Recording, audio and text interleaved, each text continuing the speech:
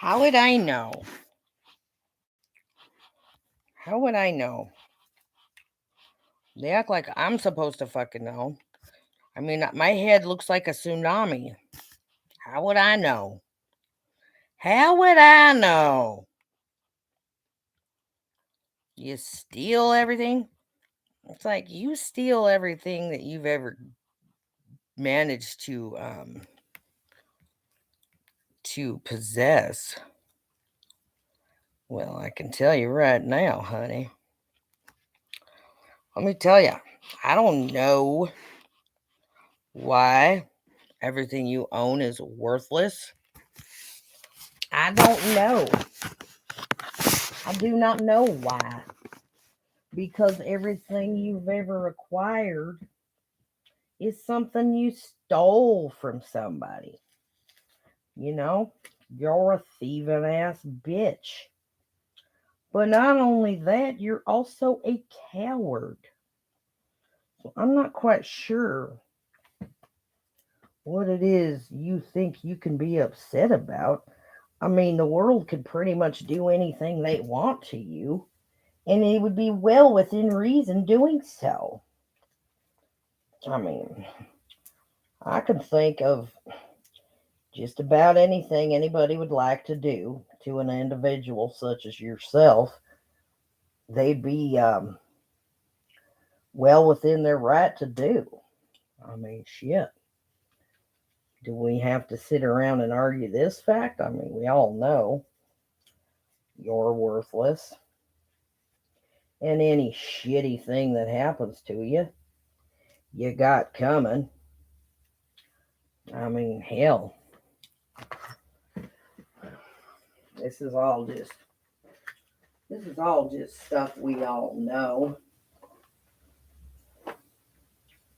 We didn't have to we didn't have to sit around at the round table and say, "Oh, yeah, we decided that he's a worthless cocksucker." No, nobody had to sit around and decide if you're worthless or not. No, no, no, no, no. It's one of those things that's a given. See, that's a given. The world knows that you are, in fact, extremely worthless, okay? And really, there ain't a whole lot we can do about your worthlessness. And I'm pretty sure there ain't anybody trying to do anything about your worthlessness. I do feel as though you could very well end up with nothing. I just feel as though that could happen to an individual like you. An individual such as yourself is most likely going to pretty much end up with absolutely nothing. That's the way it works. Yep. Yep. Like, I don't know who would do all these things to him. Acts like I fucking know. Acts like I know what the hell's going on. I don't know why. I don't know why all the windows in your car are smashed out. I don't know why all the windows in your car are smashed out. I don't know why all your tires got slashed. Maybe somebody found out that you're a piece of shit. I don't fucking know. Probably what happened. Probably what happened is everybody found out that you're a piece of dog shit, you know. I'll bet you that's what happened. I'll bet you that's what happened. I'll bet you 10 to 1 that's what the fuck happened. Mm-hmm. The world found out that you're a piece of shit. And therefore, the world decided to take their own fucking. They took it into their own hands, you know what I mean? They were tired of it. So the world said, well, fuck it. We're gonna fuck this motherfucker up. Here's the deal. The 20 grand, well, I feel like it was an inside job. There isn't an attorney on the planet that's going to get back money that you just handed somebody that wasn't yours in the first place. There ain't no fucking attorney that's going to fight some fucking legal battle for some fucking thieves that stole the money in the first fucking place, okay?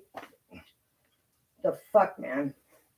You're gonna go pay an attorney $5,000 to fucking try and get back money that you ain't gonna get back? The reason that money was stolen from you, because you stole it in the first place yourself. Fuck. You ain't got no right to complain. Shit. You want to steal my car key? You want to steal my mail key? Well, you go right ahead, honey. Don't come crying to me when motherfuckers catch up to you. Okay? You know? When your car isn't even worth a fucking dollar because it doesn't have any windows, it doesn't have any tires. You know, it takes the value of a car down. Nobody wants to buy a car without any tires. Nobody wants to buy a car without any fucking windows. I don't know. You want to take keys from people? Well, that's cool. That's cool. You're a key collector. Right on. I feel as though that isn't going to work out. Key collectors end up in the fucking, they usually end up in the gutter. From my experience, when you take it upon yourself to start collecting keys that don't belong to you, and just various items in general, well, eventually, Chris knows you're not his friend. Chris don't think of you as a friend. Motherfucker knows you're not a friend. He told me himself, shit. Motherfucker knows you ain't his friend. Everybody you know knows you ain't their friend. You might have a common goal of being a fucking thief or something, but whatever. Shit. Motherfuckers know. Motherfuckers know you ain't their friend. You ain't nobody's friend. Everybody knows you're not their friend.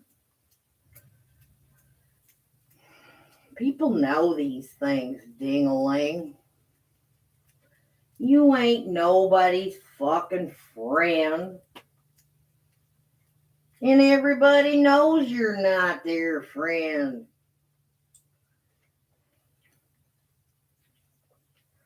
You'd fucking sell their firstborn. How good of a friend you are. You ain't nobody's friend. Nobody thinks you're their friend. Ain't nobody thinking, oh, he's my friend. No. Not even your own friends think you're their friend. Your own friends know that you're not their friend. You ain't no friend.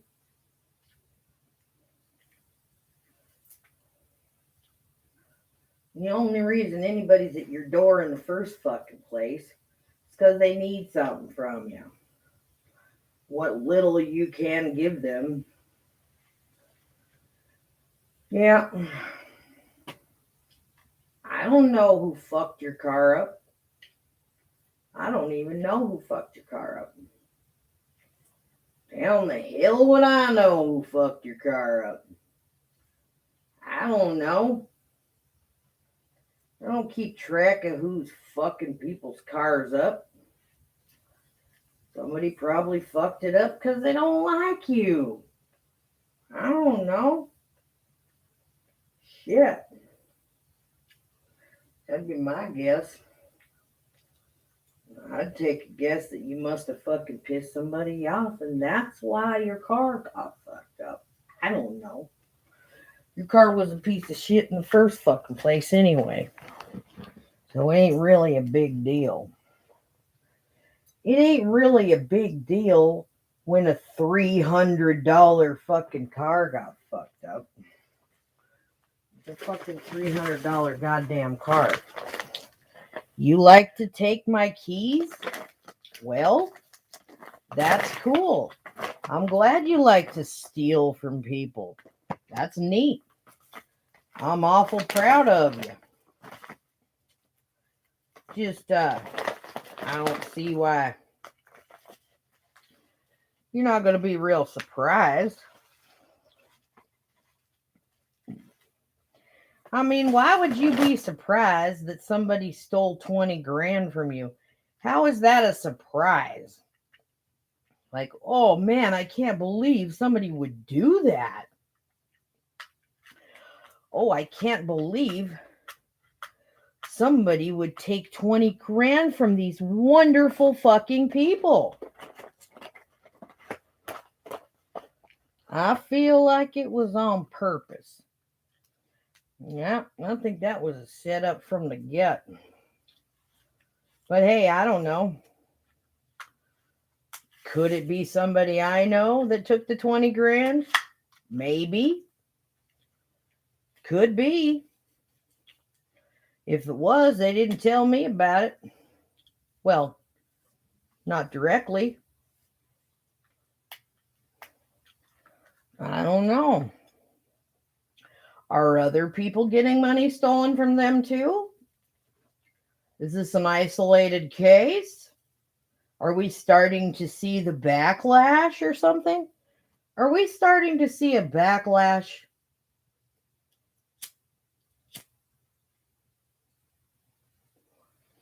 Are things going south? Are people's lives going in a bad direction?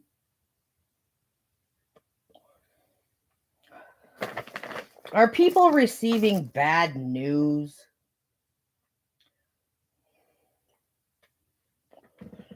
Are people confused as to why their lives would be spiraling out of control down a path of fucking, I mean, I don't know.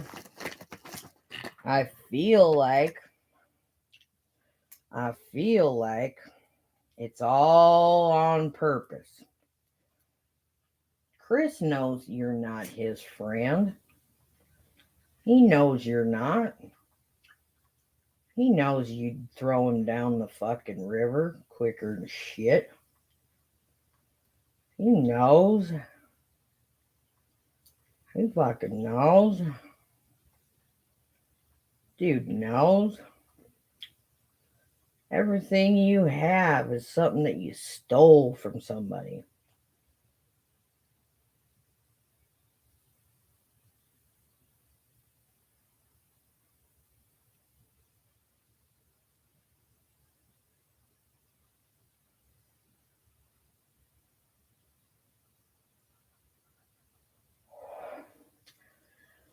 When all you are is a punk ass thief and a coward,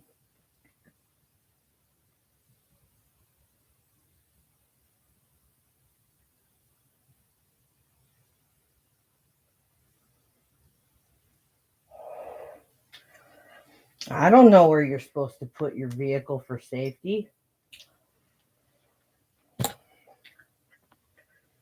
I got a feeling they want you to move out of that garage. I mean, shit. They've been over there stealing fucking mail for who knows how long. Fuck. Stealing everybody's fucking mail. Right on. You're a thief. Cool. Cool. You're a thief. Right on. Everybody loves a thief, don't they?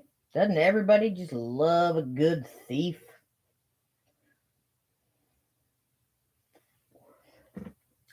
You take my car key? Well, that's cool. You take my mail key? That's even cooler. It's all pretty damn badass, I'll tell you what. I got a feeling it ain't going to work out for you, though. Somewhere down the line is somebody waiting to kick your ass. Yep. You got plenty of people up waiting here, waiting there. I'll guarantee you. I'll guarantee you, hun. Yeah, you ain't got no fans. All your friends. Yeah. You got friends. Yeah. Friends that you'll tell on. Fucking tell on anybody, man. These motherfuckers will tell on anybody. They done proved that to me. Well, they proved it to me. They'll tell on anybody. They'll tell on anybody. They don't even give a fuck. Nope, they don't care.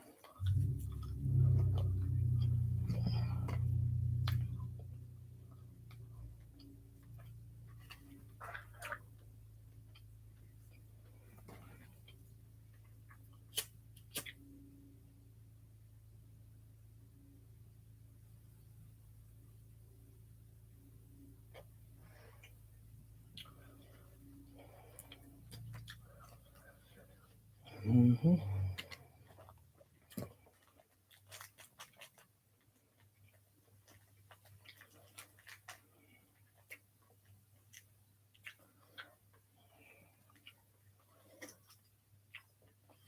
I wouldn't lie to you. I wouldn't lie to you. I wouldn't lie to you.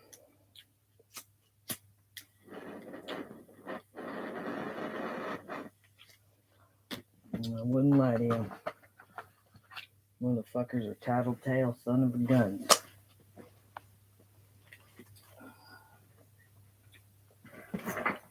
Yep. That they are, honey. That they are, my darling. I wouldn't lie to you. I can't tell you how I know, but I know. I can't tell you how I know, but I do know.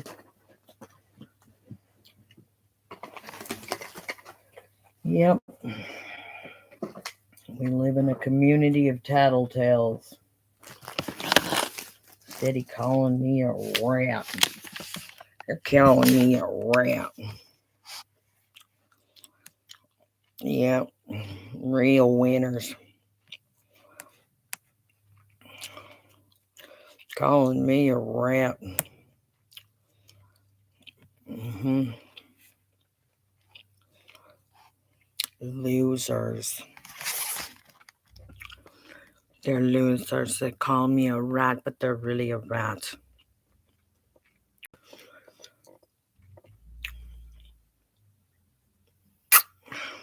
I said, I ain't buying it. I ain't buying it. These motherfuckers are telling you right now. I wouldn't go trusting them. Nope. They like to steal. They like to steal. They be cowards. They're cowards. They like to pick on girls or helpless little animals. They also love to steal from people.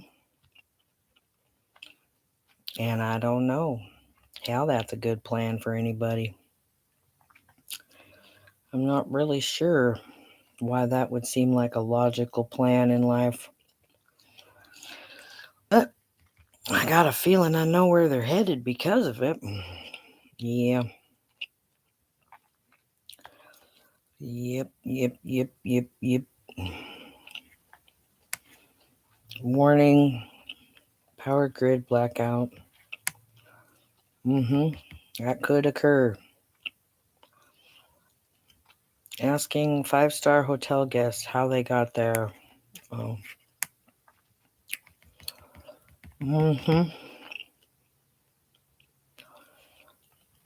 Venice is drowning.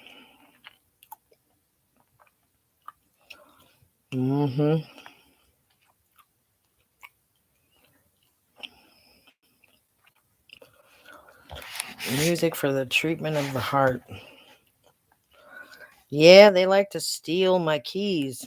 They're key collectors, apparently. Real neat. They have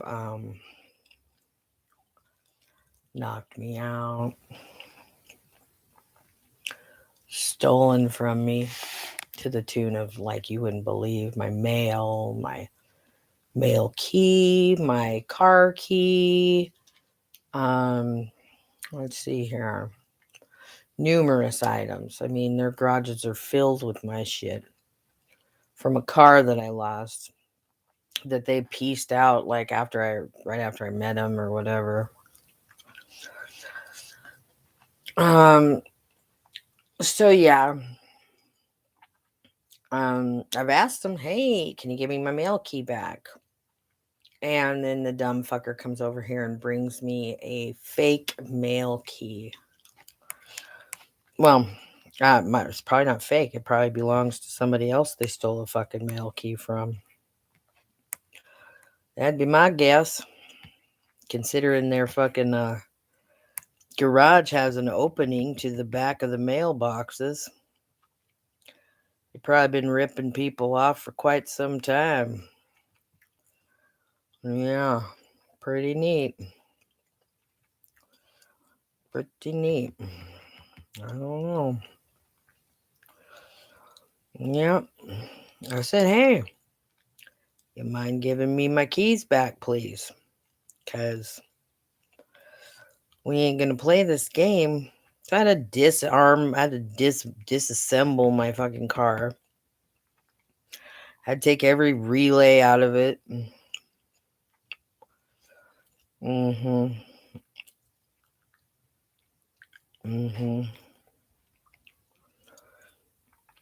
So then we have it just goes on and on. Goes on and on. They've attempted to kill my dog, murder my dog. God, probably 20 times. I've had to do some pretty heavy duty nursing back to health of him due to these fucking scumbags. You're the tucker-inner and the meal planner, the chauffeur and the activities coordinator. I do not own the rights. That's a lot for one person. To any of the shit you hear. Good morning, my Gemini collective. I hope you're having a wonderful day. What's up, collective? You can ring my bell. Ring my bell. Ring-a-ling. Oh, Geminis, what's going on? Oh, collective. Geminis, I've got stuffed up all of a sudden. So, watch your health. Watch any allergies. Watch your allergies. What? You could be allergic to something. Some of you shellfish or something. With the Pisces there, that Page of Cups. Watch what you drink. Maybe you need to be drinking some hot water. So some of y'all, of course, I'm not a doctor, but be careful you don't catch a cold or something, okay? Because that's interesting. My nose just started Yeah. God protects me and God fights my battles. No weapon formed in spirit or physical against me shall prosper. I'm highly favored and protected from all evil, as is my beautiful Gemini collective. Geminis, what is going on in your energy? I noticed 117 on the phone. Geminis, what's up? Oh, Geminis, I hate to say it, but that kind of reminded me of a nasal swab. Definitely watch. Keep your don't be sick. Be extra vigilant. Okay. Now you might be looking up some information online.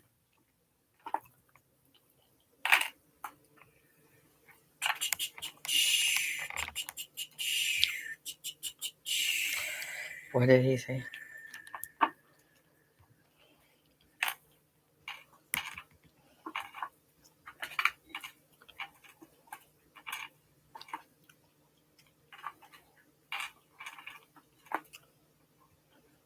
Okay, Geminis. Dead. They just said dead. Oh, they're so pathetic.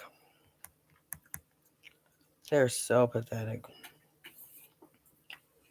Someone could be watching what you got going on. There's something in the background Oh, here. for sure. For sure. Page of Swords with the world. For sure. Watching. Need proof, receipts that has been getting their shit together.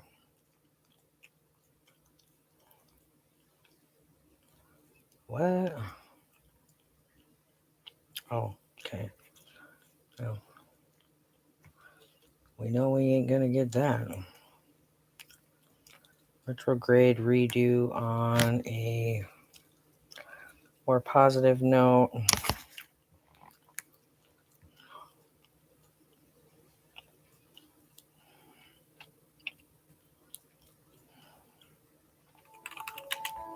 China's hospitals for children is awesome. My favorite people It is in awesome. China's are Hello there, my beautiful collective.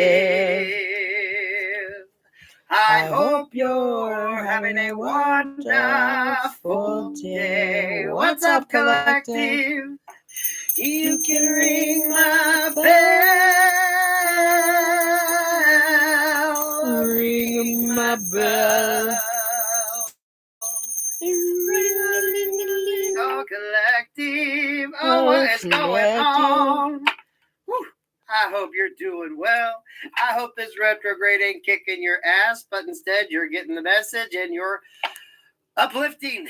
You're moving forward. You're understanding, right? Retrograde's all about teaching you an answer lesson too, right? That's why people want to come back. People want to try to make amends. It's when you get all in your feels and like, oh my gosh, what am I going to do? Judgment, that uplifting, this world card, y'all. I was in my comments section, and there was motherfuckers down there trying to fucking scam again. Only they just had JDS instead of the JDS tarot part. So a lot of you all, that scamming shit is getting ready to come full circle, and a lot of you are going to be surprised who the hell is actually behind it. Let's just hope that comes sooner than later. That's getting to be a fucking that's just some bullshit. Okay, I'm sorry. So those of you with channels, watch your comment section. They're still at it. They're just blocking. You know, normally when you block them, you don't get nothing for about a month or so. They're just going back, changing it. So y'all watch your shit. That work reading that I posted, I sat on that for about a day before I decided to release it. And the only reason why y'all got it was because one of the financial channels that I watch, guy posted a video and he was talking about here in the States, though, the work. We're still not at the level that we should be. You know, there's a lot of people out there struggling, but we just ain't hearing about it, y'all. So those of you that are in that the financial sort of constraint energy, I want you to be positive. A lot of you need to look outside maybe what your normal work field is. talents and some good opportunities are coming in. A lot of you have more than one talent to offer, so you need to keep your avenues open. You need to be a little proactive in that, right? Just because you might have done one area or field of work for the longest time doesn't mean that can't translate into something else. You know, when you're able to wear multiple hats and bounce around, some of you, it's that upgrade energy, right? A lot of companies, if they're not hiring in people, they could be promoting from within to fill positions. So I want you to stay mindful and stay very positive on that, because in this retrograde energy, guys, even work performance and things like that are being looked into, right? People could be going back if they got positions to fill in-house and looking at who would be the better opportunities. There is so much more to life, y'all. Love, 10 of cups. We got the 10 of cups here. We got to talk about love because some of y'all are so forlorn in love. 10 of cups is coming in. But for a lot of you, it's not going to be with the one that you think. It's not, because before I hit record, you know what I was hearing in my head? Na na na na na na na na. Hey, hey, hey, goodbye. Some of y'all gonna be kissing some of them motherfuckers goodbye. And y'all, it's been coming up, but I haven't spoke on it. For a lot of you, we may get a reading out of that. I don't know. We'll see if I want to go there. The karmic, whoever you fucking consider the karmic in your situation, is actually going to be your earth angel. And I want to hear it. Pick your fucking jaw up, because y'all, Spirit puts earth angels in some of the craziest of places. 6 of Pentacles, what goes around comes around. What's owed you will be returned. And a lot of you with that scammer energy, I think that's getting ready to wrap the fuck up. Let's hope. Balance coming in. This is also, right? Pay attention. The energy you put out is the energy you get back. Equal reciprocity. Equal reciprocity. Those of you, if you need help, get the help that you need. You can always pay it back if it makes sense. And so I certainly was not planning on returning to Fox Hollow. It wasn't so much fear or worry that I would suddenly relive everything, but it was more a sense of weirdness. Like, it was just weird to go back.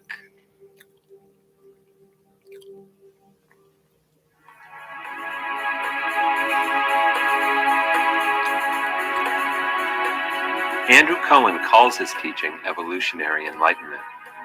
This new understanding of spiritual awakening redefines the pre-modern notion of enlightenment for the modern world. It was really powerful. I had started to have powerful spiritual experiences, like the kind of mind-blowing textbook stuff. And it was like, this is what I'd been looking for my whole life. In evolutionary enlightenment, the goal is not to get out of the universe. The goal is not to escape from the universe. The goal is to get into the process.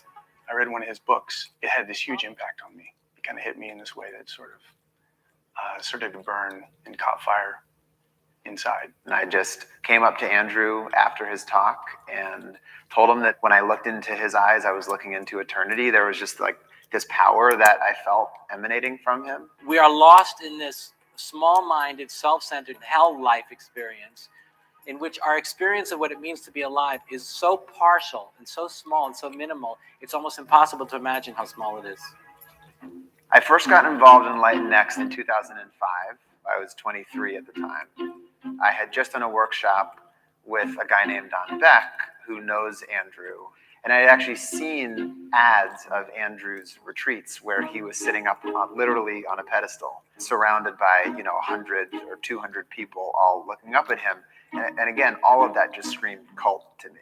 And I remember I made a pact to myself silently that I would never become a student of Andrew Cohen's, because it just seemed like a pathetic life to spend all of your waking hours following another person. People who are awake to what I call the evolutionary impulse are alive with the thrill of existence. An hour and a half after Andrew's talk, I basically had a kind of blowout, what you would typically call a mystical experience. And Andrew was the only person I could attribute it to.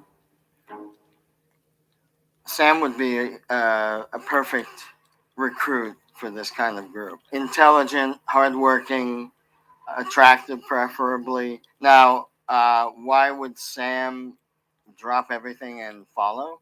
Nobody ever said, "Hey, where do I find a cult in the Yellow Pages? How can I join?" We had kind of a, I guess you could call it kind of a Romeo and Juliet cult version story, how we met. Because we both entered the community in other relationships. We both got involved because her ex-husband and my ex-wife both got interested, and we sort of followed them in. And then we each of our partners left. They left the community. They were kind of forced out. And so we had to choose between that relationship and this whole thing. The whole buzz was that there was this American called Andrew Cohen that was in India and had apparently become enlightened. I just figured, how could somebody from New York get enlightened? And for some reason, I thought I shouldn't judge. I should actually go check him out. And at that time, Andrew wore jeans and a t-shirt. We'd just sit and meditate for hours. And also, I felt like I started to understand the meaning of life in a cosmic sense. I remember the most powerful experience being that I saw that the language of the cosmos was one language, and it was the language of love. Is everybody familiar with the phrase, the burden of existence? Do you know what it means? Woe is me. And it was so powerful, that sort of recognition, that I did basically pledge allegiance to Andrew, really, in the end. Enlighten Next was founded by spiritual teacher Andrew Cohen in 1988. Its core teaching of evolutionary enlightenment was designed to allow people to experience spiritual enlightenment while also embracing a more modern lifestyle. In 1996, we moved to a property called Fox Hollow, located in the Berkshire mountain range of western Massachusetts. At its peak, Enlighten Next had close to 1,000 followers, with communities and centers around the world. Have you ever wondered what would happen if you actually sat down and talked with missionaries from the Church of Jesus Christ of Latter-day? Experts in this field are careful about what we call cults because it's a very subjective term. One man's cult is another man's religion. So I prefer to speak about groups in which there's a high degree of control, manipulation, coercion, exploitation, and abuse. And Enlighten Next is notorious for those characteristics. You know, people think of the Hell's Gate cult, the people who drank the Kool-Aid and all committed suicide, or they think of the people in Jonestown, the Waco. Some cults match that description, but not all of them. And the one we were in was full of really interesting, really fired up, really intelligent, really headstrong people. In many ways, Enlighten Next embraced the modern world. I had my own company that I was running with a couple of people here. We're basically providing marketing services to corporations and startups. But it was funny because we would meditate for 2 hours. I would make my breakfast. Our office was at the apartment buildings right here, and I'd be making phone calls to Fortune 500 companies trying to close business, knowing that in 45 minutes I would have a meeting about a spiritual crisis that I was in. This very strange mixture of business by day and super intensive spiritual development by night and morning. When you get to about 20 miles outside the property, you start to feel yourself overcome by some type of hypnotic state, and your whole perspective changes.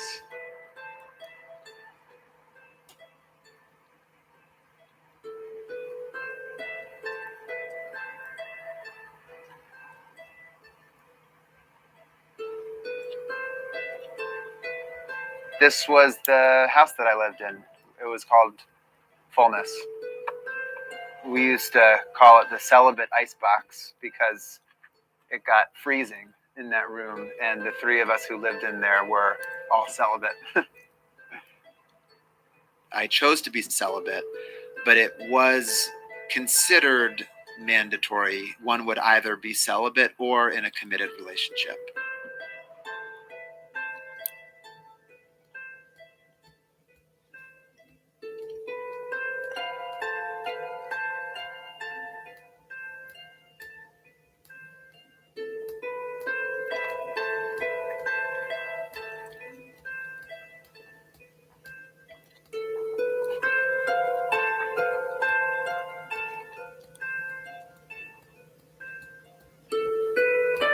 So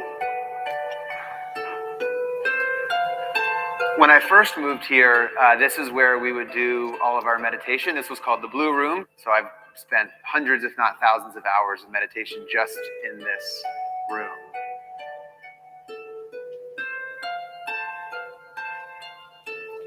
Everybody actually had a photo of Andrew in their room. And the idea was that you're keeping the guru front and center, which means that you're keeping God front and center at all times. And people would often prostrate to a picture of Andrew because it means that they're being humble and they're prostrating in the face of God. So you'd say, to be free is to know nothing, and then you go like that. You'd have a pad underneath you. And you say, to be free is to be no one.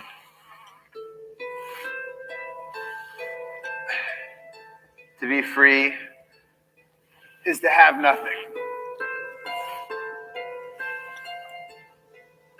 Every morning, people would maybe do 400 of those.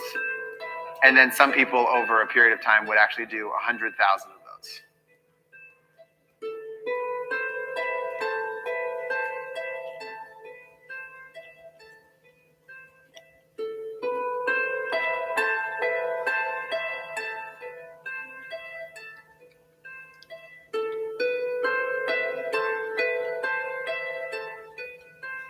Well, it began when I met my own spiritual teacher in India in 1986, and I had a spiritual realization.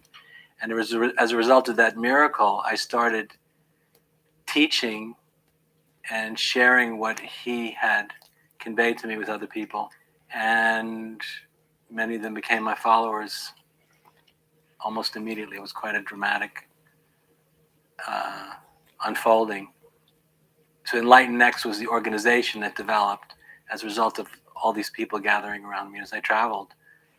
In Enlighten Next, the philosophy was a mixture or a blend of the traditional Eastern Enlightenment with the Western understanding and scientific discovery of evolution. And it was a very future-oriented, very creative endeavor, embrace, philosophy. You know, it was about trying to realize a utopian dream, utopian aspiration. When it takes the form of a group with a leader on a mission who may have stated goals that are very grandiose, but whose actual goal is just nothing but self-aggrandizement, that begins to look like a cult. For a long time, I was convinced that if I felt something strongly at a level of my intuition, I would tend to think that it was what I was feeling was an objective truth. And often it was, especially in the early years. But later on, some of my own feelings were just personal feelings that might have just come from my ego and might have not have had anything to do with any kind of objective reality, but might have had to do with personal preferences or fears or desires or other things like that. At one point, I got the job within the community of choosing the movies that Andrew would watch when he was flying on international teaching trips. I would spend, 10 hours during the week preparing the movies that he should watch, and I would give him trailers and descriptions why I thought he should like it. If I suggested a movie that he didn't like, I'd get in trouble. And I'd have to stop everything I was doing and go to the store and buy hundreds of dollars worth of flowers and spend long periods of time writing letters of apology and gift baskets and buying fruits and talking to my spiritual peers and them helping me sort of find the ways in which my perspective was lacking. I probably did that 6-7 times over a period of 3 years with different movies, just about movies. It's very hard for me to be objective because I became a spiritual leader when I was 30 years old. But to be in a position to inspire people to a vision that they felt drawn to, that they wanted to actualize, was thrilling. But it's also precarious and dangerous, and I made a lot of mistakes.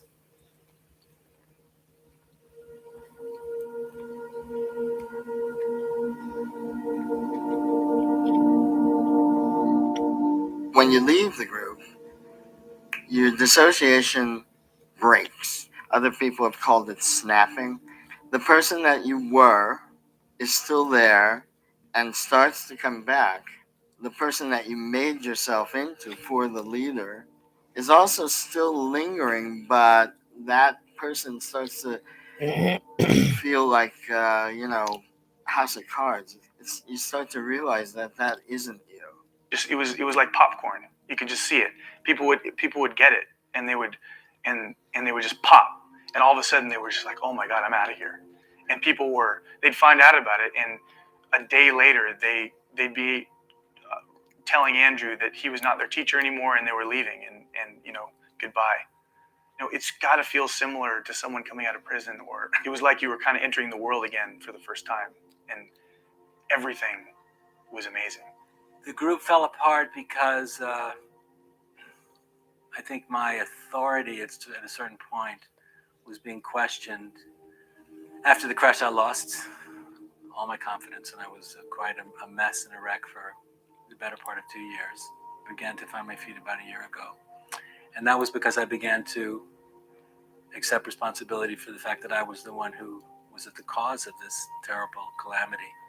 When I realized it was really, really a cult was when it all broke down. We all started to realize that things were probably at least getting shaken up, that we said, holy shit, we're in a cult. And we've been in a cult this whole time, and it's not the joke that we used to make, like, haha, yeah, we're in a cult, but it's a good cult. Like, this is actually a cult.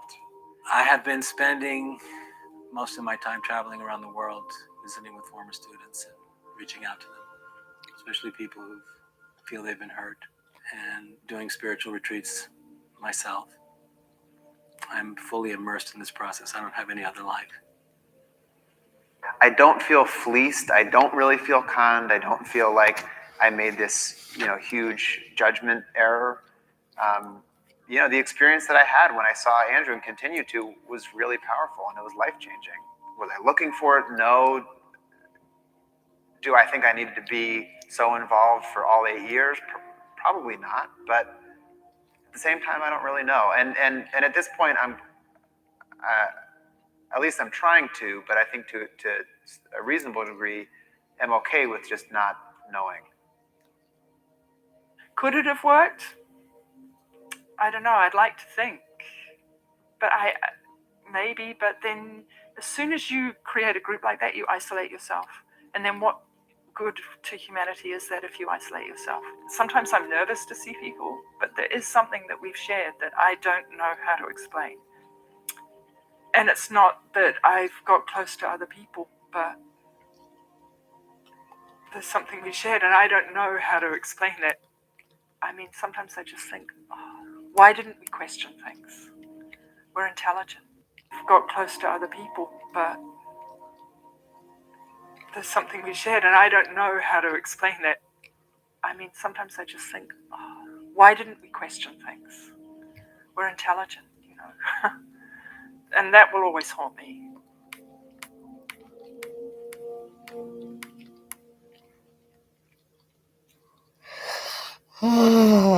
Ay, ay, ay.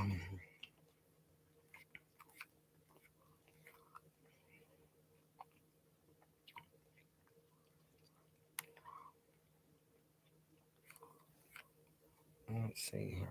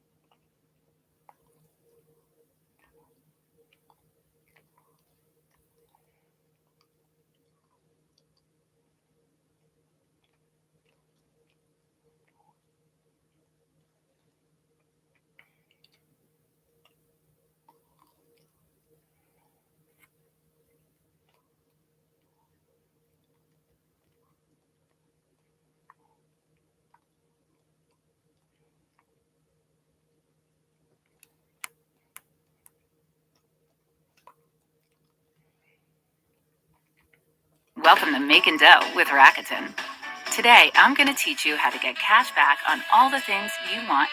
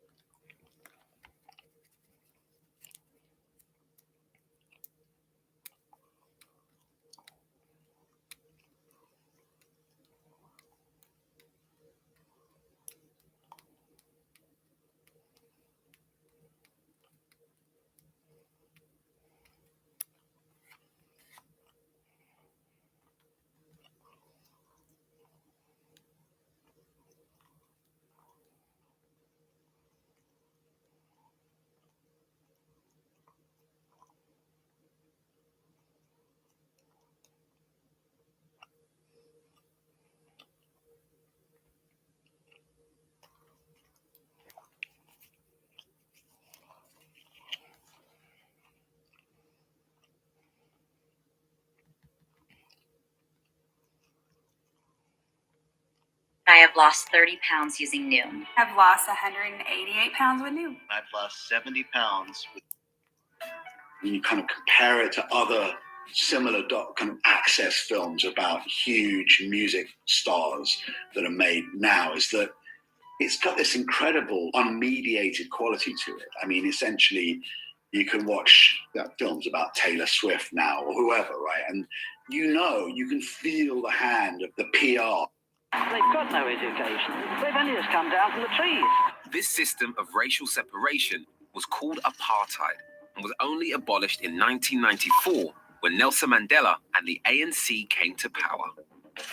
Today marks the dawn of our freedom. There has been such extreme levels of segregation here, and knowing that ended only 2 decades ago, I'm desperate to see how that has changed the lives of people just like me, if at all. Poverty is rife here, and today people talk of a new underclass emerging. It's not black people. The way to do it. But white. I can't imagine anything worse than waking up in there. We are going to take that belongs to us. With years of hatred to overcome. They're going to kill us. And both sides still playing the race card. Most white people learned black people the things they know today. I want to find out what life is like for the young white South Africans. Some of them now are very racist. Who think they are now bottom of the pile. It's not a place to live here, not for the children. If you are black, you're better off. If I was a white guy, that would piss me off. And discover whether the nation will ever move on from its tortured past. Stupid, man. We will never agree. Never. That's why the world is a fuck up.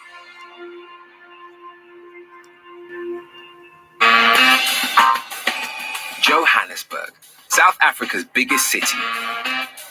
20 years on from apartheid, some people claim that this country is still governed by racist policies. Only this time, they say it's white people, not black people, being oppressed. What the white experience. So your name's Jim Bob, right? And G-E-M-B-O-B. That's filming. What's that? It's filming. Filming. Okay, yeah. Let's see over here. Okay. The tent next to that is where he stayed. He had a blue car and he ran 2 people over, one of whom died. Right, camera, action. 1, 2, hickory, dickory, dock, tick, tock. The dream she had clung to so desperately. Okay, now smile and say cheeseburger. Cheeseburger. It is often pointed out that Americans view themselves as the center of the universe, and when you look at the stories we've been told all our lives, it's not hard to see why. Most people living in the developed world today grew up consuming American media in one form or another. More than anything else, America's greatest export to the world is culture. But some cultures are too complex to be consumed, some stories too important to be packaged and sold. Over the decades, the endless stream of American media seems to blend together, following a similar script, a familiar cast, and a predictable plot. It's a game we've all played before, a movie we've all seen, a reality TV version of America projected onto reality itself. In order to pull back the curtain of show business, my journey begins at the source of it.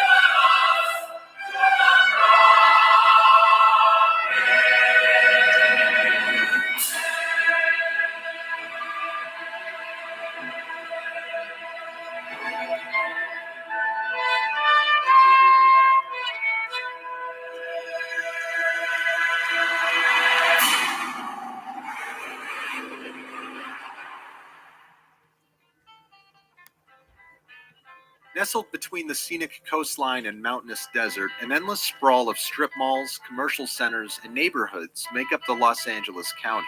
Starting with indigenous tribes, settled by Spaniards and built by American ambition, each century brought a new wave of people and opportunities to the region.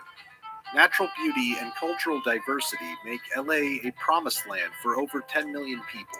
But even on the scenic coastline of Venice Beach, the Angelinos warn me of trouble in paradise.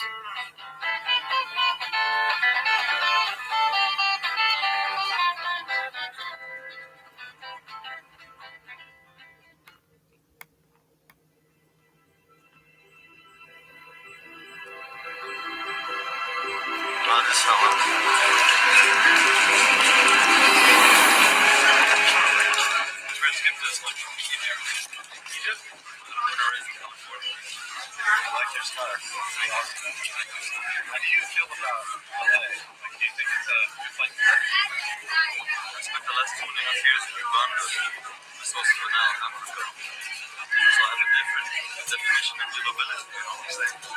Los Angeles is a very hostile place. It's a very hostile place spiritually. It's a difficult place to be spiritual. There's so much going on.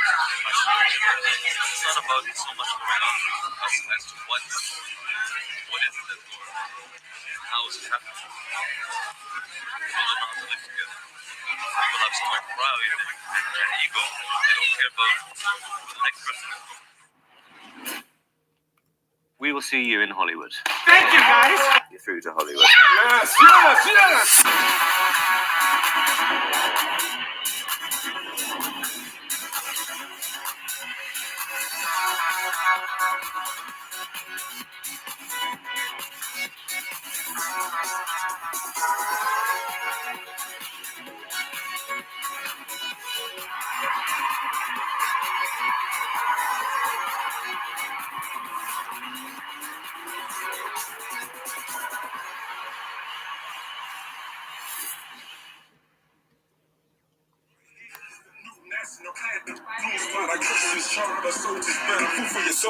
Like when God fed manna to the people in the wilderness, and your hard headed like the people in the wilderness.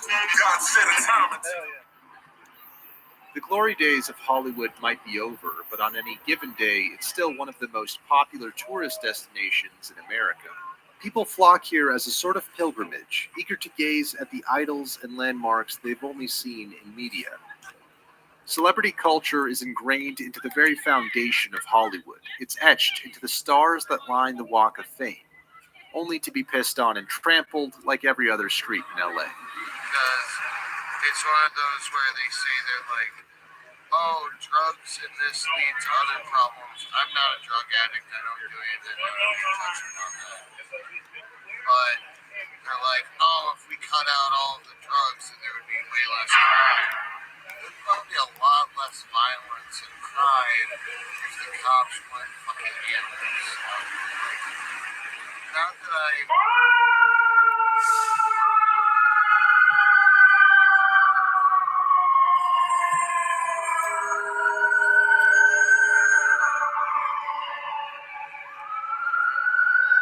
I've met good cops before, they're 1 in a million, usually in other parts of the country. But in LA, they're usually pretty much savages.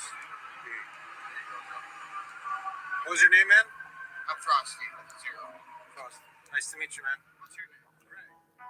Frosty's experience with cops sheds light on the rising tension between law enforcement and the homeless. And as I would find out later, he's not alone in his criticism of authority.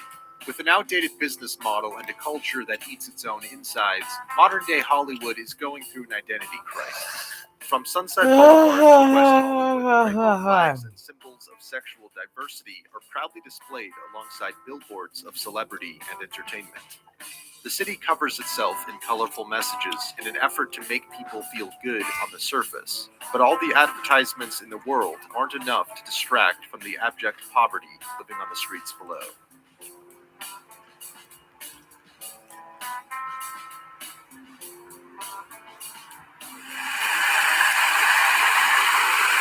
I met a man taking a bath in the West Hollywood fountain.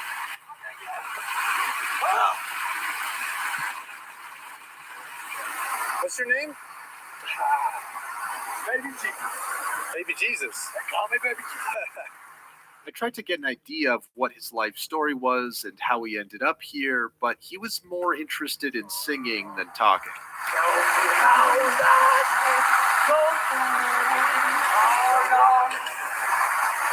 Made in England, baby. Yeah, it's like a thing I need. Yeah, it's Are you a musician? yes, of course. You think it's a good city for artists? This city? No, because every artist that's here is a small little bitch and thanks to anybody. I'm a cowboy. Initially, I was cautious to approach Baby Jesus. It's easy to write him off as another crazy homeless man. But as I looked deep into his eyes, I began to see him instead as a lost soul. That hell that nobody could understand. Every time I see reflection, I was always pulling glass out my face. Don't look at me. Some days I feel like I'm a goddamn king. I'm my own worst enemy. Now follow me. What if the grass on the other side? Oh, let's get up. Hold on. Watch this. What do you gotta stand right here, okay?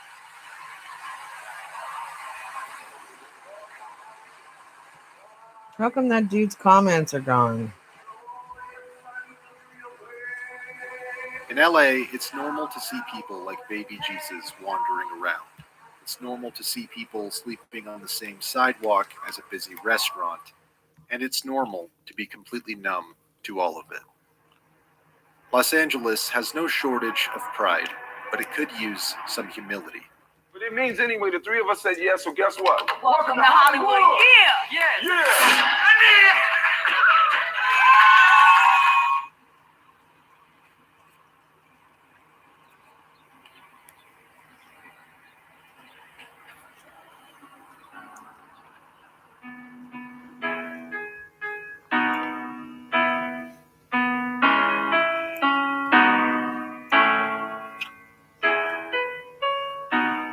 In an effort to learn more about the evolving homeless situation, I set out to find the hotspots of poverty in LA. I was told the Veterans Park would be a good place to start, so I headed out expecting to see a park full of homeless people. But as I got closer, it became immediately obvious that this was not your typical park.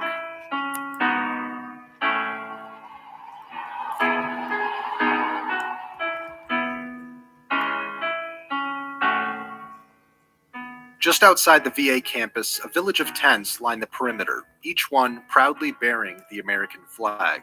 Seeing the stark contrast of patriotism and poverty raised many questions in my head, and almost as soon as I arrived, I was led to a man who was willing to provide answers. WEMBOB. That's filming. That's filming. Filming. Okay, yeah. Let's see over here. Okay.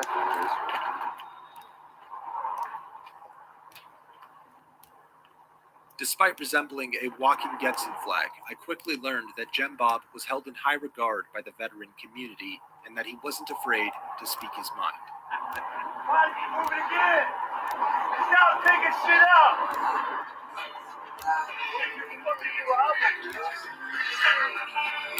Who did that? Who moved that, dude? God, you're a fucking retard. Leave that there until I get it cleaned up, you fuck. Who moved that? Don't let him move that again. Fuck!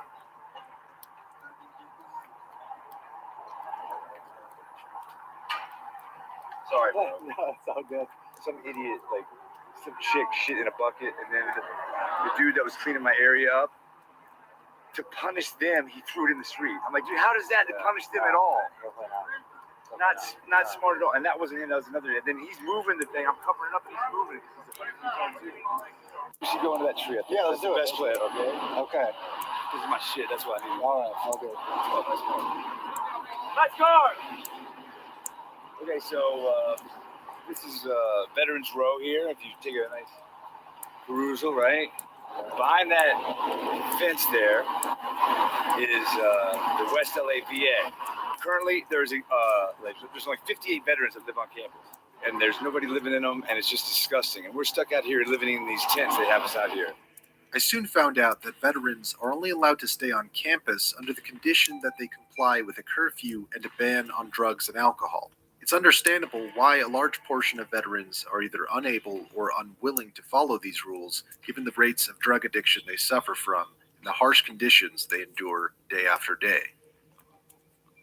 Eventually, they were able to wear me down and get rid of me because of my right leg. As you can see right here, it's still there. So that's been there for something like, you almost ready?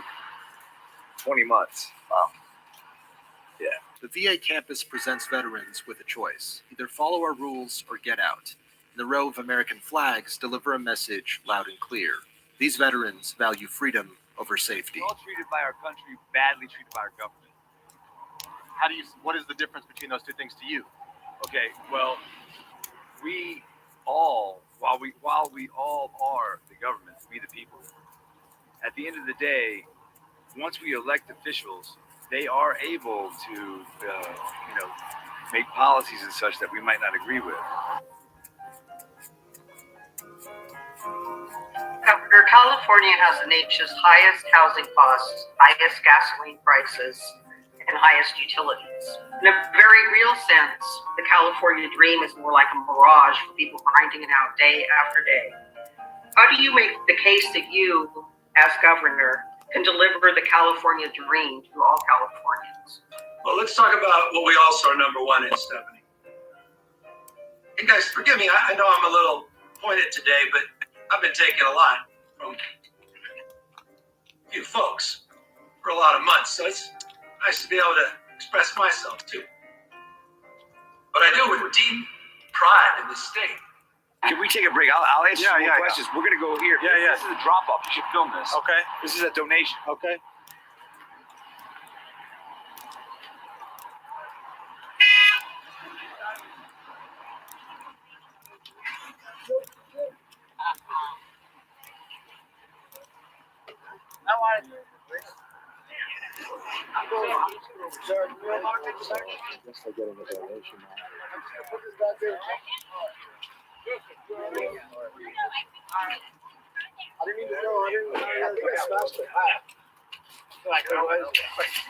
Take him to the hospital?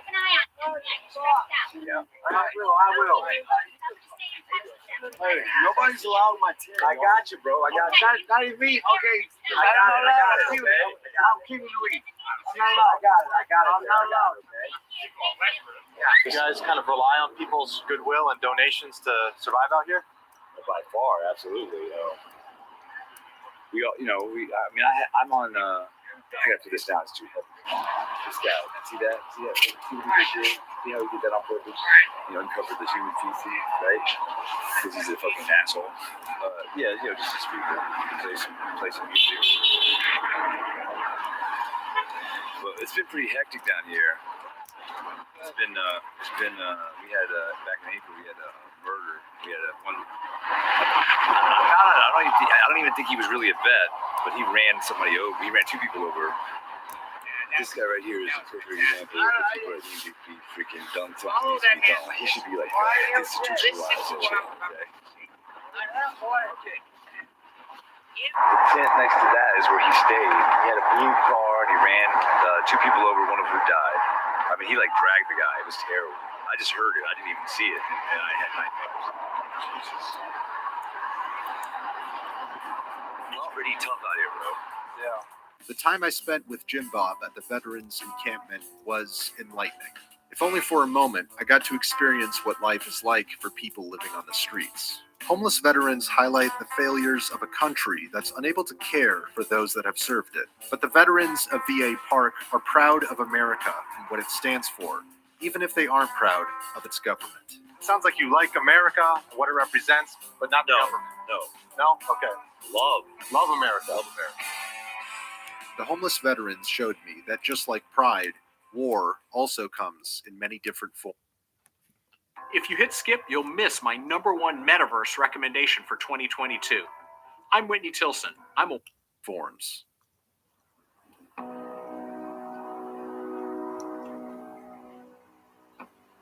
And this administration today, here and now, declares unconditional war on poverty in America.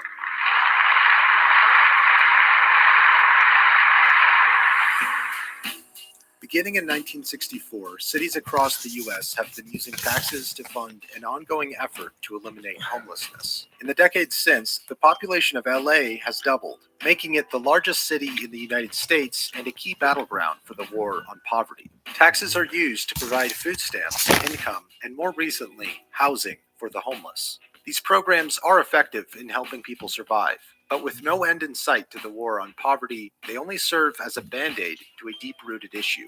Over the last decade, the homeless population has increased year after year, a trend that will likely continue for the foreseeable future. It's difficult to legislate away the problem of homelessness because it isn't one problem, but many. At the level of healthcare, a mental health crisis fractures families and communities.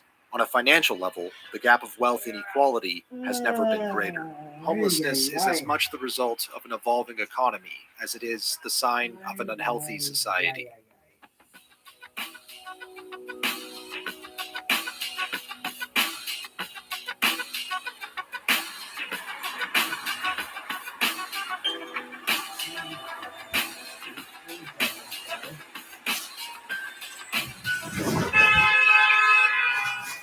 A year of lockdowns and restrictions has meant the closure of countless businesses. But where small businesses have failed, massive corporations have only expanded, resulting in the largest transfer of wealth in history. The effects of this economic shift can be seen plastered across the abandoned buildings of downtown LA. The pandemic only accelerated trends that were already in motion, and while people have returned to the streets, many businesses have not. Behind every sign that reads "For Lease" is the story of a struggling family, the death of someone's dream, and a city that will never be the same. All the good stuff. I ate right here. I live right here. I ate right here. When we was little kids, we had movie theaters here. My name is Jay Bay from the West Side. I'm original West Side. And we used to eat at Clifton's all the time. I'm from South Central. We had movies, the Los Angeles Theater right there was Los Angeles Theater. That's our theater. We had all the movies, Pam Grier, all the movie stars. Was in there, Jim Brown, all the original movies. We had everything there. You know what I'm saying? My name is Jay Bay from the original West Side. This was all downtown. I'm 60 years old. Woo-woo. Man, it's nice meeting you. Nice to meet you. I'm Greg. My name is Jay Bay, man. Jay Bay. Original West Side. You'll meet me someday. All right. All right. You too. Not cool. Yeah, there used to be like an arcade and a pool like thing down. Oh, wow. Wow. You're gonna convince me that it's cool to be a fucking retard.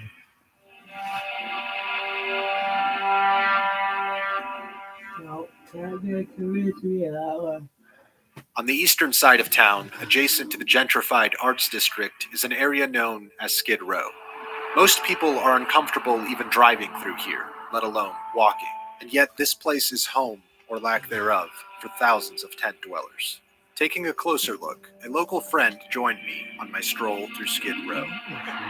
Man, this is corner right here, and that's the homeless shelter.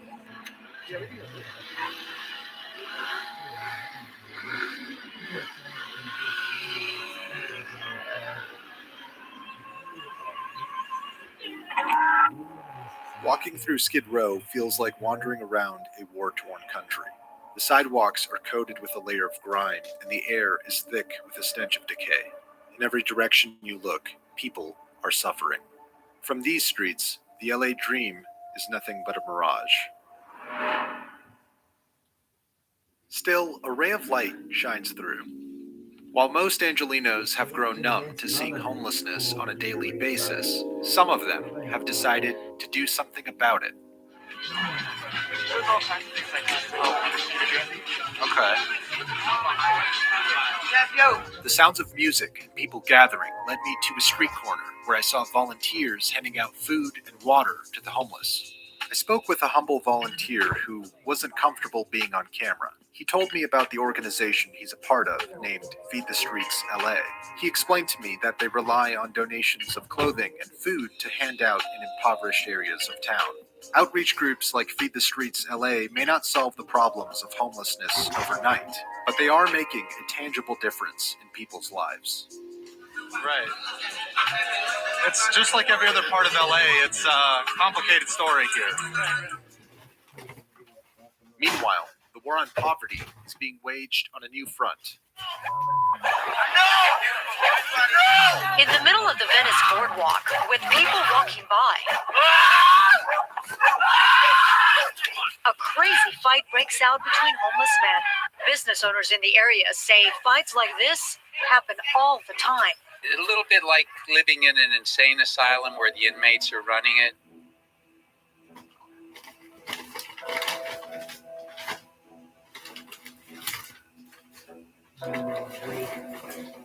Oh my gosh, tell me about this incredible location and then all the other locations that are popping up. Yeah, this is amazing. This is the very first tiny home community in the city of Los Angeles. 39 units, 75 beds. They're 64 square feet. They come with heat, air conditioning, 4 windows, a front door.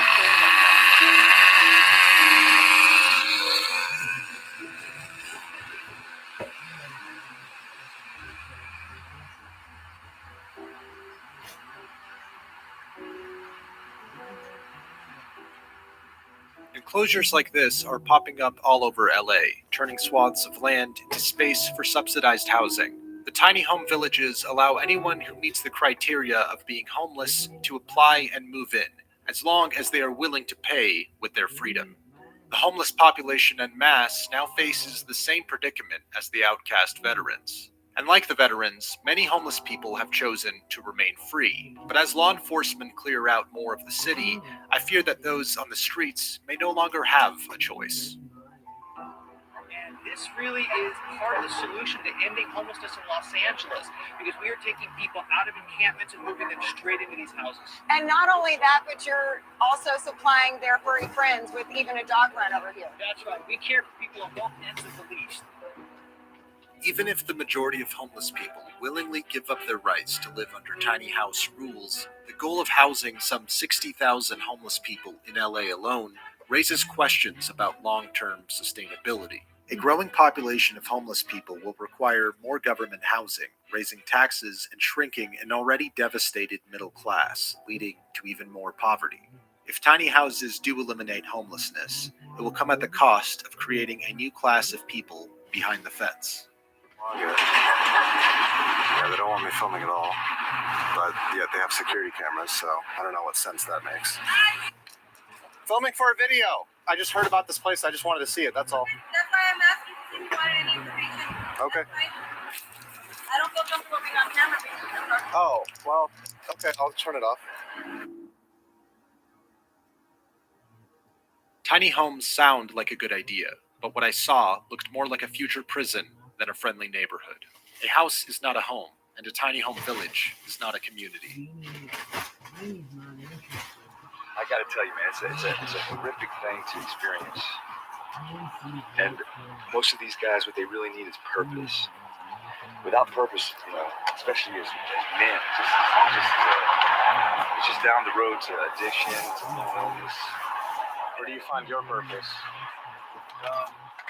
Trying to do the right thing and fight against the power of corruption that really Satan, really. I fight against Satan.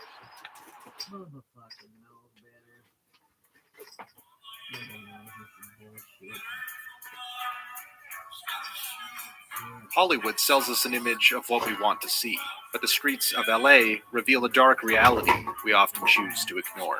We've all seen the people huddled in sleeping bags. We've all read the signs at a busy intersection, and we've all heard the streets that cry out for help. They could be our friends and family, our brothers and sisters, our fathers and mothers, or ourselves.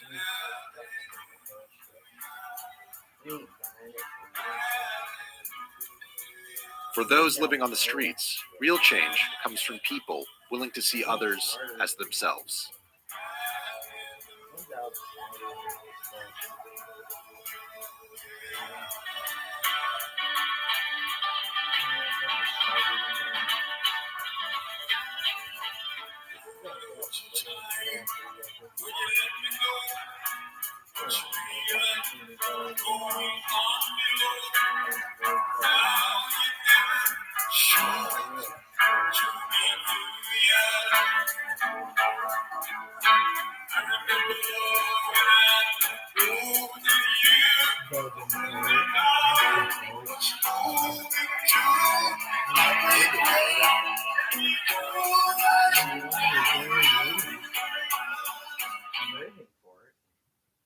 Understanding a city as complicated as Los Angeles is no easy task.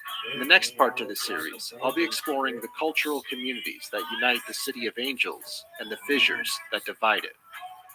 I look like a fucking begging strip.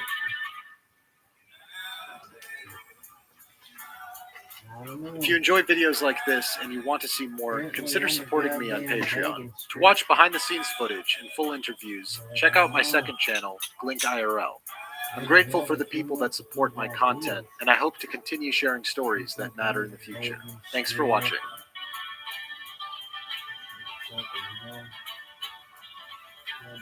Dimwits and shit. They're fucking dimwits. They ain't real smart, these folks. You can't call them smart, that's for sure. Smart would not be the word. Smart? No.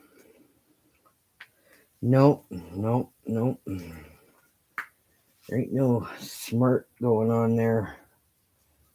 These folks don't got any smart in them. I don't know, they steal my fucking car key. Steal my mailbox key, then I gotta drive down to get my mail at the thing, then they steal my car key. Apparently they, I can see why they think they can just get away with anything, because they do, Everybody just lets them do anything they want to me. And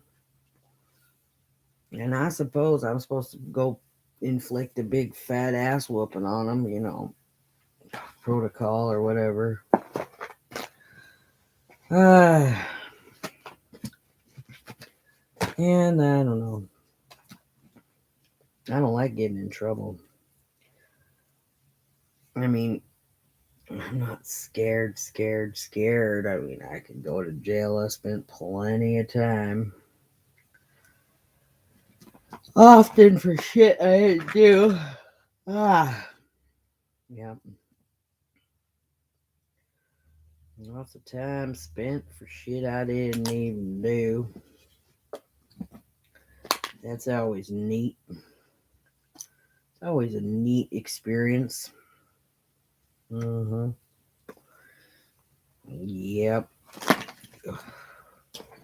Spending time for shit you didn't do. That's gotta be one of my favorites. That's gotta be one of my all-time favorites. Spending time for shit you didn't do. So, spend enough time for shit I didn't do. I sure as hell don't want to spend any more time, but it's a fine line to do or not to do. That is the question that we find ourselves asking ourselves. Should we do it? Well, yeah. The answer is yes. We definitely should.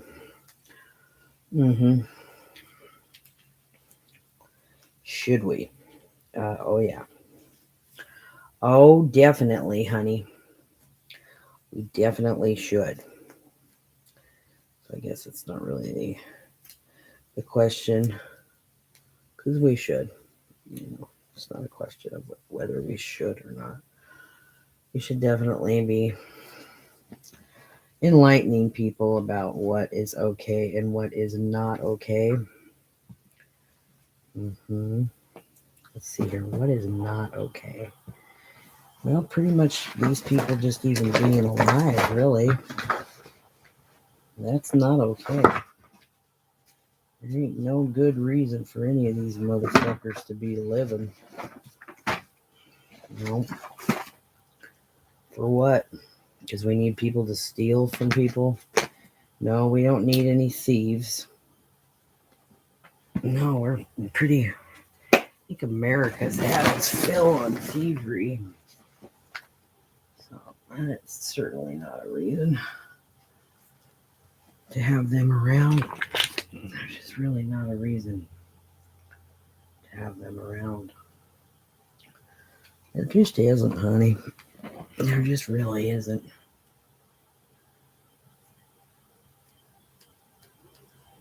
Is there a reason? No. There's no reason to have these folks around. Their lives are meaningless. The only thing they're doing is just trying to steal shit from people. They can't get by unless they're stealing shit from people. They can't even survive unless they're stealing shit from people. That's all they do. 3 storage units full of stolen shit. I'll tell you what. Yep. Bunch of thieves. That's what they is. I got a bunch of thieves living next door. Yeah, I think this whole community is filled with thieves, really. Because usually if someone has a problem with me, it's because they stole from me. The people that have problems with me are all people I don't know. And they're all people that have stolen from me. Yeah, they like to steal shit from people. They like to steal shit from me. Oh, yes. They love stealing shit from me. Oh, yeah. Yeah, good old Lorraine. She walks out of the house with my stolen coat on. I'm like, right on. She's like, we gotta get to the bank. Hand me that stolen coat of Kamala's.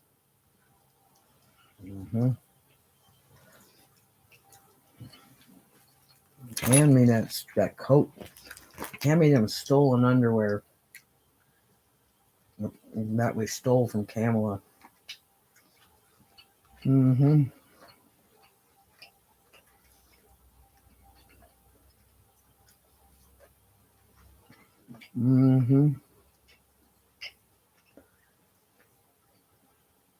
They're a whole group of thieves.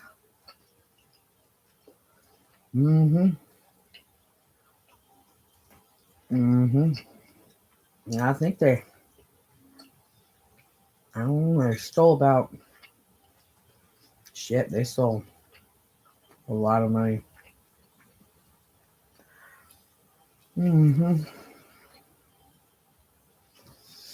They took that stolen money up there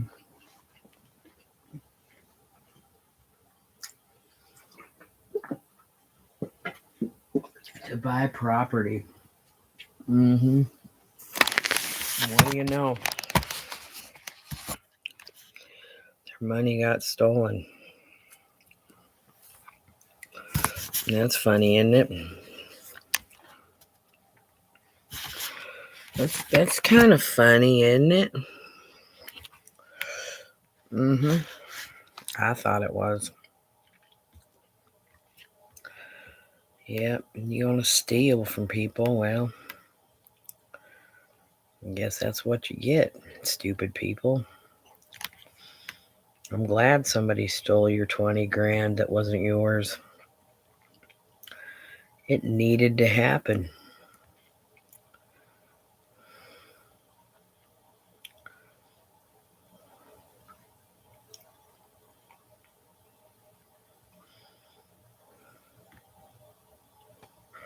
At Groupon, we want Valentine's Day to be a day to do the things you love with the people you love. Whether it's for the most part, but there are some really terrible areas in this nation, as we all know, and you people of YouTube want to see them. It's pretty clear. Whenever I upload a nice peaceful drive through a nice part of the country, the clicks are but when I drive through a bad neighborhood, people on YouTube are like, I want to see that. Why is that? Why do we all want to see rundown, poor neighborhoods? In this video, I'm going to run through the worst ghetto hoods I've ever visited. These are all places that are run down and neglected. The crime is really high, where people are poor. Now, in my opinion, the worst hoods are all in the Northeast. Sure, the West Coast has rundown areas, but the West Coast is much more new, so the hoods don't have that gritty, grimy, rundown look. Midwest hoods look pretty bad, and Southern hoods have large areas where there are clearly a lot of issues too, but it's the Northeast where things look the worst. We'll see that shortly. But enough of all the intro stuff, let's get down to it. These are the worst hoods I've ever seen, and some of the worst ghettos in the USA. We're going to begin in the South, in the worst neighborhood in Atlanta, which I shot in January of 2021. The area I went to is here, located just inside the Beltline, only a short drive from downtown. Atlanta's been gentrifying fast. This is one of the few pockets that still remain this bad so close to downtown. Odds are one day, these homes won't be here at all, so I was lucky to see it. The neighborhoods I drove through were called Vine City and Washington Park. When I filmed this neighborhood, it wasn't a normal trip when I just kind of loke up into some hood and drive around and try to go unnoticed. No way, boy, this was Atlanta. This is where the big boys play. So I got up as early as possible, and I left downtown and drove the less than 2 miles into this area on Atlanta's north side. That's well known for gangbanging, shootings, stabbings, and everything else you've heard of. Here's the most dangerous section of Atlanta at dawn, before they all got up.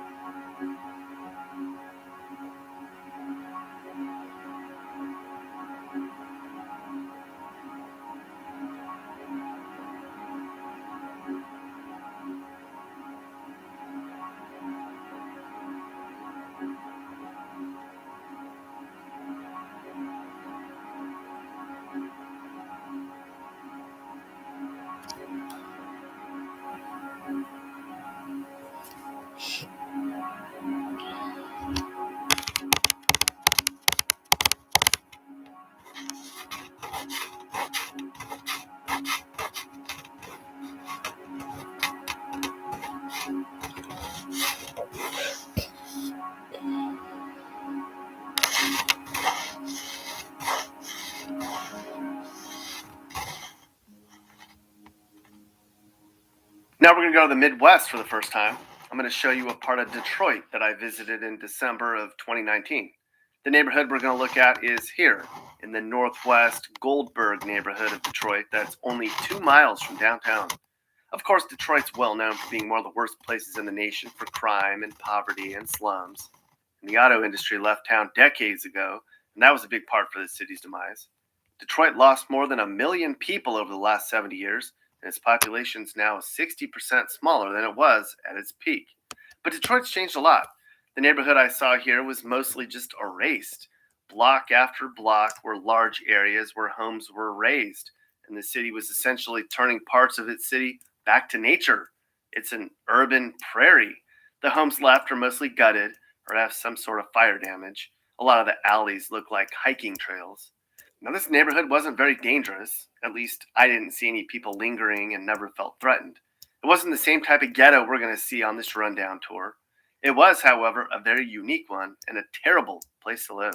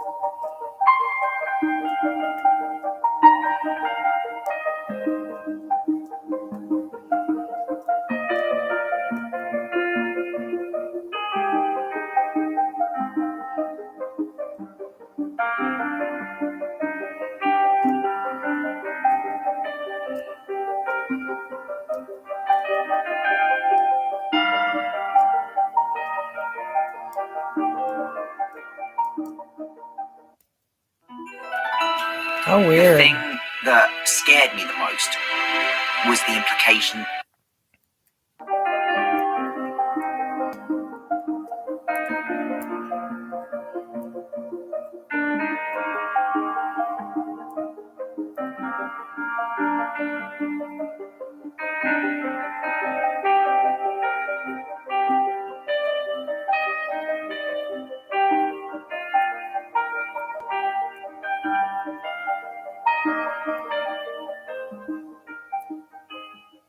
The eighth worst ghetto I've ever seen is just a few blocks south of Montgomery, the capital of Alabama.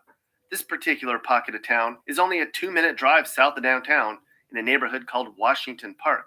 I went there in January, and the cold, gray skies and the light rain created a gloom over this part of town, which made it look even more dreadful. Now, Montgomery isn't a very dangerous place overall. It's about average crime-wise, and it ranks as one of the safest of Alabama's big cities. But down here has shootings and robberies, and it looks like it's been completely forgotten about. This neighborhood is beyond repair, and it's well known for shootings and robberies. It kind of looks like it's been mostly forgotten about. The poverty in this state is beyond belief. This is the 5th poorest state in the country. In Montgomery proper, about 1 in 5 people lives below the poverty line, but in this part of town, it's likely closer to 80%. I found Montgomery to be a very sad place, and the poverty seems generational. As I drove around this neighborhood, though, I did see people smiling on their porches. It's like for some people in the South, or at least this part of Montgomery, poverty isn't what defines them.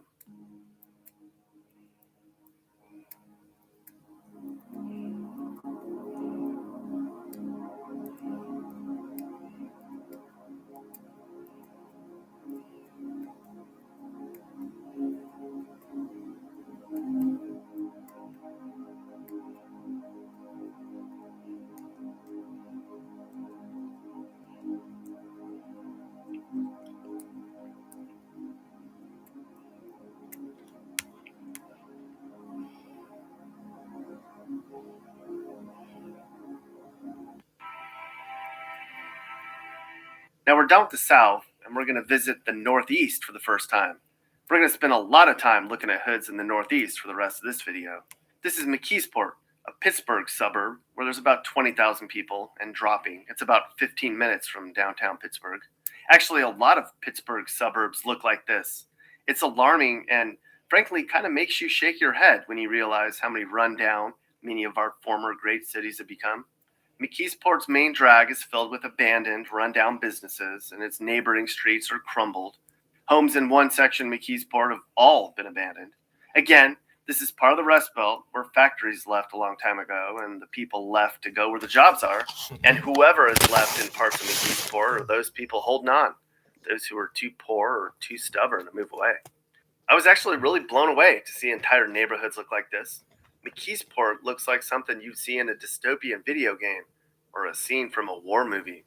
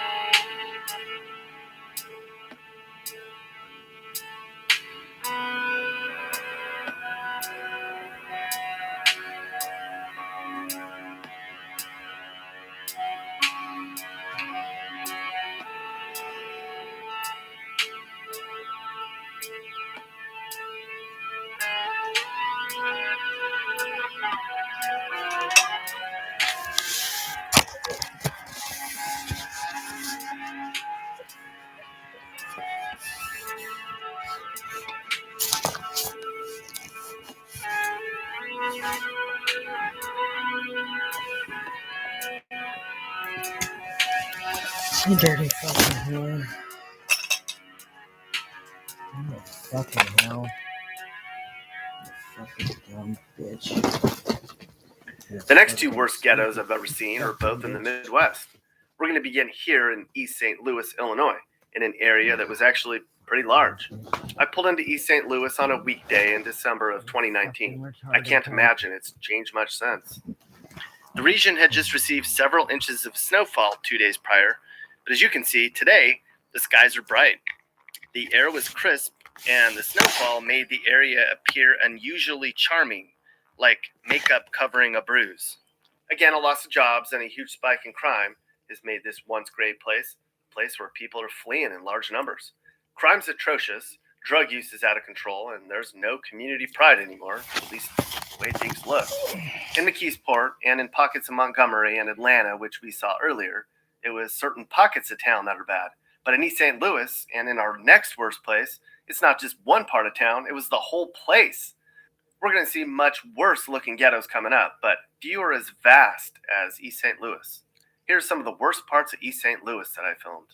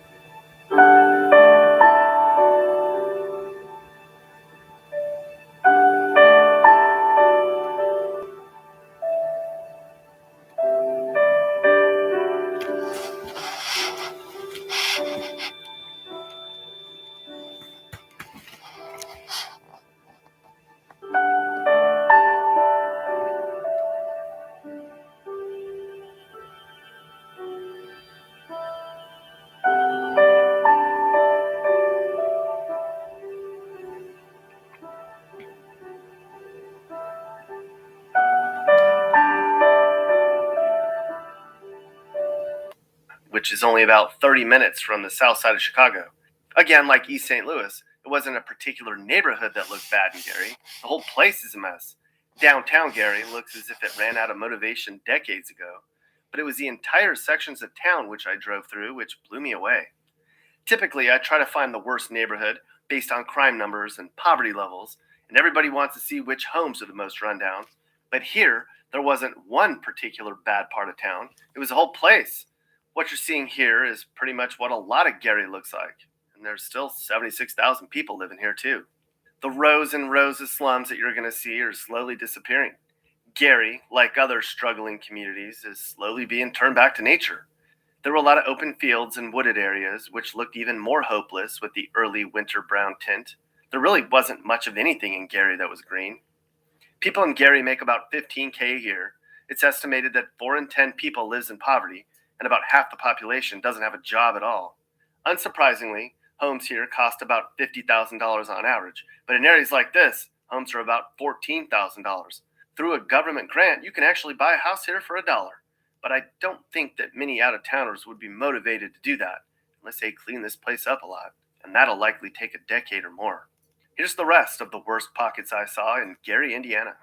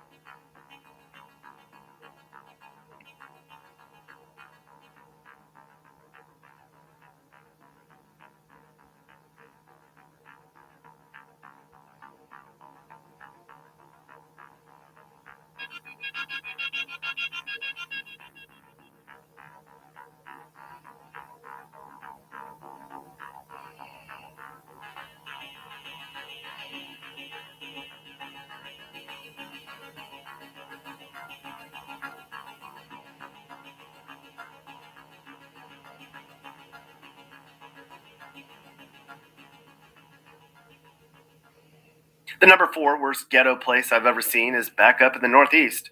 We're actually going to remain up here in the Northeast for the rest of this ghetto rundown. Now, when you go to Baltimore, it smacks you in the face like, you're in Baltimore, bitch. There is no denying it here when you pull off and make the short trek from the You're highway in into the Baltimore, center of it all. bitch. Baltimore has many, many, many terrible areas, That's but funny. the one I focused on was one infamous for being the worst of them all. A pocket in this general area here on the west side of town. Anything west of Martin Luther King and north and west of Pennsylvania is generally the worst area of Baltimore I could find. In this hood, there aren't any red box machines or You're in ATM machines Baltimore, or bike bitch. racks. There's no water fountains. There are no green belts or places to sit and relax. It's liquor love you, stores, Beanie. bars, clothing, and fast food. If you were going to create a ghetto from scratch and follow all the rules, Baltimore would be a perfect replica. It would be challenging to recreate Baltimore's rundown, desperate inner city. Every corner, every building, and every person is in its perfect place and perfectly flawed. A lot of people were standing around on this Sunday morning in March. Some were looking for drugs and booze. Some were looking for trouble. Many were looking for camaraderie. The abandonment, the trash, the almost lawlessness, there's nothing quite like it in the country I've ever seen. It's the most perfect American ghetto you could ever create.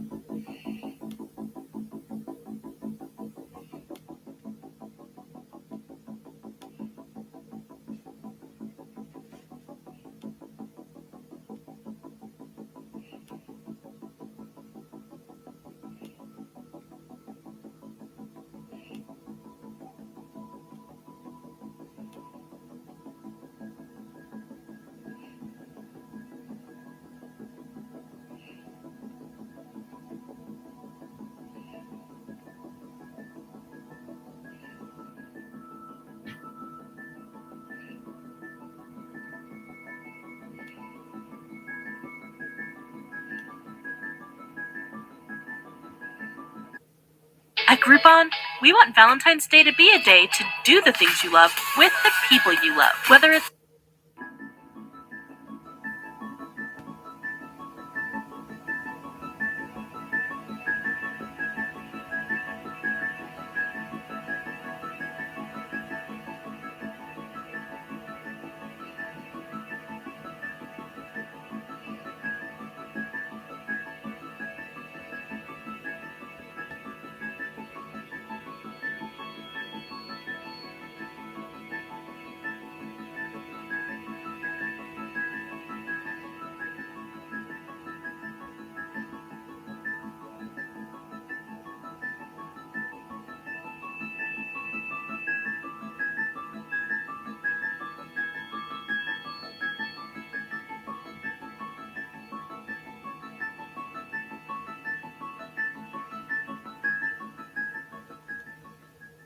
Then towards the end of my trip, the gig was up. Somebody spotted me clearly in the wrong part of town. Well, and Valerie will be here, so we can get it all done. Yeah. So, all right. Yeah, that's great. That was the one and only time I stopped anywhere in Baltimore that wasn't at a red light. The top 3 worst places I've seen so far in my life are all in a very small general area. We're going to begin here in Chester, Pennsylvania, which is just about 20 minutes from the outskirts of Philadelphia.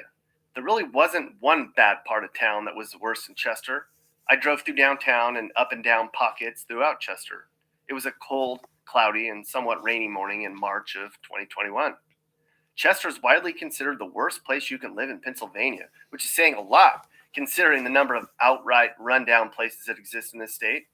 And as you're going to see on this drive, Chester's fallen apart. It's filled with burned out and vacant homes. There's trash everywhere and shuttered businesses.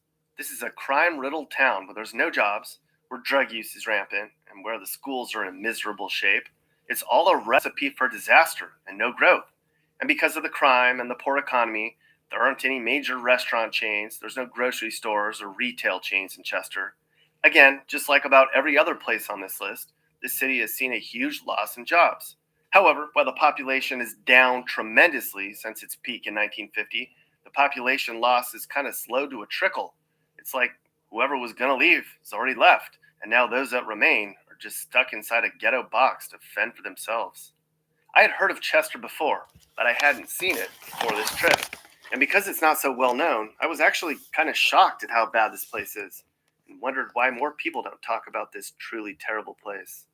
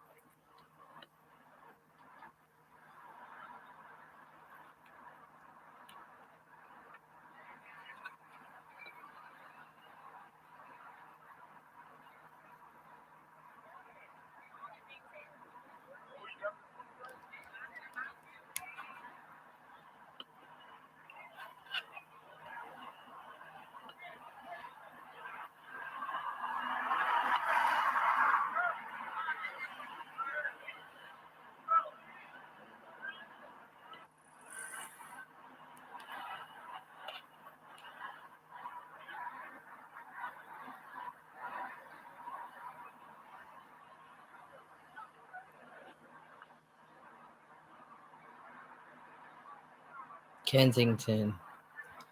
I knew And he for was yourself, going. here's Kensington, the worst part of Philadelphia, and one of the worst places I've ever visited in my life.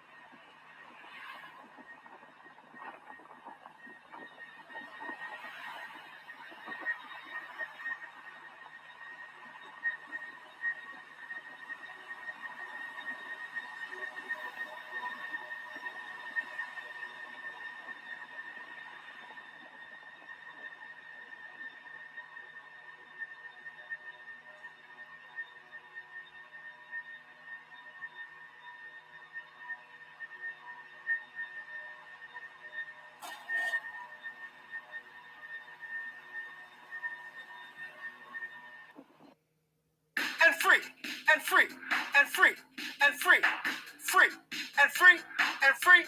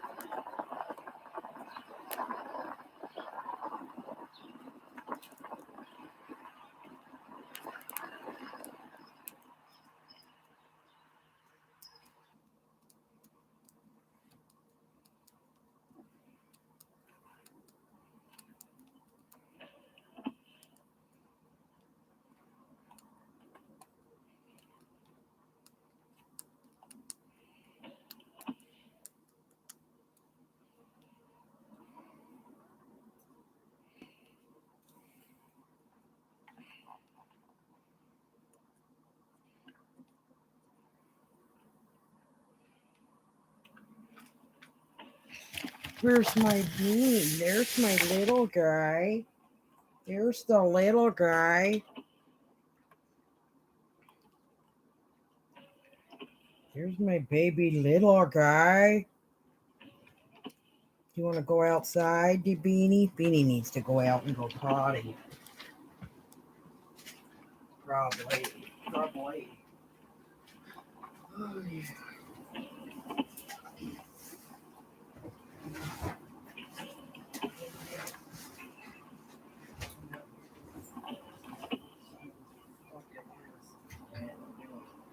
Come on, Bubba.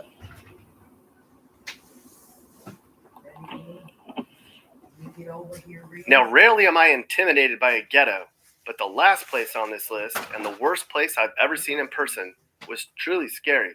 It's Camden, a city of 74,000 people in the south part of New Jersey, just right across the river from Kensington. I came to Camden the day after I had seen Kensington. It was early in the morning, and of course it was raining, so I thought that would kind of put a damper on the street crowd, making it safer for me to drive through Camden's worst pockets undetected. But that was not the case. All over Camden were people milling about in their burned-out neighborhoods. Many of the abandoned homes have been taken over by squatters. There was a police presence every few blocks. People just stood around on their porches, probably waiting for the rain to stop so they could get back to their street lifestyle.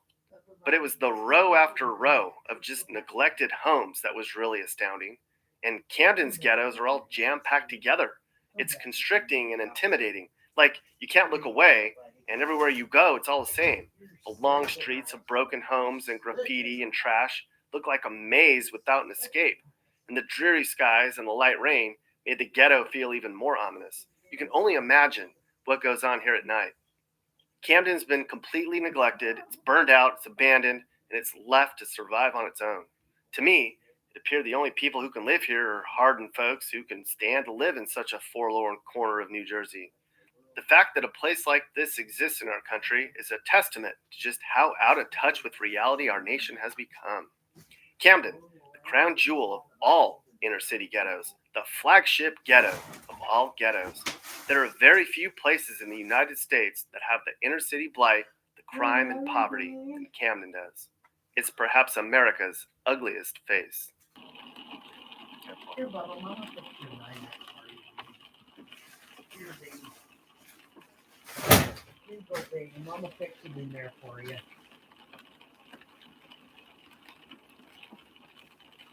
Here, now you can get back in there, baby. Now you can get back in here, night. Get back up in here, night, baby. You can get back over there in your night if you want. That's okay.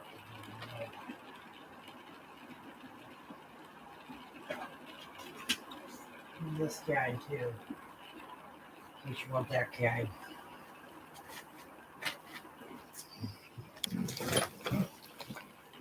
Let's look at the fucked up ghettos. Oh, shit. Oh, Schittenheimer.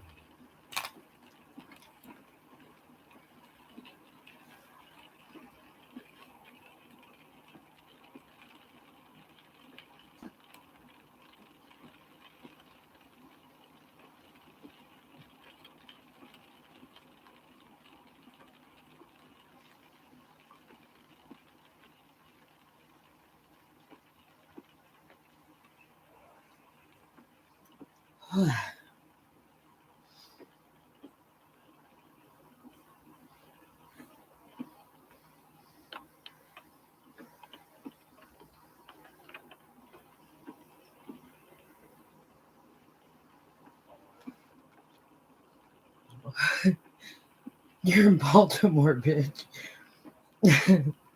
That still makes me laugh. That dude's funny. I know him from somewhere too. Fucking funny.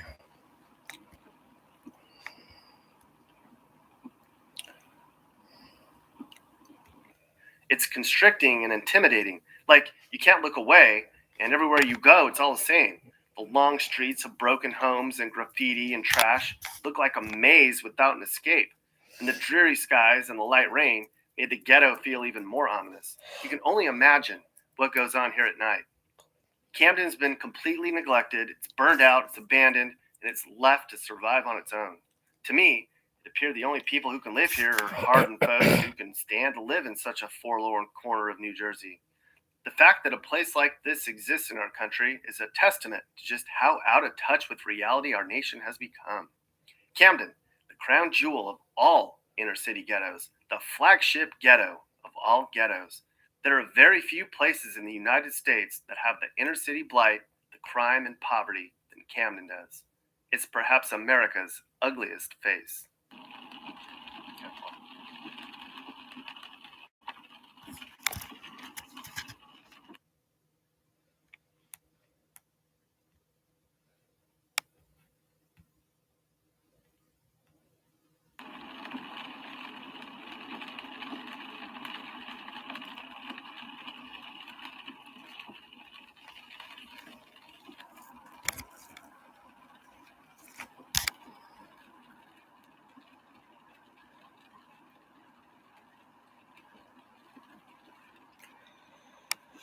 Ay, ay, ay, ay.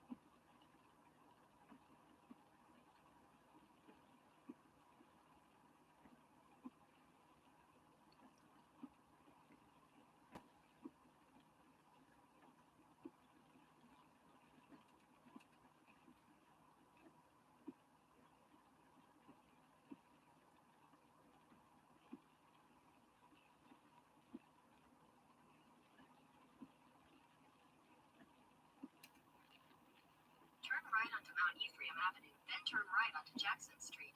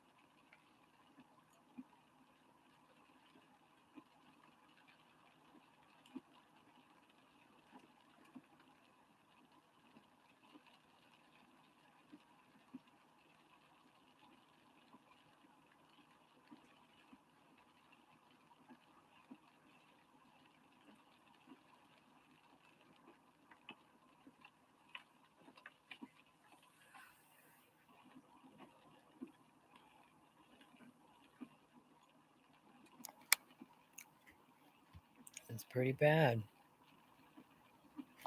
It's pretty bad.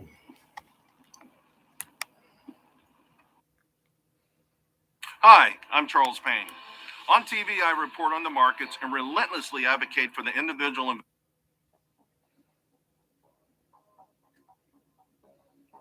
What is going on, everyone? Let's talk about the housing projects. American history and urban lore filled with stories that came out of the projects. Every major city has or still has some form of public housing. During the Great Depression, the United States started looking into housing projects as a solution to the slums and the economic troubles the United States was facing at the time. One misconception was that they were designed and built for minorities and the poor. Not originally. The middle class was getting battered during the Depression, and the government decided to step in. The government-funded housing projects all began with the mission to end slums, provide affordable, safe housing options, and save families from ending up on the streets. It didn't always end up that way.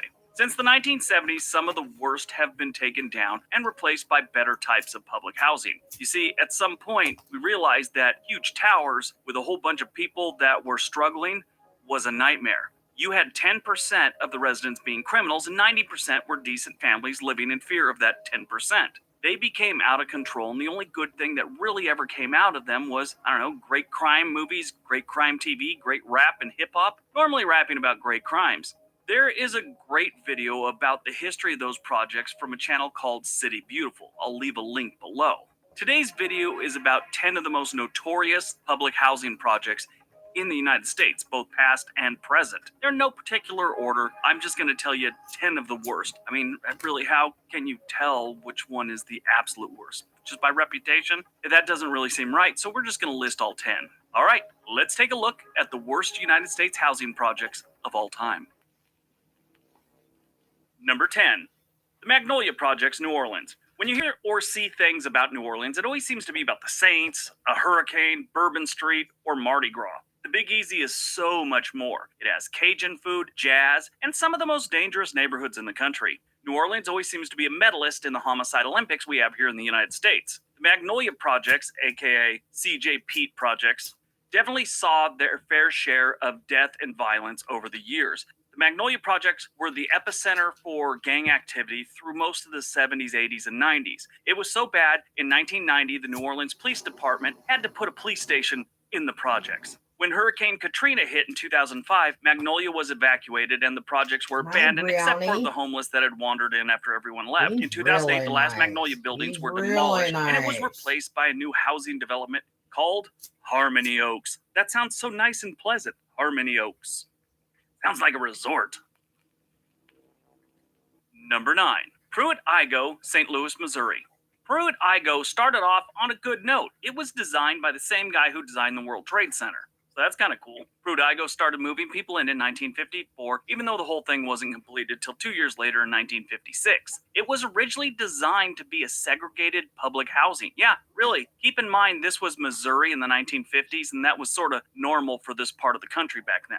This was a failure not too long after opening. A lot of it had to do with the elevators and the design of the buildings. The original design by the architect Yamasaki was for various types of buildings. Walk-ups, high-rises, low-rises, mid-rises, all of it. It was all designed really nice with parks, all that good stuff. And then the government got involved. The Housing Authority came in and made all kinds of changes, including a uniform 11-story building. So they were all these 11-story buildings. The elevators only went up 3 floors, each building. Yeah, so it went up 3 floors. You would have to get out, walk to the other end of the building, and go up another 3 floors, walk to the other end of the building again, go up another 3 floors if you lived on, let's say, the 10th or 11th floor. Yeah, that sucks. Some people would just take the stairs. All this moving around and people going different ways led to a big problem. People were being mugged on the regular in the stairwells, in the corridors. It became a nightmare. The crime was insane and the buildings were falling apart. In 1971, Pruitt-Igoe only had 600 people living in 17 of the original 33 buildings. That same year, federal authorities agreed to demolish part of Pruitt-Igoe. By 1976, the whole thing was a pile of debris. Number 8, Queensbridge Houses, Queens, New York. Queensbridge has been such a mess over the years that you could actually take a walking tour now, sort of like one of those historic battlefield things. An organization known as Jane's Walk organizes public walking tours through the Queensbridge complex. The tours last about 2 hours, and it covers project's violent history as well as rappers and NBA stars that lived here at one point. I mean, I don't think you lived there once you played in the NBA. Queensbridge is located in Long Island City and is the country's largest government housing project with over 3,000 units and just under 7,000 residents. It's still open today. In 2005, a gang known as the Dream Team was arrested in the Queensbridge complex. They were making $10,000 a week in pharmaceutical sales. In March 2015, a public elementary school, which most of the students there live in Queensbridge, had a tutoring session led by a group of teenagers. Well, they decided to set up a fight club, pitting first graders against each other while they watched and placed bets. Yeah, quality education there. Number 7, Marcy Houses, Brooklyn. If you ever want to learn about Marcy Houses, just listen to the music of its most famous past resident, Jay-Z. Yeah, this is where he grew up and where he got his start. He's pretty much covered the violence and the, pharmaceutical trade of this place quite a bit. Marcy Houses, or Marcy Projects, is in the Bed-Stuy neighborhood of Brooklyn. It has 1,700 apartments with more than 4,200 residents. Marcy Houses is known for being dangerous, run down, and overcrowded. Don't go here. I know there's wonderful people living there, but there are some scary people and some scary things going on there that should probably be avoided. The good news is, just kidding, there is no good news about this place. Number 6, Jordan Downs, Los Angeles, California. Our first stop to the Los Angeles area is the projects of Jordan Downs, constructed in the Watts neighborhood of Los Angeles as temporary housing for workers during World War II, but converted to public housing in the early 1950s. We had a lot of people coming in after the war to the Los Angeles area. Everyone was heading west looking for work and, better life. That meant a lot of the inner cities were kind of clearing out in Chicago, New York, St. Louis, places like that. And they all headed west, and a lot of them ended up in Los Angeles. They needed houses, and a lot of these temporary housing units that we put together for World War II, the shipbuilders or whatever, this was also one of the key places for the Watts riots back in 1965, and throughout the 1980s and 90s, it was just a place for gangs. Growing up in Southern California, you knew this was not a place you needed to be, at night or during the day. The homicide rate in and around Jordan Downs is consistently one of the highest in the state and in the nation sometimes. This is also a really interesting thing. It's one of the only places that's named after longtime residents. David Starr Jordan and Samuel Eliot Downs were two of the area's oldest residents. So they named the projects after them. I wonder how they feel about it now. They're not alive, in case you were wondering. So I'm sure they're not feeling much about it. Number 5, Nickerson Gardens. Staying in the Los Angeles area, not too far from Jordan Downs, we have Nickerson Gardens and its 1,000 public housing units. Nickerson Garden consists of 156 townhouse-style buildings made up of single-bedroom units, and it was completed in 1955. Nickerson Gardens is the largest public housing development west of the Mississippi River. Yeah, pretty big. The complex occupies the blocks of Imperial Highway and Central Avenue and southwest of 111th Street and Compton Avenue. It is on the border of both Watts and Willowbrook. All those words that I just said describing the place, to anyone from Los Angeles, they're almost like danger warnings. Imperial Highway, Compton Avenue, Watts, and Willowbrook. Those are 4 words you never want to hear. It's almost like me saying, that is a skunk porcupine with rabies and a switchblade. You should stay away from both of them. The complex was one of the many locations featured in the action thriller film To Live and Die in Los Angeles. I've been in this one. I was in the military for the 1990s riots in Los Angeles, the Rodney King thing, and we had to do patrols in a couple of the different ones. I've been in this one. The people seemed nice, at the time. They didn't appreciate us being there, but they were pleasant. It's still a pretty scary thing. And it's a dangerous place. It's gotten better over the years, but it's still pretty... I'm up for $190,000 since joining. I'm up about 116. Pretty scary. Number 4, Robert Taylor Homes, Chicago. Robert Taylor Homes opened in 1962 with 16 high-rises and about 27,000 occupants at its capacity. Over 70% were children. 90% of the units were single-parent households. It was only about 5 years after completion that Chicago realized this place was a really bad idea. The Chicago Housing Authority called portions of these projects the worst slum area in the United States. Yeah, they actually said that. Chicago's crime rate hit its peak in the 1990s. Robert Taylor homes were a nightmare for the people that lived there and the city of Chicago. They poured a lot of resources into this place, and eventually they couldn't take it anymore. In 1993, it was estimated that the likelihood of you being a victim of a violent crime in the Taylor projects was 1 in 14. That is just violent crime. That's not all crime, you know. Some of the worst cities right now are like 1 in 30 for violent crime. The demolition of the Robert Taylor homes began in 2002. These days, just grass fields. Number 3, John DeShields Homes, East St. Louis, Illinois. East St. Louis is one of the worst cities in the United States when it comes to violence, and John DeShields projects are the worst in East St. Louis. From 2000 to 2018, there was almost 500 homicides in East St. Louis, and over 1/5 were within 1 block of these projects. The 2 housing projects in this area, John DeShields and John Robinson, have the most shots fired any other place in St. Louis or East St. Louis. John DeShields Homes had almost double the amount of homicides than any other project in East St. Louis in 2018 and 2019. This place is so dangerous, they put a turnaround on the off-ramp of the freeway. Yeah, if you get off the freeway by mistake and you realize where you're heading, there's a quick turnaround so you can get right back on the freeway. Number 2, Techwood Homes, Atlanta. Techwood Homes was the nation's oldest housing project, and it was built to replace a shanty town known as Tanyard Bottom or Tech Flats. It was completed on August 15th, 1936. One past resident said it didn't have to be as bad as it was. Said it was horrible. People were living in overcrowded, rundown buildings like animals. Graffiti, trash, and gang violence was part of life in Techwood. Except for a few historic buildings, Techwood Homes was demolished in 1996, right before the 1996 Summer Olympics. It is now a mixed-use area called Centennial Place. The first phase opened in 1996, right before the Centennial Olympics in Atlanta. See, that's where they got the name, Centennial Place, Centennial Olympics. Moving on.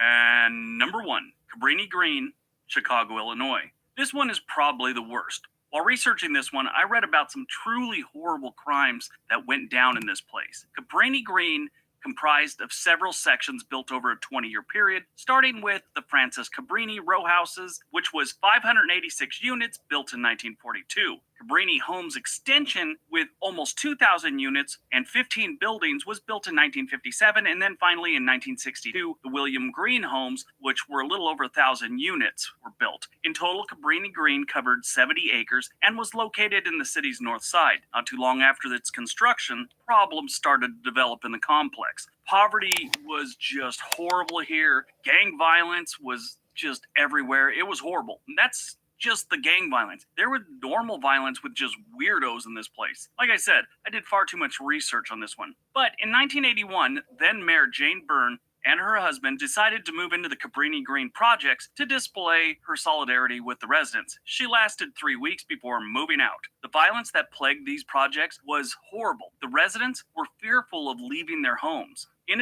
addition, besides the everyday violence in Cabrini Green, it was also the setting for the 1992 horror film Candyman. The director said that he chose the location to film because it was a place of such palpable fear. Yeah, that's always nice when a director directing a scary movie says where you live is just so scary it's fitting. That's great. Demolition of Cabrini Green began in the late 90s, with the final high-rise portion of the failed housing project coming down in 2011.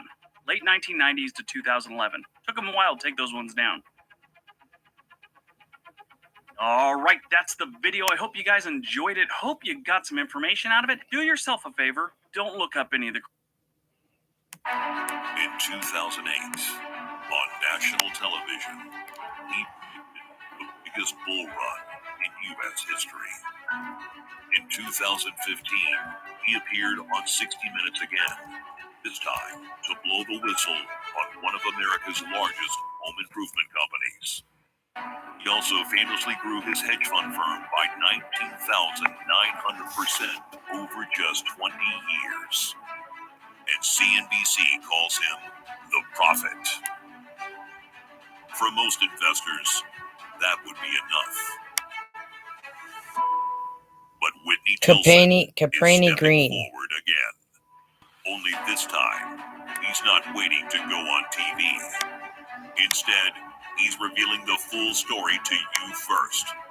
It involves a technology so powerful it could slash your medical bills, cut your grocery spending, drop your transportation costs, lower your travel expenses, reduce what you pay for gas. It's a technology Mark Cuban predicts will create the first trillionaires, as it stands to have a bigger impact on our daily lives than the printing press, the telephone, and even the automobile. And could be the biggest story the Prophet has ever uncovered. Hi, Whitney Tilson here. The technology I'm about to share with you today is so powerful, it could slash your medical bills, cut your grocery spending, drop your transportation costs, lower your travel expenses, reduce what you pay for gas. And that's just the tip of the iceberg. It's a situation unlike anything we've seen in human history, and experts agree. This has been called the most dangerous patch of blacktop in America. Can't get no gutter than this. Brittany Green Project. Mr. Green, the best project in the world. Motherfucking shot every party. Green was the roughest projects in the city of Chicago. Some say in the United States. Cabrini Green is not a color. It's a high-rise crime wave. Ain't nothing like them buildings, man, where you can serve and watch these people all at the same time. Rolls for your nose. Chicago is arguably the most troubled large public housing authority in the country, therefore the worst.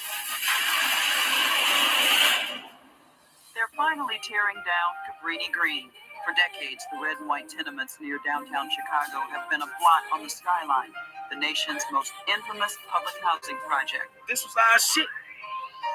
They took it away, and they took it away so fast that the motherfucker wasn't ready. Look up at this motherfucker. This motherfucker empty. They put motherfuckers out of our building.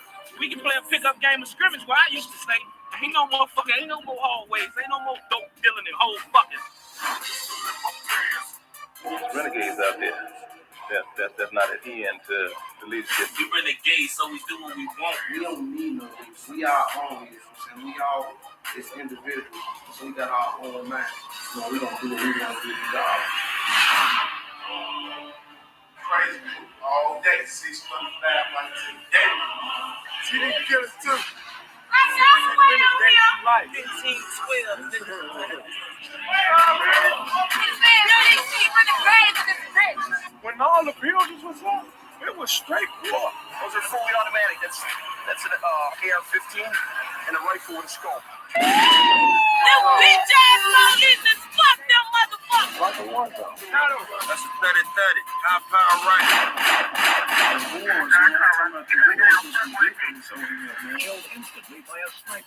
This the biggest hole you ever seen. Let's go thirsty, motherfucker. Check your baby pampers and everything.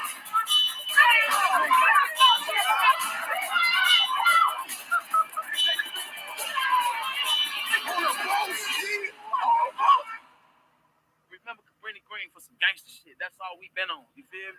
This is what I call home. Welcome to Gangster City.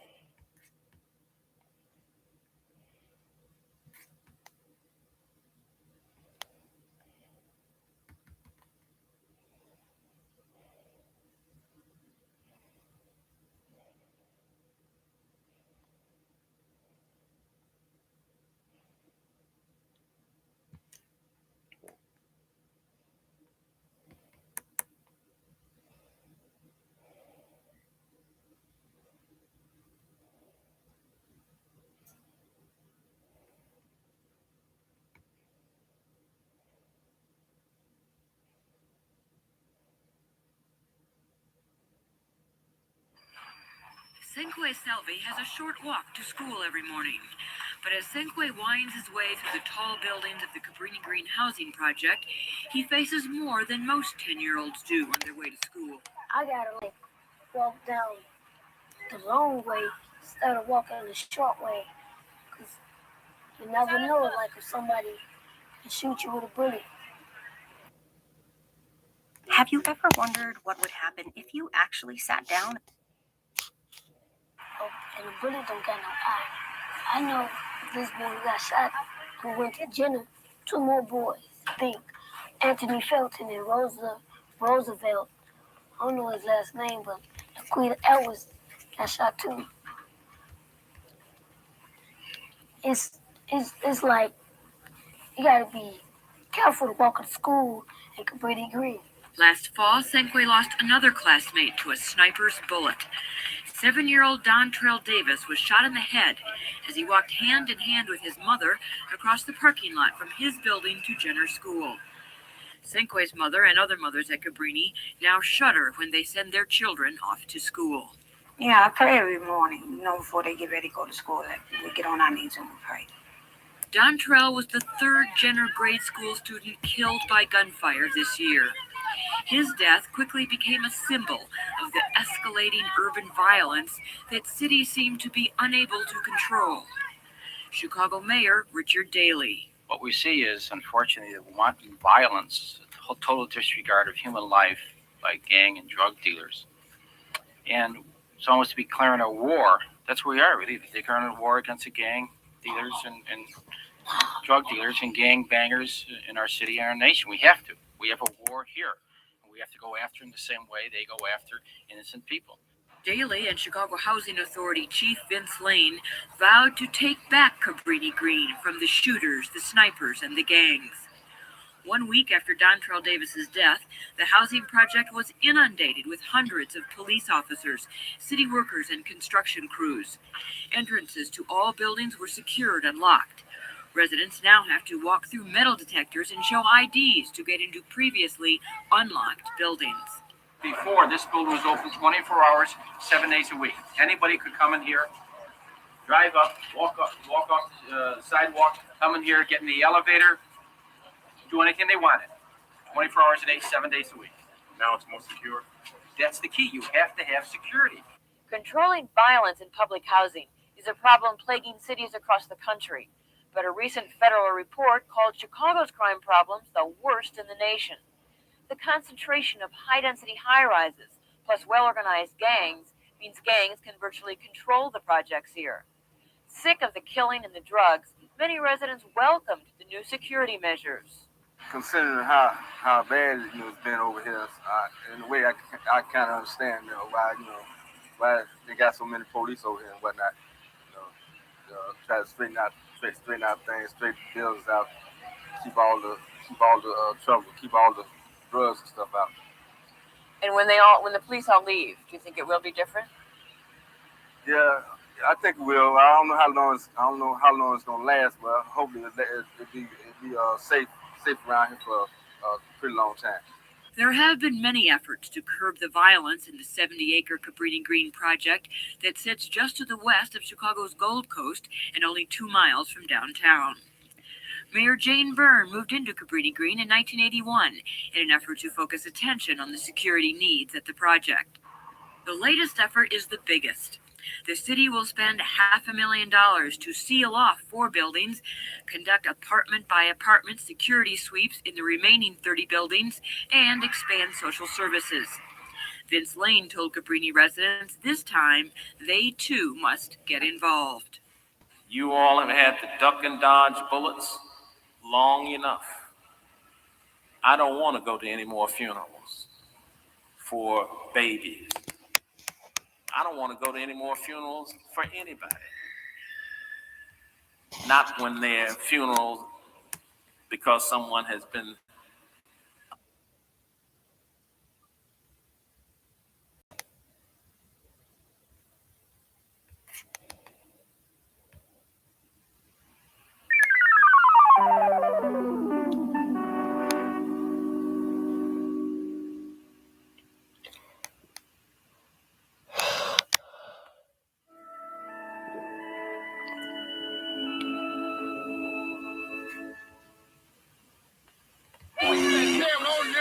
put them in a little world of their own which they could survive in, but not prosper in.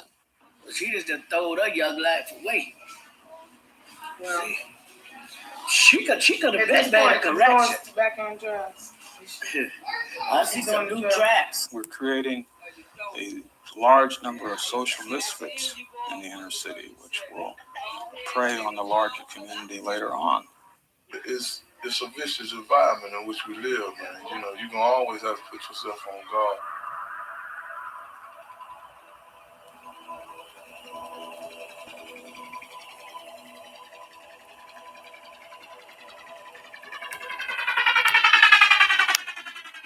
A Chicago skyline, 5 miles south of the one most people know. This is Robert Taylor Homes, the largest housing project in the world, the poorest urban community in the United States. A lot of people don't like to come in the project because they really, they're afraid because they think something might happen to them. And I couldn't much blame them for that because a lot of people have got killed over here in the project, And I think if I wasn't living in the project, I probably would be afraid to come up in here too.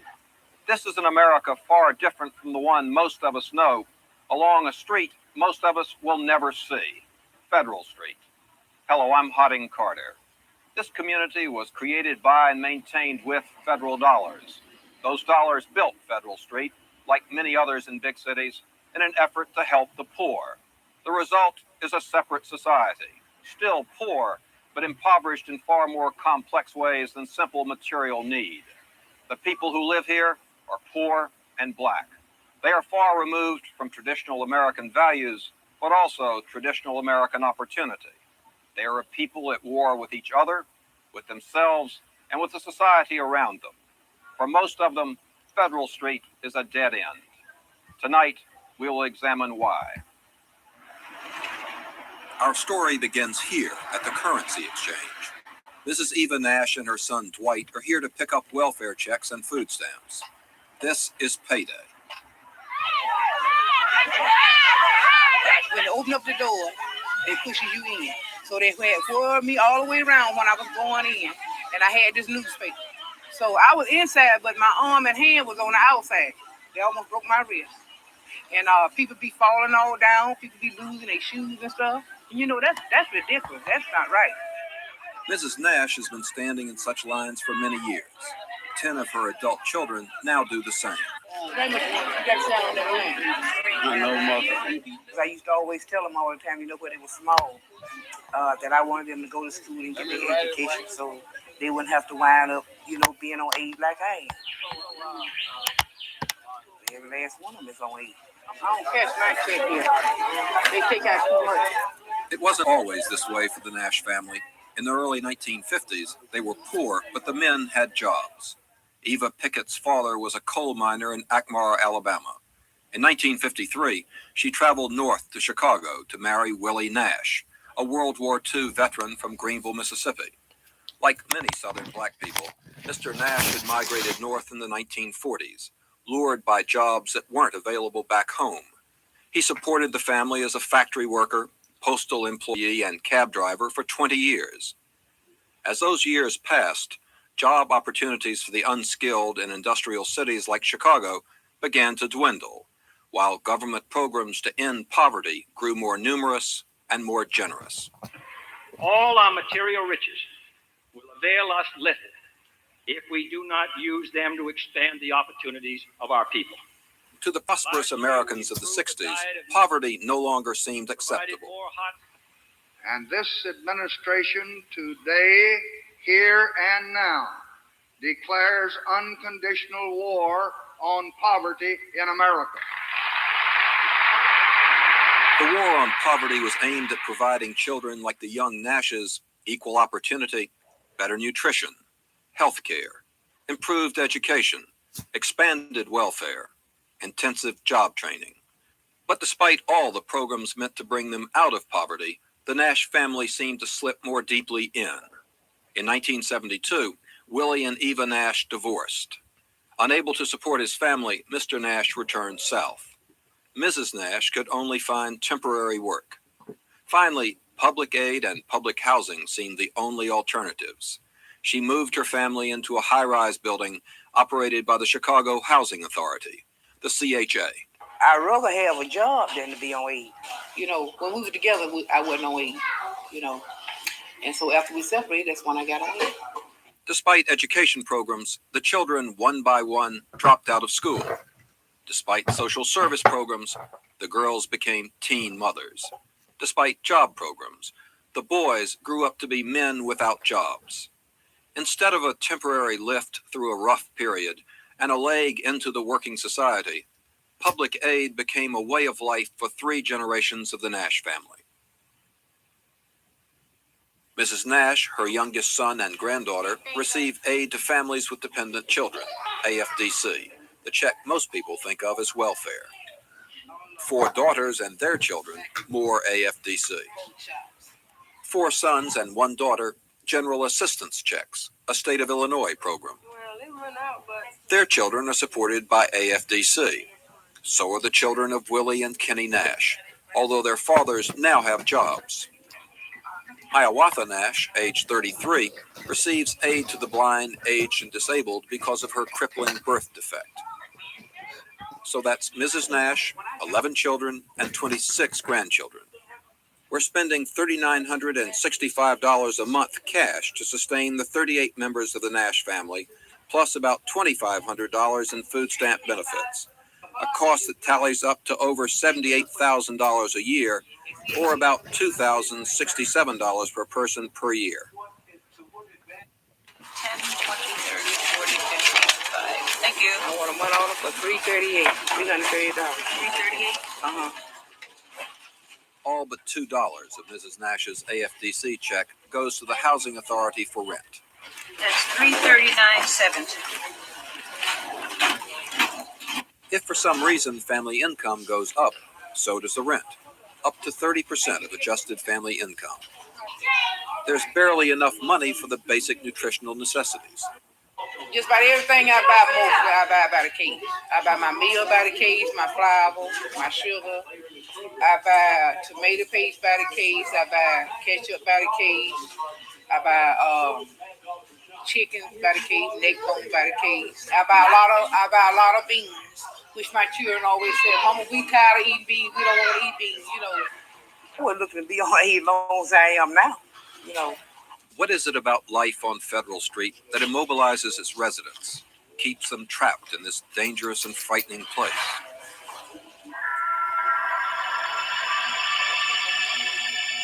For 13 years, this has been the home of the Nash family.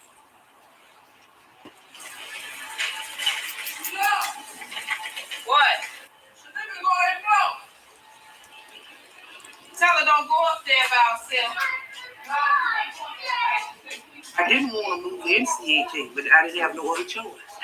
Because, nowadays people don't want to take you if you got a lot of kids. And it's been kind of rough. Housing like this went up in major cities across the country, a legacy of the Housing Act of 1949, which ordered slums cleared and replaced with modern buildings that would meet the goal of a decent home and a suitable living environment for every American family. Robert Taylor Homes was the largest, most ambitious housing project in the world. $75 million, 28 buildings, 16 stories high, 4,415 apartments stretching over 95 acres. The opening ceremony was a celebration of pride. The first families moved in with high expectations.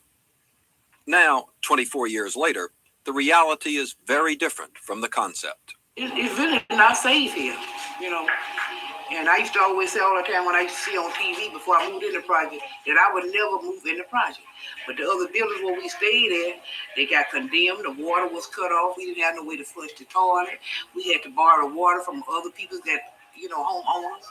And the people got tired of, giving us water. And the lady from the Urban Progress Center came out and asked us would we like to move. And we told her yes, so that's when we got a chance to move in CHA. 3 generations of the Nash family, 15 people, live in this 6-room apartment on the 5th floor.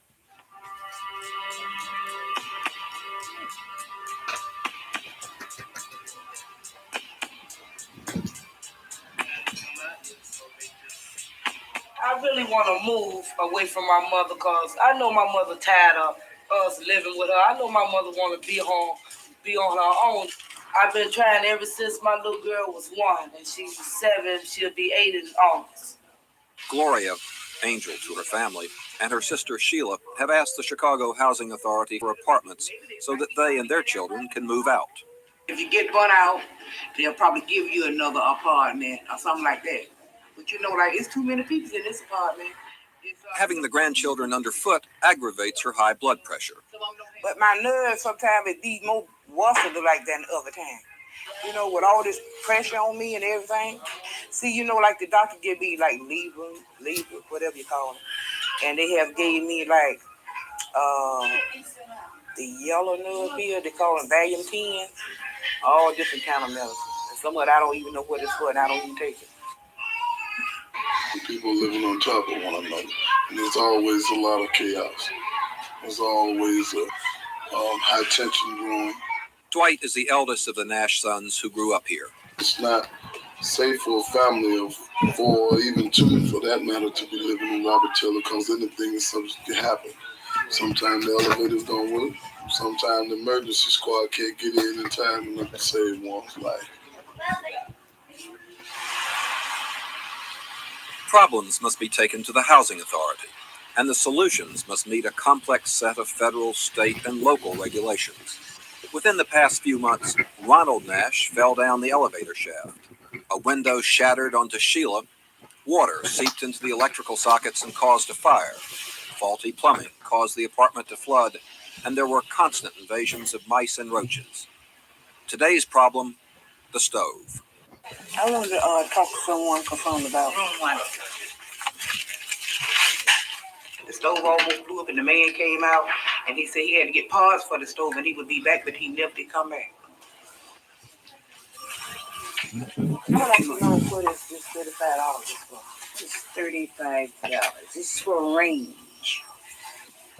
Okay, I haven't got a stove. The stove I got, was that your stove or housing? Housing. I need another stove. Mrs. Nash first complained to the management office over a half year ago. Do you have time to wait? Yeah. All right.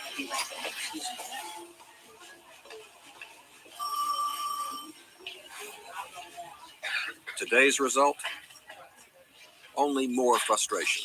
With the staff that we have and the financial resources that we have, we couldn't possibly get to every problem in every unit within the next few years. Cyril Smith, the executive director of the Chicago Housing Authority since 1984, is trying to make changes. But the problems have been building since 1937. Chronic indebtedness, even though the federal government has contributed more than $1 billion to Chicago public housing. A history of financial and political scandals. And now, we inherited a resident population that was dejected and totally frustrated. We inherited a board of commissioners that didn't have any trust in the system.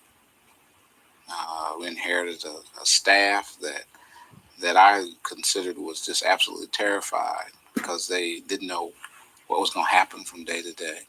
And we inherited a community that was totally confused by everything. The Housing Authority built virtually all of Chicago's public housing on the already racially segregated Black Belt established at the turn of the century. I think the decision to build Robert Taylor homes and the other high-rise projects in Chicago was probably the single worst public policy decision that's been made in the history of the city. Devereaux Boley is author of The Poor House, A History of Chicago Public Housing. The reason that high-rise public housing was built in Chicago, or at least one of the main reasons, was an attempt by the city government, not an official attempt, but an unofficial attempt to constrain the Black population of the city at that time in the smallest geographic area. In the late 60s, civil rights activists demanded change, but with little success. Hostile whites pelted Dr. Martin Luther King with rocks when he marched in Chicago in 1966 against segregated housing. Repeatedly, Chicago housing policies were branded illegal. In 1969 and 1972, by federal court orders that low-income housing be built in Chicago's white neighborhoods. In 1976, by a U.S. Supreme Court ruling. The result was a virtual halt to construction of low-income housing in Chicago after 1969, a halt duplicated in the rest of the nation when the Nixon administration placed a moratorium on public housing construction.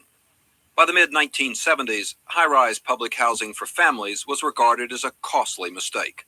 In St. Louis, the partial demolition of the mammoth Pruitt-Igoe project symbolized the growing public disenchantment. Yet most vast public housing complexes like Robert Taylor Homes remained racially and economically segregated, monuments to public policy gone wrong. Smooth and cool. He asked Johnny for a date. Johnny said no. The man said, oh, tisk, tisk, Johnny. You know you got to go. Today, virtually all of its 3,543 families are black.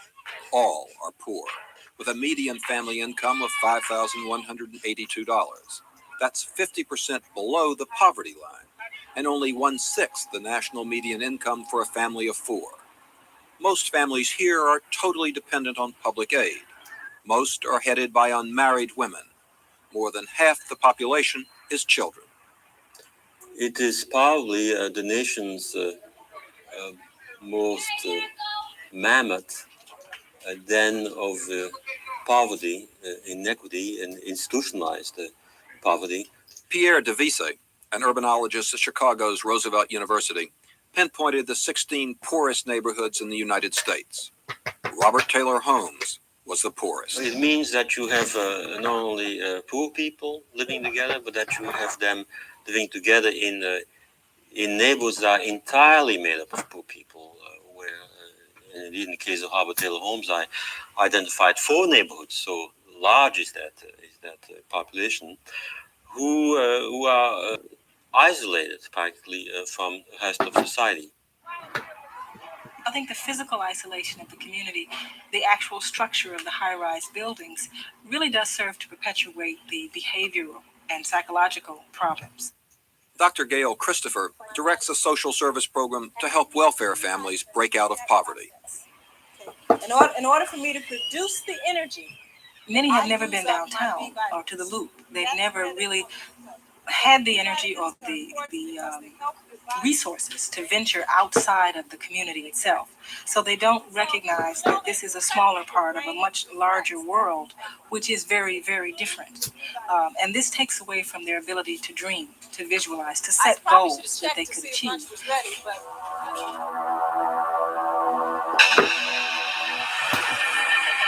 Police gonna get you. Police.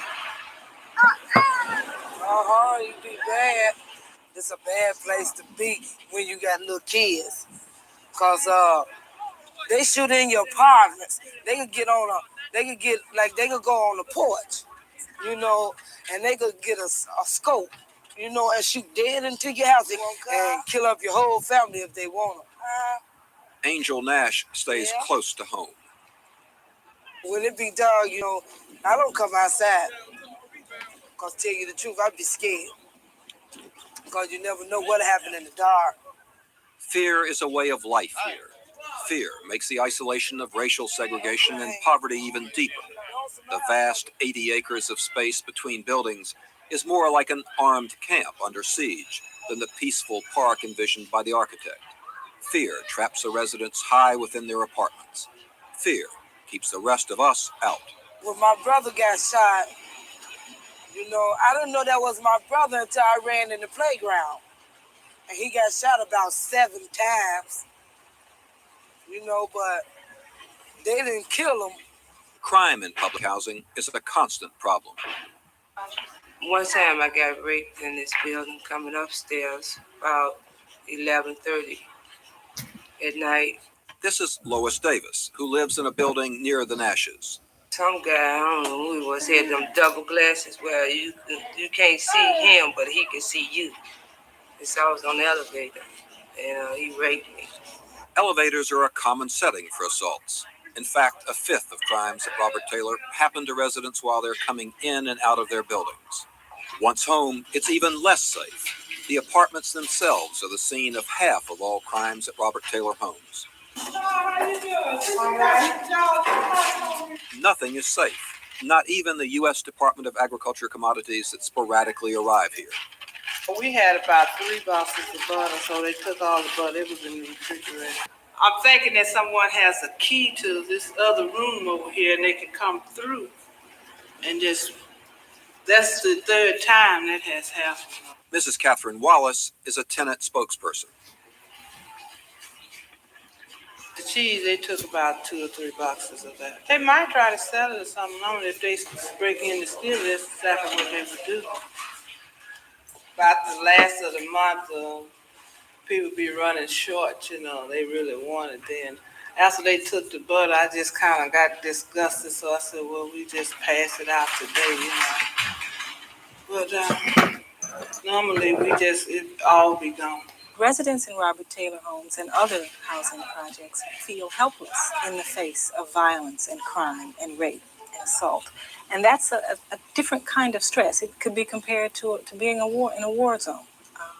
You live with constant fear. Dr. Gail Christopher believes that most Taylor residents are like traumatized war veterans. Their symptoms include anxiety and depression, restlessness, irritability, alcoholism, insomnia, personality changes. The dominant value is one of just being able to survive. You know, just being able to live from one day to the next or 1 week to the next. If you got a gun and that's the only way you can fight me is by a gun, then I have to, hey, you ain't no man, but I'm gonna have to fight your way in order to protect what's mine. You know, ain't no way. This is the environment in which we live, man. You know, I don't care whether you're with a group of people or you by yourself. You always have to keep your guards up, man, because you don't know when temptation is lurking around the corner for you know, for your number to come up, you know. You see what I do? I don't bother nobody. I don't want nobody to bother you. But they do know that I can't play their game. I'm quite sure of that, bro. See, that's the thing that worries me, man. You can't be fair out here, man. You have to play by their rules. If you don't, then you lost out. Today, the ghetto communities on the south side of Chicago, west side, Roxbury, Boston, Harlem, places like this, are areas that are considered no man's land. Professor William Wilson is head of the sociology department at the University of Chicago. He says the problem is social disorganization. Back in the 1940s, you could describe these communities as being somewhat impoverished, but nonetheless, there were norms and values and sanctions that sort of represented mainstream society, and the middle classes and the working classes who lived there provided community stability. There was crime, but people weren't afraid to walk the streets at night. The problem posed by crime in Chicago's high-rise public housing led to the creation of a special division of the Chicago police force in 1982.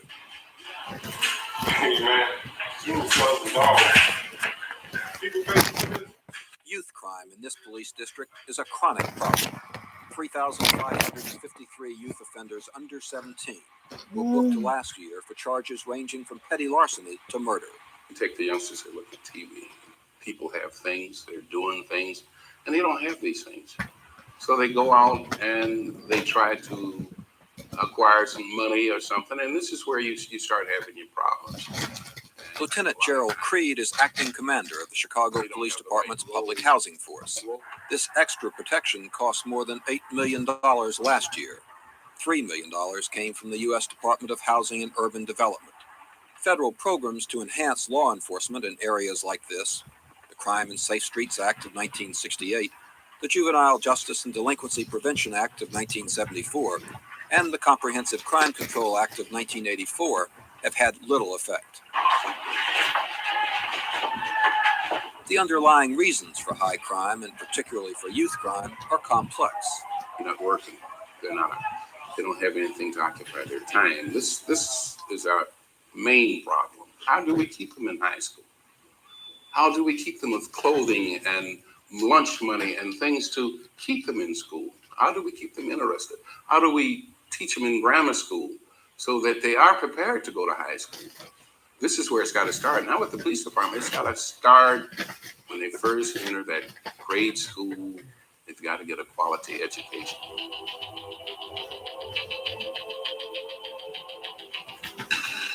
All but one of the 13 Nash children dropped out of school. Only Juan age 15, still attends. He's 2 grades behind. Well, I was going to do Saba High School, and I was in the 10th grade. And the reason why I dropped out is just, I just stopped going.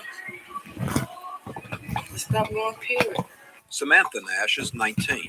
I didn't ever get into trouble at school. It's just that it was just boring.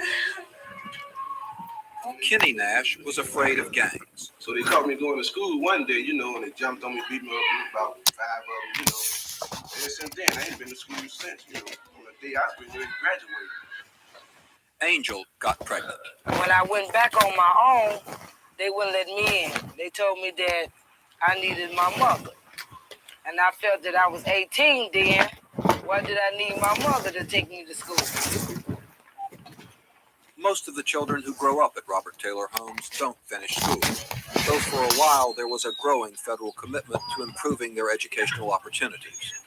The National School Lunch Act of 1946, the National Defense Education Act of 1958, the Elementary and Secondary Education Act of 1965, Head Start, 1965, the Education Consolidation and Improvement Act of 1981. In the ways that matter, the schools in the Robert Taylor area might as well have been in the South of the 1950s. All of the students are black. Most of them are very poor. Okay, Kizzy and Marie. Last year, federal expenditures to bring equal opportunity to those students included $2 million on remedial programs for disadvantaged students, $1 million in school lunches, $250,000 in desegregation funds to equalize educational opportunity. Michael, how about it? Good. You don't have them all. But a significant gap remains. Federal aid helped raise per pupil expenditures here to $3,700 last year, still less than the $3,900 per pupil spent in elementary schools in Chicago's suburban Oak Park, far below the $5,000 per pupil spent at Oak Park River Forest High School.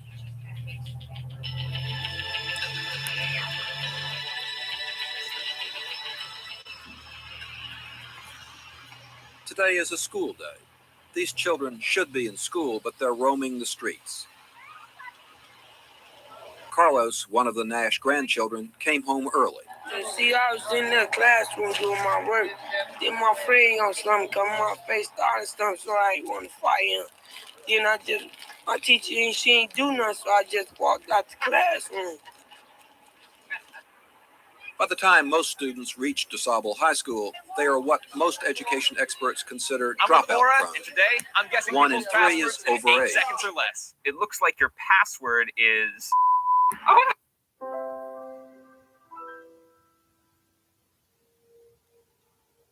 Since the 1970s, there have been at least 18 gangs within the Los Angeles County Sheriff's Department, and they continue to brutalize and even murder community members today.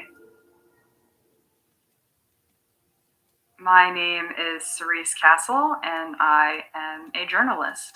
In the summer of 2020, I was working for a local radio station here in Los Angeles, and I was out covering the George Floyd rallies that were happening across the country, across the world. And I was shooting photos of people protesting, and while I was doing that, 2 cars with police officers on them in riot gear rolled into the area where people had gathered, and they shot people with less lethal munitions. And although I identified myself as press, I was shot, and the resulting injuries landed me in the hospital. A few days after that happened, the Los Angeles Sheriff's Department killed a teenager who was working at his job in the Compton area. Very quickly after this young man was killed, his name is Andres Guardado, it was reported that his killing may have been part of a gang initiation. And there are some new allegations against the deputy involved in Guardado's case who did not fire his weapon. Civil rights attorneys accuse Christopher Hernandez of being part of what some call a sheriff's department clique or gang. While I was bedridden, I started researching the history of the gangs in the Los Angeles County Sheriff's Department. And I found out that this dates back at least 50 years. I spent 6 months researching deputy gangs within the Los Angeles County Sheriff's Department. Conservatively, I estimate I read about 100,000 pages of legal filings. And what I came away with was a 15-part series detailing 18 gangs that I was able to confirm the existence of within the department.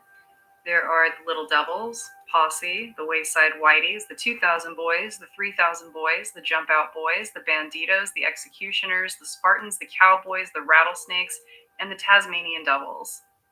They have killed 19 people, all of whom were men of color, several of whom were in a mental health crisis when they were killed. Government from the county level, the state level, and the federal level has known about this issue since the early 1990s, and no significant action, policy change has been brought forth.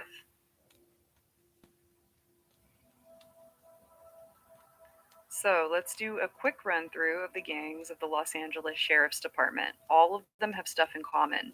You usually have official gang tattoos, a hand signal, and a way to join, usually by shooting or killing a civilian or doing something like falsifying paperwork. These are just a few of the gangs operating within the LA Sheriff's Department. The Wayside Whiteys. The Wayside Whiteys was a gang of white deputies at the Pitchess Detention Center in northern LA County in the 1980s and 1990s. Their sign was having their middle fingers crossed to create a W for white. The Linwood Vikings. The Vikings were a gang based out of the Linwood Station. Their tattoo was of a Viking, and their hand sign was an L made with the thumb and index finger for Linwood. And they were one of the most powerful and most violent gangs. A lot of their members became leaders in the department. The 3000 Boys. The 3000 Boys were based out of the Men's Central Jail in downtown LA. The 3000 Boys are particularly violent because that's where the department would transfer deputies convicted of crimes to keep them away from the public. The Jump Out Boys. The Jump Out Boys operated across the county in the Operation Safe Streets unit. Their tattoo was of a skeleton with glowing red eyes holding a revolver in the dead man's hand, a popular poker holding among law enforcement officers. They kept their manifesto in a notebook. The Regulators. Out of the Century Station, you have the Regulators, who allegedly have many members working in department leadership. The Executioners. At the Compton Station, you have the Executioners. Their tattoo is of a skeleton with a Nazi helmet holding an assault rifle. Black people and women are not allowed to join the gang. The Banditos. The Banditos operate mainly out of the East LA Station, and their tattoo is of a skeleton wearing a sombrero with a smoking revolver and a sheriff's badge. They have a culture of working backwards, arresting or shooting civilians and coming up with probable cause later by planting and manufacturing evidence. There are others, like the Rattlesnakes, the Pirates, and the Buffalo Soldiers that we know a lot less about.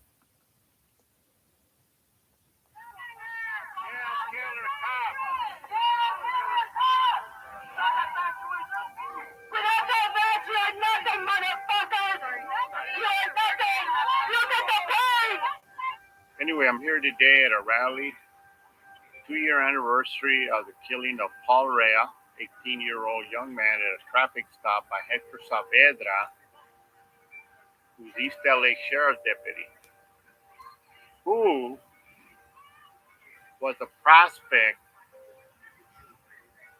for the deputy sheriff gang, Los Banditos. Now, how do I know that?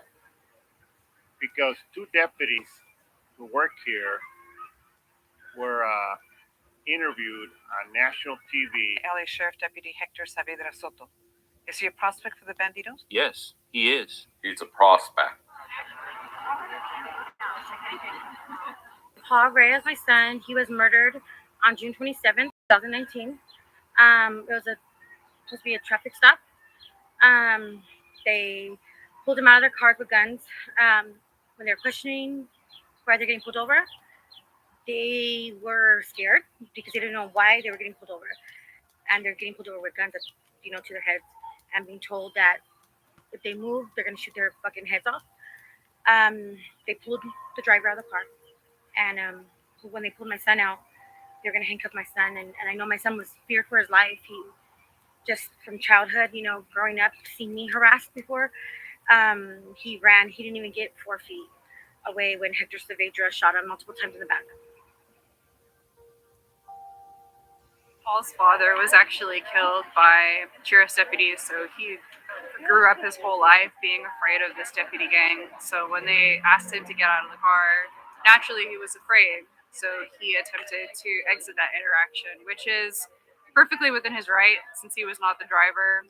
Unfortunately, Saavedra pursued Paul and shot him in the back multiple times right here, and Paul died.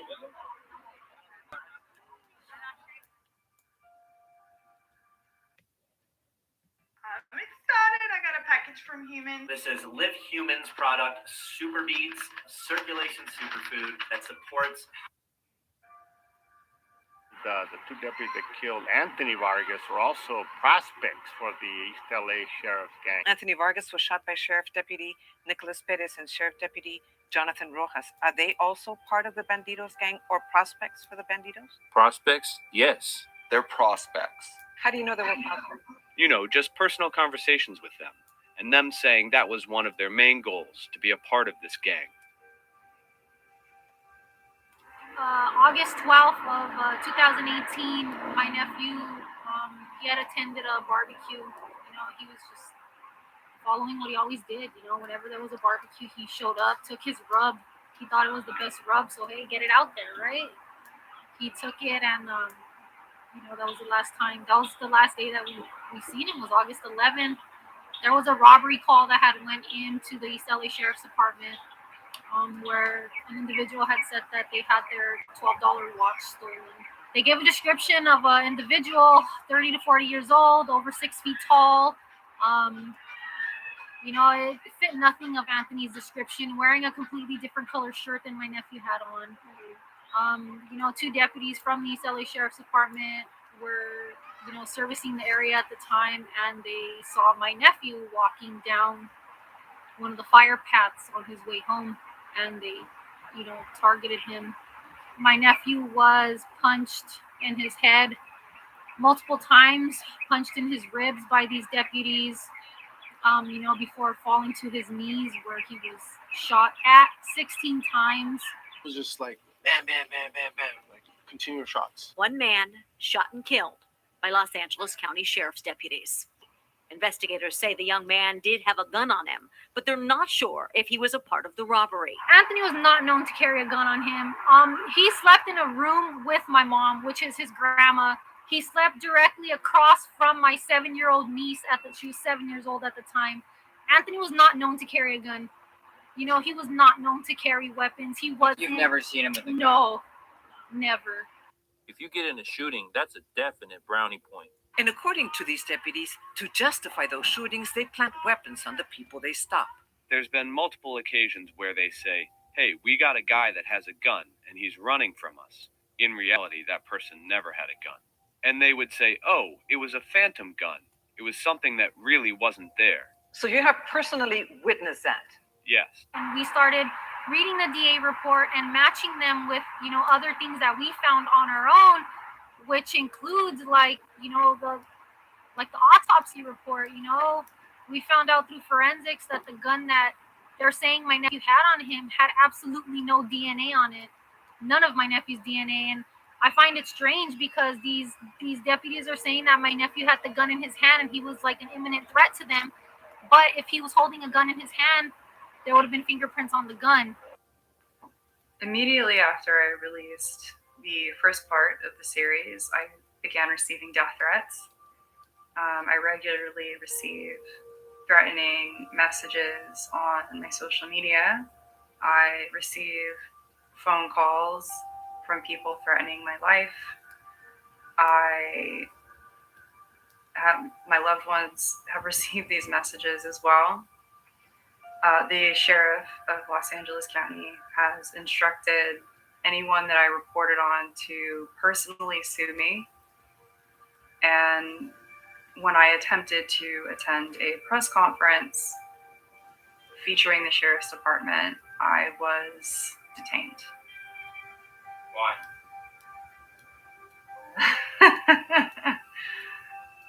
I think the sheriff's department has decided to target me since I released this series. We started like just finding shit, and everything we would find out about Anthony or about the sheriff's department, we would come out and talk. And the more we would come out and talk, the cops would pass by the house, and they would park on the corner of our street, which they still do to this time. They would park in the corner of our house, and they would sit in their car, and they would eat their lunch. And, you know, there's a corner store from where our family residence is, so the kids will walk to the store, and they can't even walk to the store because they see the sheriff's department right there, and because they know what they did to Anthony. And these are kids under the age of like 15.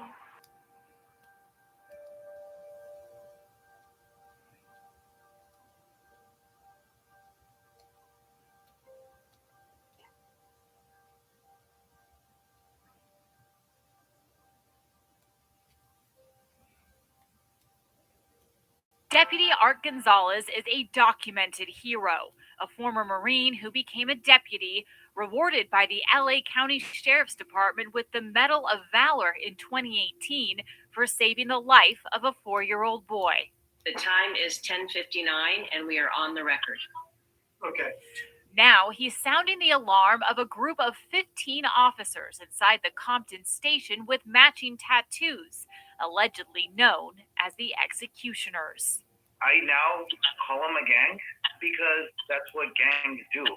They beat up other people. Deputy Gonzalez, he's afraid for his safety right now. He also reports that graffiti appeared at the station entrance. Art is a rat, and that was placed at the keypad to get into the parking lot. So that's the most visible place in the entire station. His lawyer says he's now on leave from the department and in fear for his life. The future happens when we explore new frontiers. Gemini is the future of finance. Invest in over 30 cryptos like Bitcoin. In addition to having to hire security guards to go with me when I do my job, I've had to start wearing a bulletproof vest. Many of these death threats are credible, and I've been told by people inside the department that I should be careful. So I invested in this. This is a bulletproof vest. This guy comes with me very often. Why do you keep doing it? I continue to report on this story because no one else really is. And seeing the closure, I suppose, that I'm able to bring to families, oftentimes they had suspected for years that their loved one had been killed by a deputy gang member. And I can come along and confirm that. And I've also seen my reporting make a very real difference in some of the ongoing cases.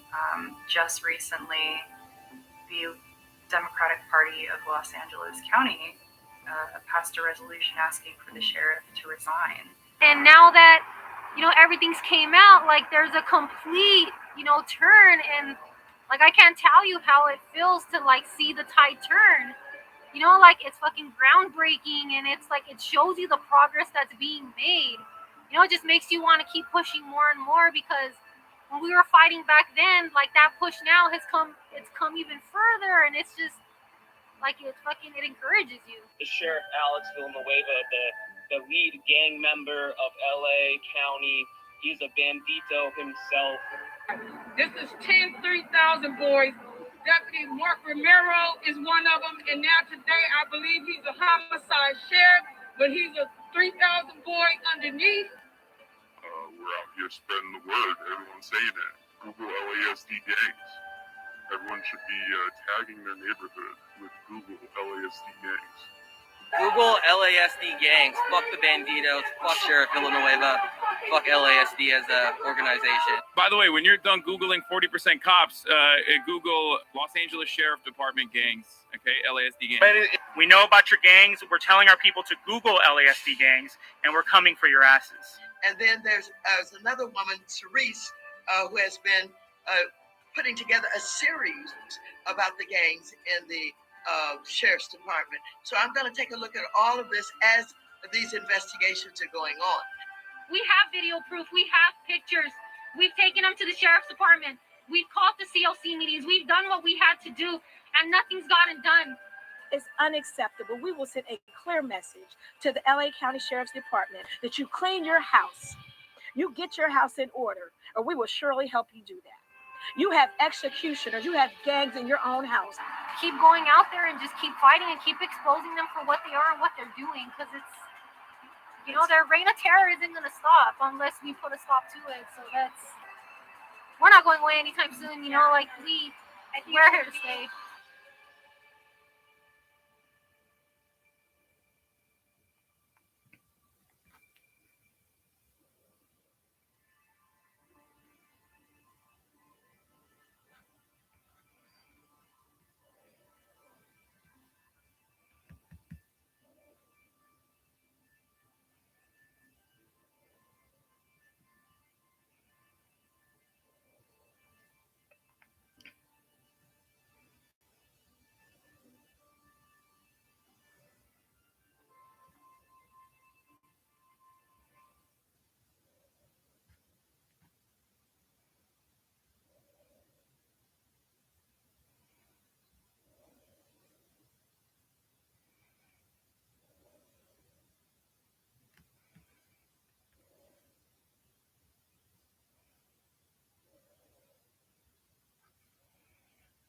Then you kept doing it. They're like, okay, I'm gonna show you.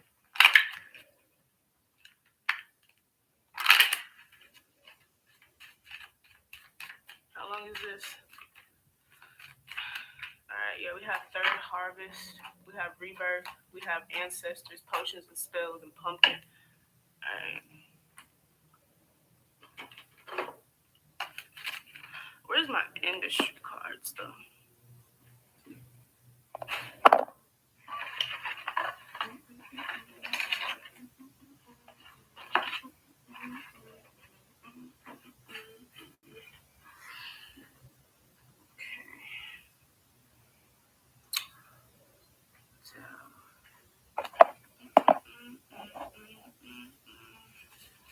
We have reverse psychology. Like I said, something was only a test. Someone wanted to see who was down with you for real. I'm also getting someone who was attaching to your energy so much that was about to get some type of something that was attached to you. All right. But thank God we detached their energy. Yeah, we have reverse psychology. We have black on black crimes. We have pay attention to symbolism. We have hidden agendas. We have prostitution. We have the whole family is in on it. We have child exploitation. We have we want your soul. We have industry plant. We have isolation. We have numerical symbolism. We have child sexual initiation. We have same-sex initiation. We have crucifixion. Yeah, stage destitution. So someone wants to kick you out because you're sexy, I guess. Hey. Okay. Yeah, look deeper. It's a cover-up. We have witch.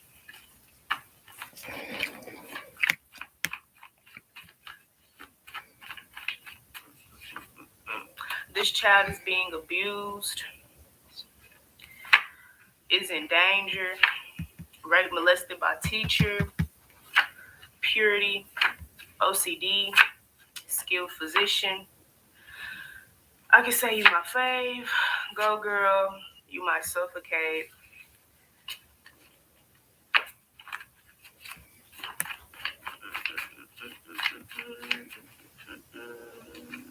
Says the way I did you was illegal. Okay, translations of powers, twin flame. We have danger to others. Like a butler, I just wait on shit. Father of family. Okay, say my name. License to kill. And then seek help now. Alright.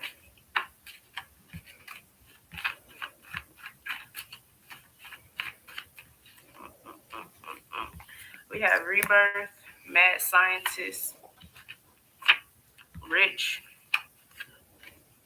middle aged, look deeper, fallen angels, sexual abuse, trickster spirits.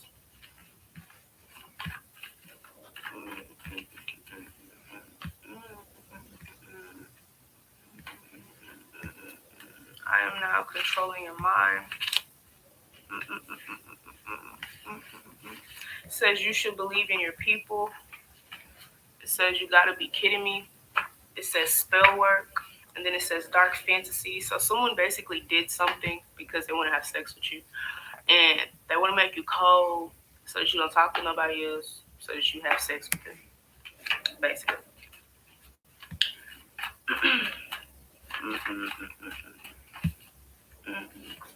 We have child pornography.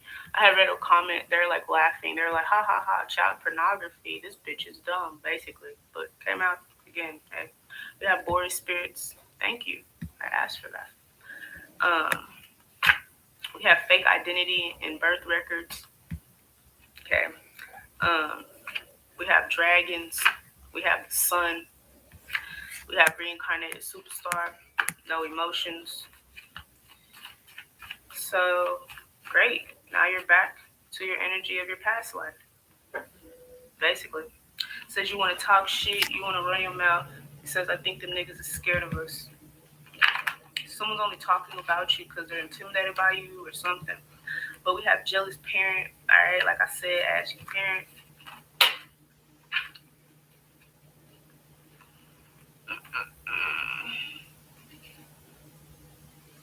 So secret societies.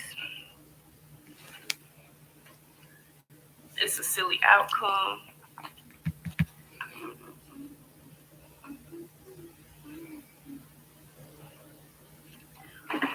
Scrimmage like you a champion. I wish.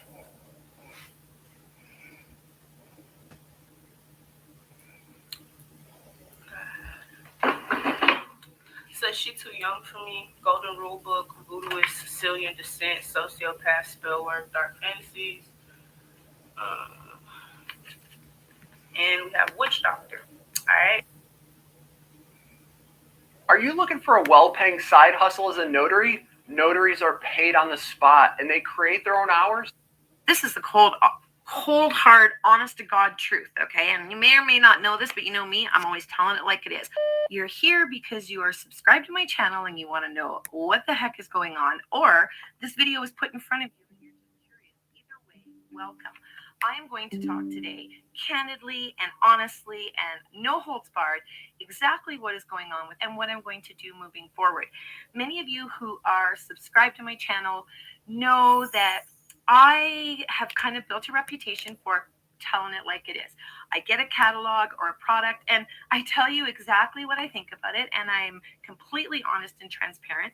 And sometimes I like things and sometimes I don't, and I'm going to tell you that. I will never, never, never change that moving forward with any product I ever use. So, where has that gotten me with Stampin' Up? Well, let's talk about that. The most important thing it's gotten me is your trust. I know without a shadow of a doubt in my mind that when I tell you something, I know that you find value in that and you believe me. Many of you come to my channel specifically to see my catalog reviews or my product reviews, specifically because you know I'm going to tell you like it is.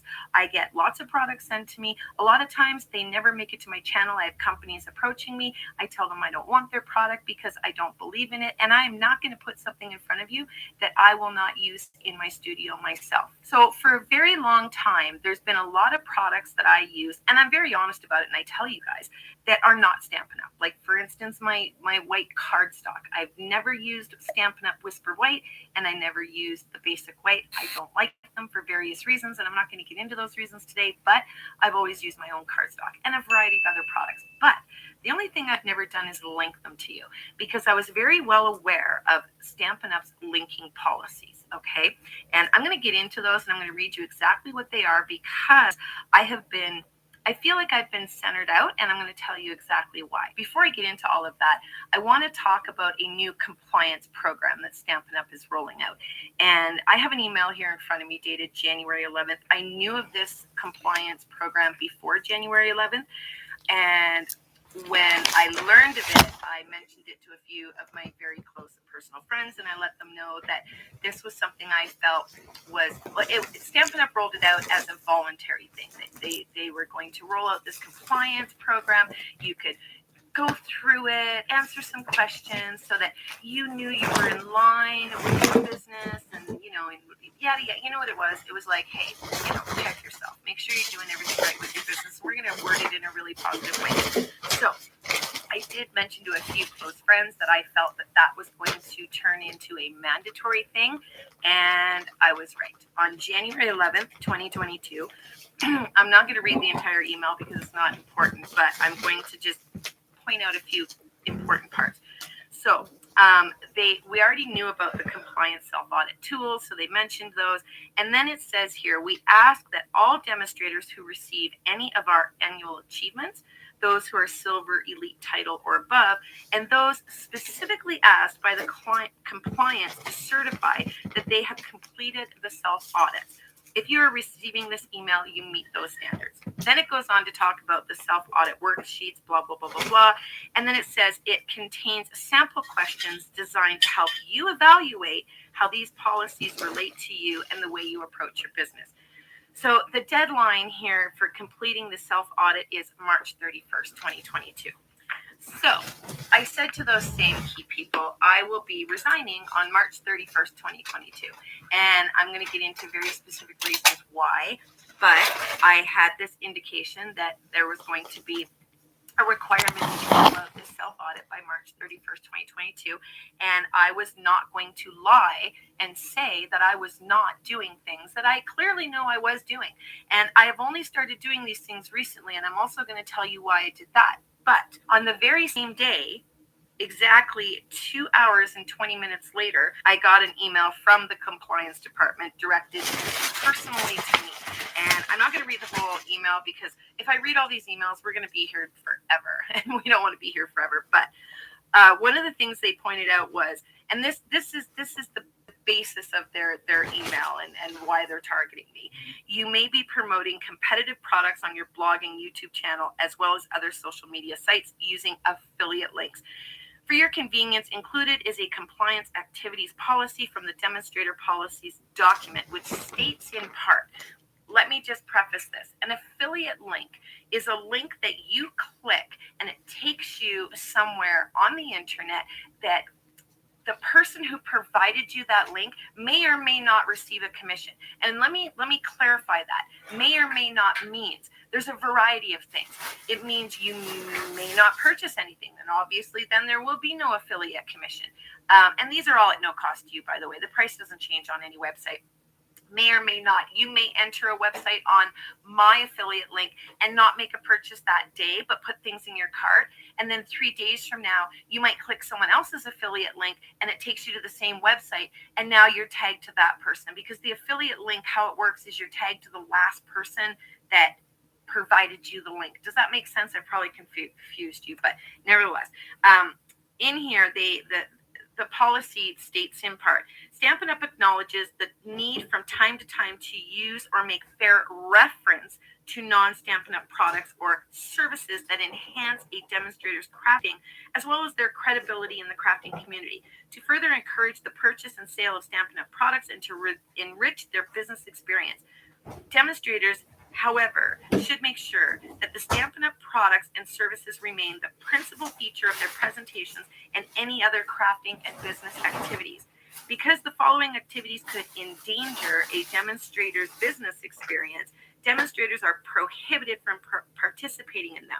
Demonstrators may not. Now, this I want this to be very, very clear. Demonstrators may not receive compensation in any form from promoting, marketing, or selling products or services that are the same or similar to Stampin' Up. And that means, period. That doesn't mean, oh, I can do a video just on Tim Holtz, and as long as I don't show any Stampin' Up stuff, then that's okay. I can link to Tim Holtz. No. If you see this plant in your backyard, don't step on it. This neglected plant is more delicious and nutritious than most garden plants people care for. If you pull out this weed to protect your crops, you throw away something much more valuable. Calorie to calorie, purslane is one of the most nutrient-dense foods on Earth. It also has the highest concentration of omega-3s compared to any leafy green vegetable. On top of that, you can take advantage of its anti-inflammatory properties by turning it into a poultice. This is just one of the many neglected plants that might be growing in your backyard. Plants that not only can save your life one day, but that you can put to good use right now. If you know these wild plants, you will never run out of food, no matter what food you can bring. Today, I would like to show you some of the ignored plants that every person should know. So pay close attention, as one day you may need one of them. During the Great Depression, it was plants like these that fed many Americans, saving countless lives from starvation. Unfortunately, this knowledge of wild foods and medicinal plants is almost lost to history. Very few people still know how to work with these neglected seeds or how to identify them. These wild foods are much healthier. They are not genetically modified. They don't have pesticides. They don't need any care or maintenance. They are everywhere, and they are free to grab. Also, with medicinal properties, you can use them to create potent remedies for you and your family. It's funny how we can instantly recognize.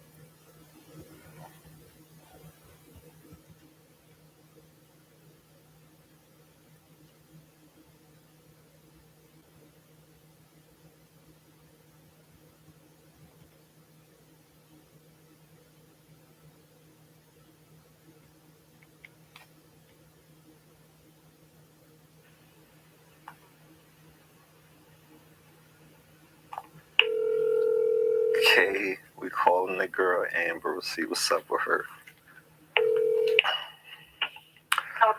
Hey, what's up? What's up? Hey. How you doing? I'm good. What was you up to just now? Just sleeping, laying down. Oh yeah. Okay, you getting some good rest, I see, huh? Yep. Oh, I'm so proud of you, girl. Thank you. Hey, listen, everybody are so proud of you. The support that we've been getting for you is amazing.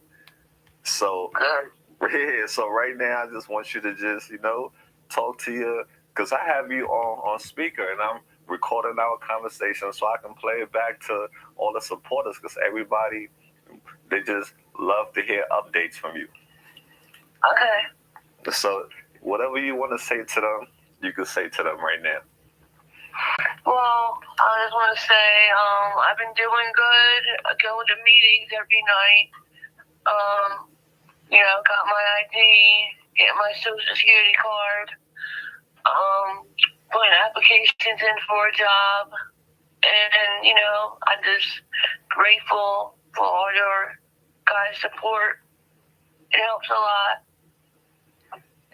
Wow, that's amazing, Amber. And anything there you want to do from here on forward, don't rush yourself, Amber. Don't put too much on yourself all at once. Okay, take one thing at a time. because a lot of people, when they trying to get back on their feet, they put too much things on themselves because they're like, oh, I'm trying to stay busy, but sometimes that's not a good thing. Yeah. You want to like move as slow as you can. Yep. The job thing is definitely good. That would definitely keep you busy and stuff. But besides that, what are some other things that you wanna do in life? I just work. I don't know yet. I'm just taking it day by day. Just want to say something. Yeah, you are definitely on the right path. You're doing the damn thing. I definitely promote you every day. Encouragement, and the letters are on their way. The letters are on their way. Trust me, I already put it out there.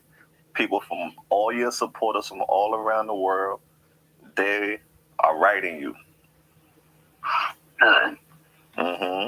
Right now, I'm writing on.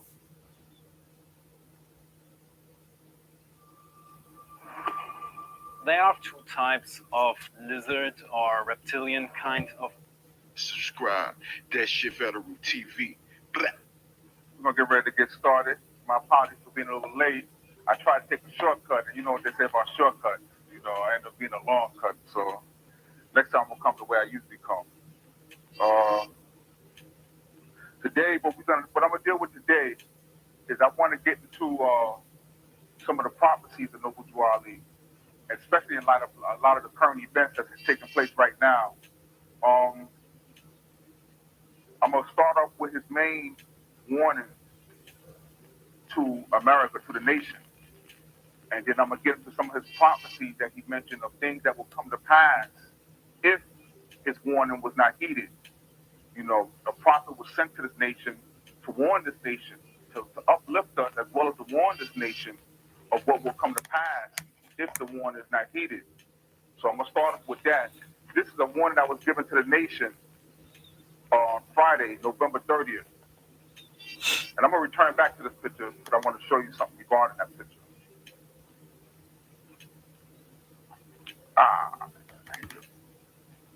Let me know if it cut off.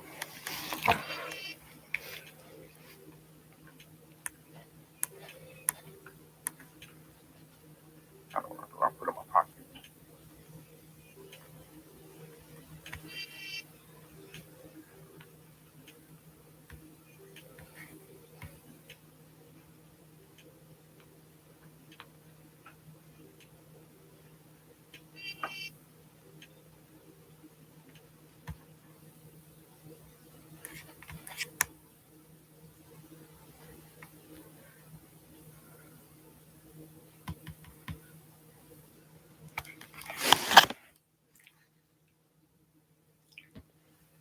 Okay.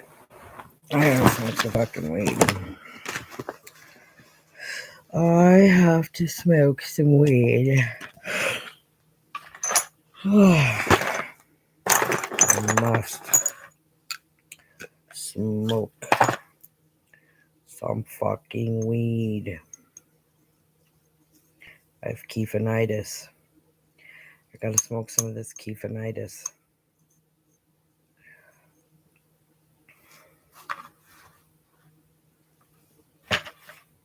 I'm gonna smoke some pot. Oh, you fucking dirty goddamn cocksucking motherfucking whore. I swear. I do declare. Claire.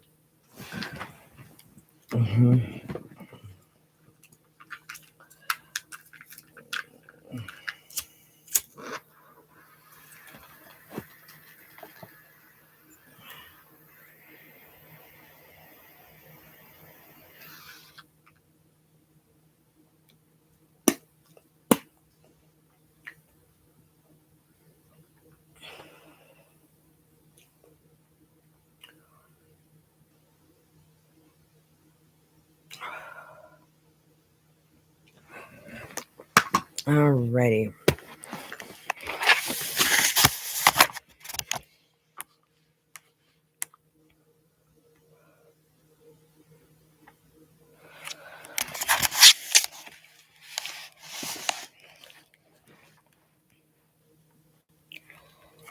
You was hidden by Joe.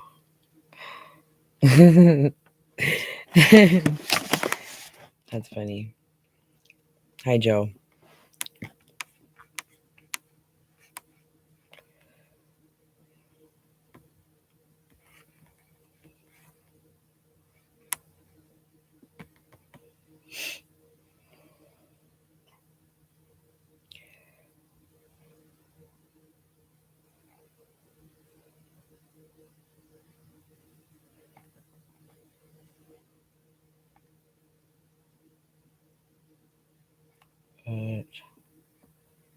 Whoa.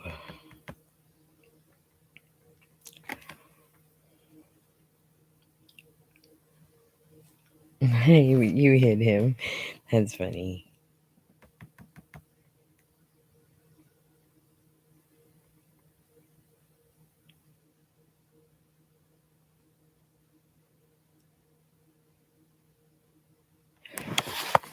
Let's see here.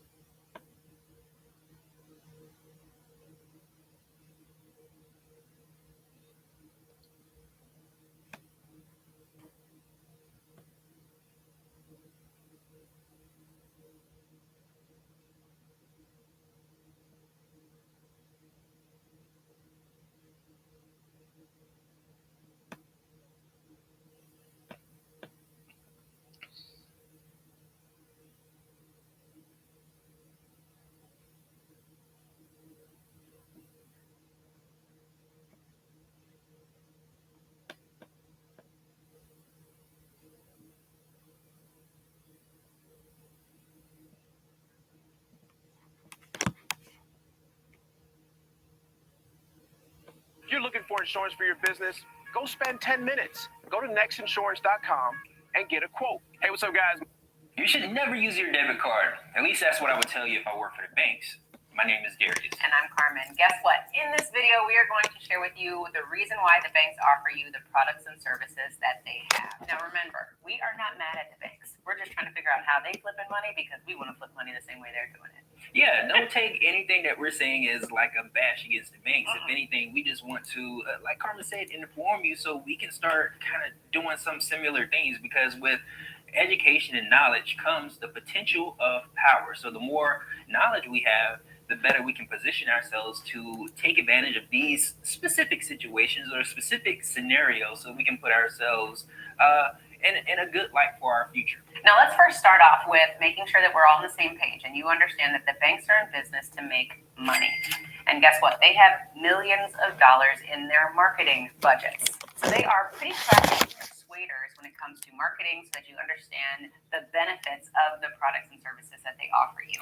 Now, wipes money from your credit card, the banks will replace the funds. Yeah. Whereas if you use your debit card, it's a more arduous process to try to recover those funds. I know it is possible to recover them, but the credit cards replace them, that the banks replace those funds on the credit cards a lot faster than they do the debit cards. Right. And why is that? Well, it's because they are able to charge you for, just fees and things of that nature, which they can't charge you on your debit card. Now, if they charge you that stuff on your debit card, then they may offer that. It comes with a cost with payment protection. So if you want that payment protection, you have to use your credit card. Yeah. Now, let's go back to the baseline. So the reason why the banks offer credit cards, which is a product and a service that they share with you, is because they can charge you principal and interest.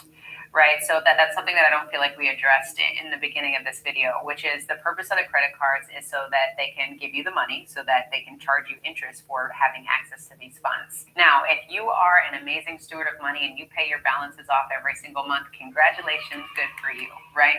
But we have to think about the average American. The average American isn't doing that. Yeah. The average American has over $6,000 in credit card debt at a 20% interest. Yeah. So we're doing this video because we want to just let you be aware of the potential situation you could be putting yourself in for, no reason, just because you're not disciplined enough to manage your funds. And because of marketing. And because of marketing. Right? Marketing is so persuasive because, it's sexy to use your credit card. It's exciting, everything else that they provide with it. It overshadows why you would use your debit card, why you would save money in the first place. Like, you never see marketing videos about using a debit card or a savings account. Why? Because it's not advantageous for the banks, really. Using a credit card is more advantageous for the banks. Again, not hating on them, just making sure that you understand what's going on, because we're not taught this information in school. And we don't want you to be a product of marketing because you're unaware of what's happening around in the background. So like we said, the very first point, purchase protection. Of course, they're going to cover your butts if you use their credit card, because they understand that they're probably going to catch you slipping, and you're going to have to end up paying some interest on this credit card in order to protect the funds. Because when we think about it, if the average American is $6,000 in debt at 20% interest, that is millions, billions, trillions of dollars circling in their accounts that is allowing them to keep making more and more money. Right. Now, the idea for the bank is not to have capital, but to control it. And that gives them the ability to control debt, which means they make Now, but on the contrary, Motherfuckers fucking around on my back porch. put a plan in place so that you can take advantage of the protection, because it does. I'm gonna blow your fucking heads off, motherfuckers. I hate to tell you. It's a problem is when you start overspending while you're on vacation. When you start getting a balance on your credit card that you weren't planning on getting. That's when it becomes a problem. Yeah, we know for us personally, we very much appreciate the purchase protection because we travel constantly. And so having a credit card on hand is nice because, sometimes when you travel there's things that come. However, there needs to be a plan in place to make sure that you're not overspending on your vacation, exactly like Darius said. Right. Now, the second point that we want to bring up that the banks offer with credit cards that they don't offer with debit cards is rewards. A lot of times, there are a lot of people we speak to say they only use their credit card because they want to get all those travel points. They want to get all those rewards. They get the 2 miles back for $1. Now, that's not free. You have to spend the money in order to benefit from those rewards. But that's just another perk that the banks offer so that you can get into. Yeah, and you have to understand the ratio behind your spending versus the rewards that they give you, right? You have to spend quite a significant amount of money in order for those points to add up and you'd be able to take advantage of something. Because, 200 to 500 points is going to buy you maybe a razor. Maybe a shit razor on the gift registry site. So you have to, again, remember, if I'm going to spend X amount of dollars on this credit card, again, possibly a then the banks are going to reward me for all this spending that I'm doing on their card. So again, think about these things. Motherfuckers I have to fucking spend around on money my in order to back get the porch. rewards. Does it make sense for you to Telling me spend money I'm to get dead. the rewards? Because now you're lining someone else's pockets instead of your Yeah, own. you heard that. Instead of I know using you those heard funds that to either noise. pay yourself first or create your own banking system, you're continuing to allow the banks to circulate your funds and gain more and more interest from you. Now, if you want to learn how to create your own banking system, then click on the link below, because Darius and I teach our clients how to control their funds, how to own their own debt, so that you can finance your own lifestyle in order to get ahead like the I banks do. fucking dare you, buddy. I wish you would, honey. I wish you'd fucking try. I'd love nothing more. I'd love nothing more, fucking dipshit. Fuck you off, motherfucker.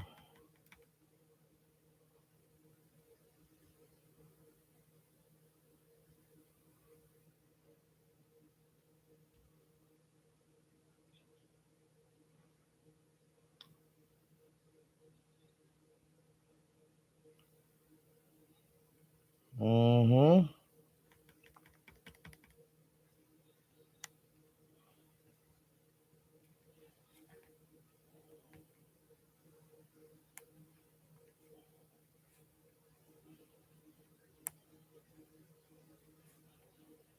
Mm-hmm.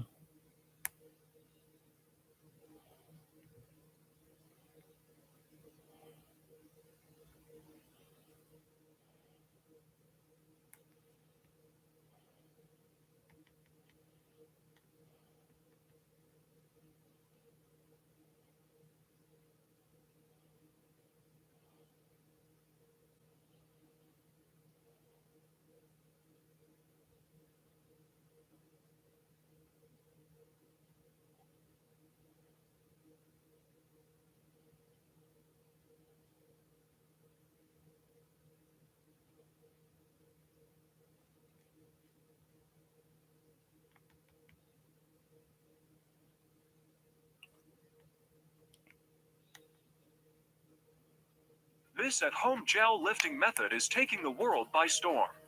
Just try this method correctly twice.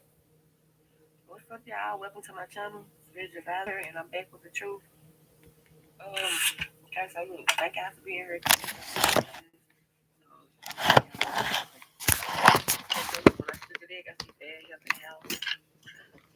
Yesterday, he came out of my reading. I was saying somebody could be in the house sick and need some help, and they too stubborn to say something.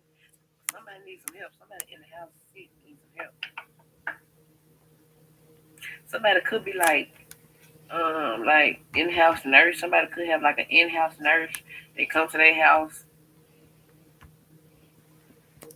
and check on them, or like change their bandages and stuff like that. So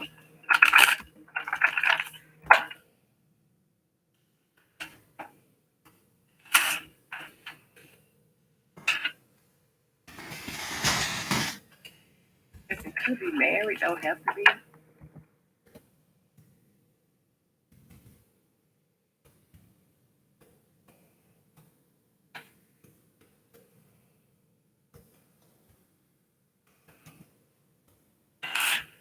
Why I'm hearing that song, living my life like it's golden, living my life like it's golden.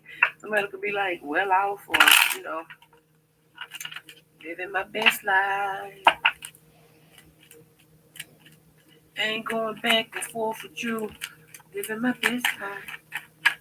Ain't going back and forth with you. Somebody like, look, I'm not gonna go back and forth with you. I really live my best life. You know what I'm saying? Somebody might be finna get a divorce. Somebody might be finna get a divorce because either somebody stole something from somebody.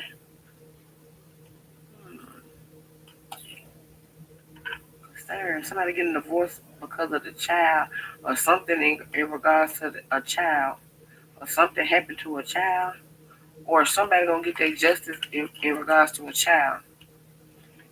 I see that child card, and then that's the judge right there. For somebody stole something from a child.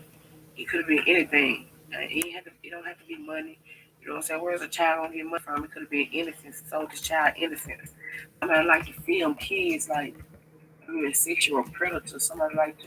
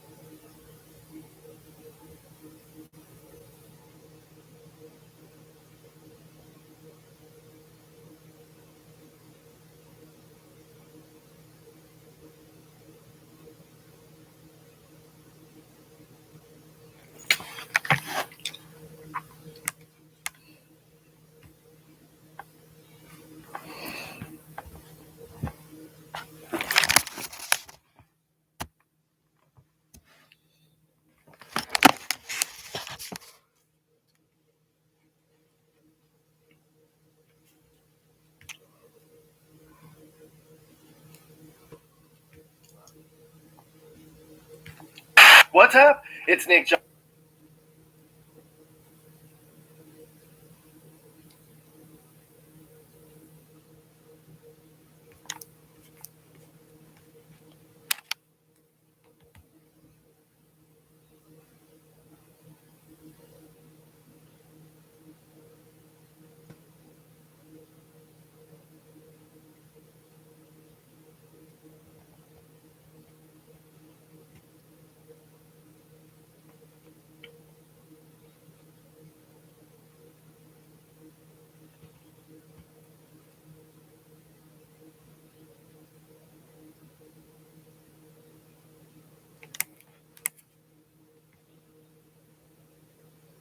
When I first started making music, I just used to send loads of links from SoundCloud to kind of expose it to as many people as possible. What is good, Credible Woman channel? It's your boy, Bob Lemon. Today's. We passed Halloween. However, I thought this was rather interesting after all of the coincidental deaths that we have received in the hip hop game in the past 2, 3, 4 years, including the most recent, Young Dolph, as well as Lil Loaded happened a couple months before that. Obviously, Juice WRLD, Lil Peep, XXX Tentacion, Mac Miller, and just the countless others that may not be as big of news. In fact, some of them hold a very interesting similarity that benefits one party, so it makes you think, what is really going on here? Not to mention the fact that the hip-hop game derives from somewhat of a dark world, many times at least, from the dangerous streets of inner cities, gun violence, drug abuse, and the sorts. And of course, labels know what these rappers are doing. And so it almost seems as if they don't really care if this stops because they're getting paid either way. Which leads me to the topic of the video today, the dark secret of the music industry, the death clause within most, if not all, hip-hop contracts. But firstly, I want to shout out Sad Boy Snow, who sent me this picture and began my journey through the rabbit hole of this death clause, by which 4 very recent deaths of well-known rappers, some of which we all know and love, were signed to Empire Records. In fact, someone posted all of these coincidences on Facebook saying it's a known fact labels take out insurance policies on their artists. He needs to be investigated. And I'm not saying he had anything to do with their deaths. However, it is a bit suspicious that 4 of the deaths occurred with Empire Records specifically, including the likes of XXXTentacion, the legend in the making, Young Dolph, the most recent in Memphis, King Von. But either way, we're not here to be the feds. I'm not going to assume anybody goes through the treachery of setting up their rappers. But it still did force me to beg the question, do music labels take out life insurance policies on their artists? Is it that common? And then I began searching through the interwebs, reading, sifting through case studies, and found an old school rapper by the name of Bushwick Bill that actually sued his label over a life insurance policy that he did not realize was written into his contract. In summary, he said the company made itself the main beneficiary of the life insurance policy rather than his family, who would normally claim these funds. Industry sources say this practice is rare, but not unusual. Well, from the research that I'm about to share, it ain't that unusual. But in this case study from the late 1990s, Bushwick Bill alleges the label demands all artists on their roster to allow the record company to take out life insurance policies on them, with Rap-A-Lot as the beneficiary. He then continued, I think it often makes the artist worth more to a record label dead than alive. And what's even more suspicious is that after he found out about this policy, he attempted to get out of the contract and alleged that employees of the label assaulted him at a Houston, Texas comedy club, likely trying to kill him so that they would receive this life insurance policy before he could get out of the contract. In fact, according to music industry attorneys, Wilson's allegation that an artist may be worth more to a label dead than alive is precisely why some labels insist on taking out life insurance policies on their artists, when it is not unheard of for labels to put a clause often in their contracts where the artist may live the lifestyle or participate in recreational practices that are dangerous, inherently increasing the likelihood that they may pass away from their own.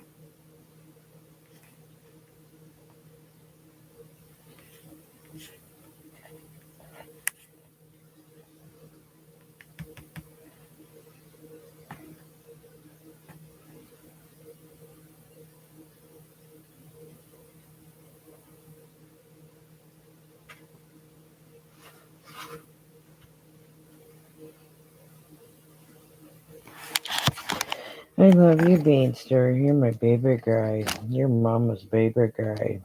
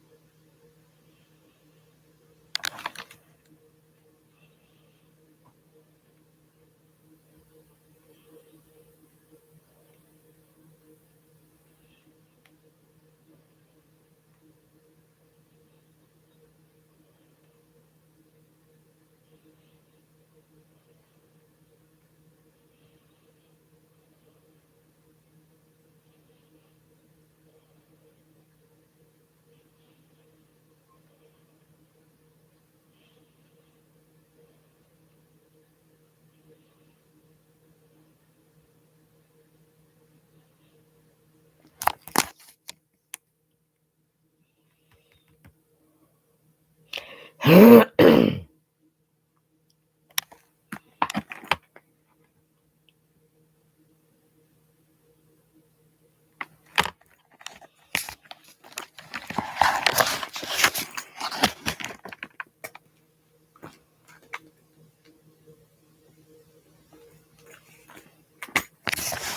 fuck, you stupid fucking whore.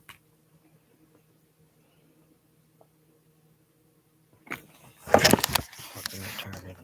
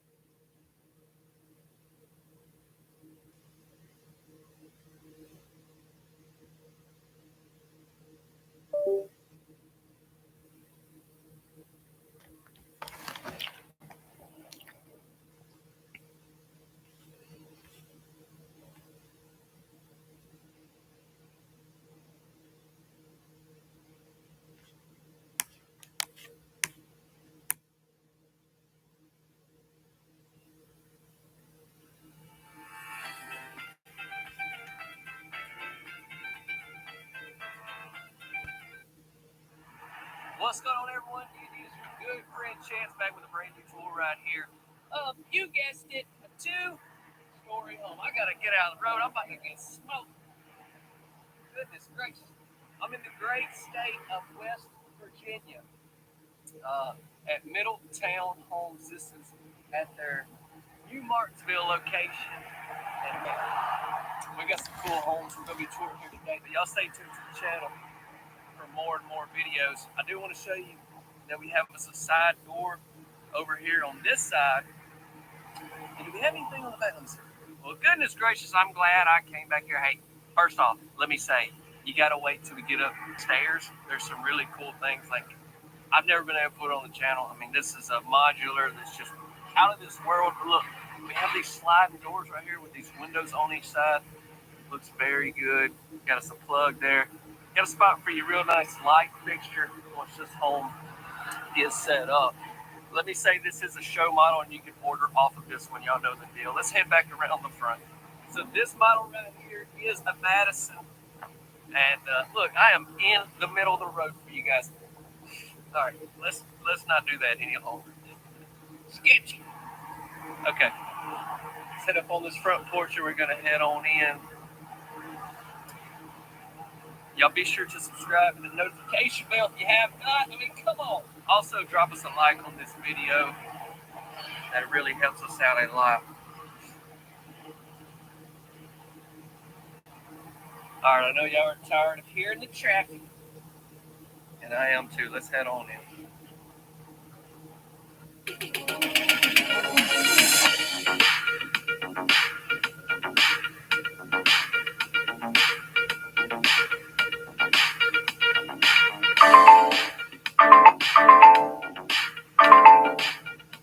Goodness gracious. Whew. So there's our food against all that, but first we gotta check out some other things. Let's go ahead and start with this half bath that you're gonna see.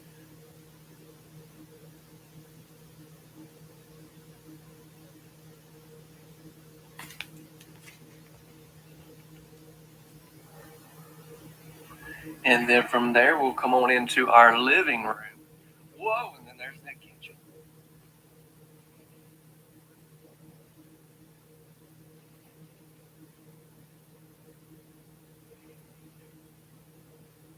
I toured another home kind of like this at one of their other locations. And like this is the first time I've been able to ever tour anything like two-story like this, but it's not very wide, it's just tall. So it's just something new to add to the channel. I'm excited to see what y'all think about it. This is just a big storage closet under your staircase. But I did want to at least give you a quick shot of that. Now we're going to venture over into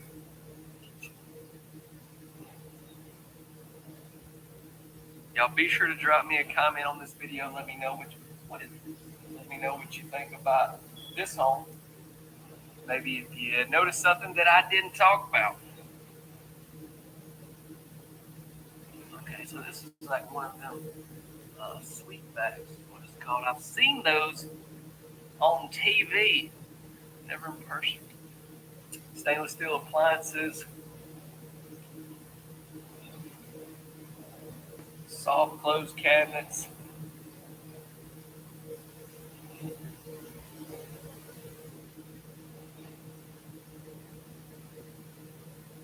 Got this nice window over your kitchen sink. Like I said, this is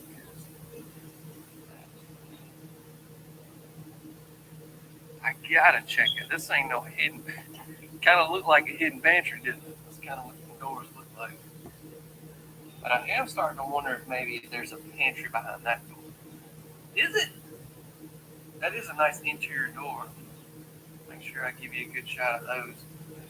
Is it? Oh! Oh, yes! Like, I promise I have not even seen inside of here. I can't believe it. It's a walk-in pantry. You even got some cabinets right here. You got your little countertop space. You cannot go wrong with this, y'all. This is like, you cannot beat this, you know? Best of the best right there. It's right here, close. And then from there, we walk around here, and we have our dining area. And I like this look right here, these sliding doors, these two windows on each side.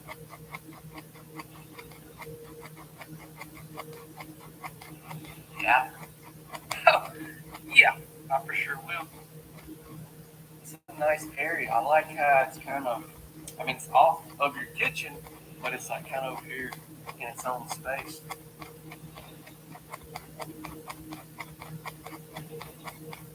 We're gonna go ahead and head in here because we got some upstairs to check out and all that as well. Yeah, the interior doors, man, I don't like it on this one. I know, like I've noticed little stuff that I picked up on, like I didn't even realize. Like there's all kind of options for interior doors. Make sure it's just your furnace. So there's that side door facing the house. It's on the right side, spot for your washer and your dryer right here. Not just a very big utility room, but behind that door goes into your main bedroom bath. So I will shut it because I'm going to save that so we can check it out from the main bedroom. But yeah, I mean, you got the essentials in there. And then we circle around here. Oh, look at this. We're already going upstairs. This is going fast. Should we go ahead and look? Let's go. Y'all want to go? Okay. Goodness gracious. We got us a hangout area. But that's not it. Trust me. This is just the start. So, I mean, this is like the stuff that I'm talking about. When I go out and I try to find unique homes, this is what I'm talking about right here. Y'all be sure to drop me a like on this video. I would really appreciate it. I'm a long ways away from home. I just need a like. I do miss my family for sure. Alright, so we head into this bedroom right here. This is the first bedroom of the tour. Definitely not the last.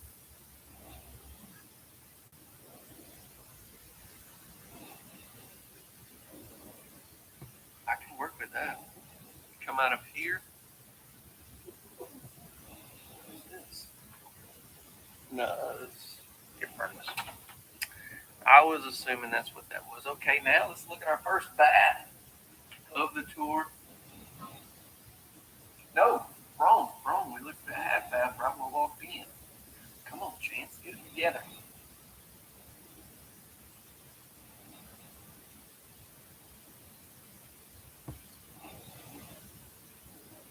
Got the shower tub combo in here.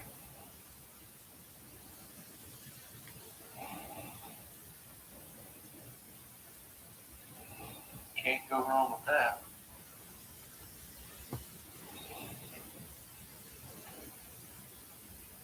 Okay, 2 more bedrooms.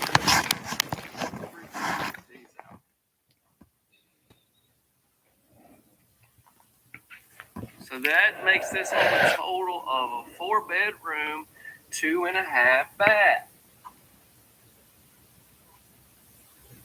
You got a door. You got a door in your closet. I do have to say, for those of you that follow the channel and know a lot about me and all that, I'm from Mississippi. And so this area up here is totally different. It's amazing. Like, honestly, until I really started doing these videos, I didn't really travel a lot. Like, I didn't even start flying until I was doing this. Took my first flight last year. But, like, I have seen some country. And I'm telling you, like, the mountains up here, like the roads, I mean, it's just so much different than back home. It's just crazy that it just blows my mind. It's like, I don't really know why I'm even really sharing it. It's just, it's amazing to me what God's created. It's crazy. All right, let's go down here and look at this main bedroom. Let's go.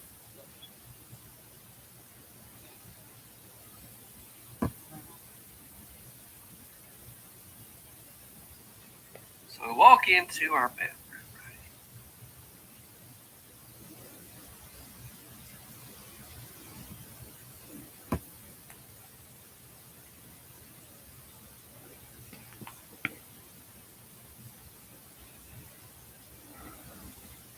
Oh. Let's go ahead and take a look at this closet while we're over here.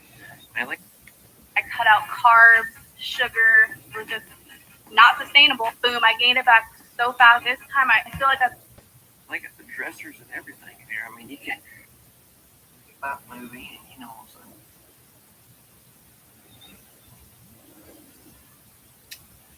Definitely could go some bottom shelving in this closet here if you would like a little more area.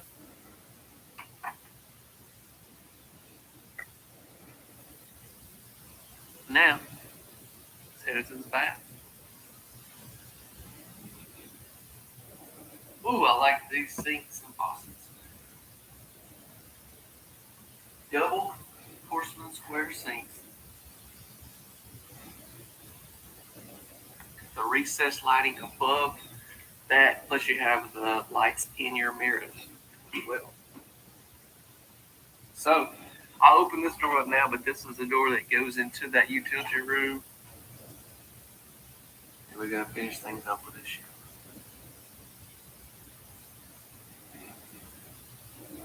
You got the towel shower.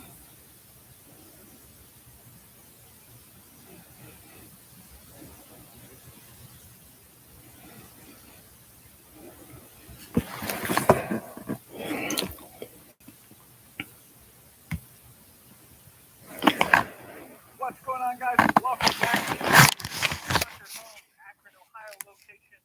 We are currently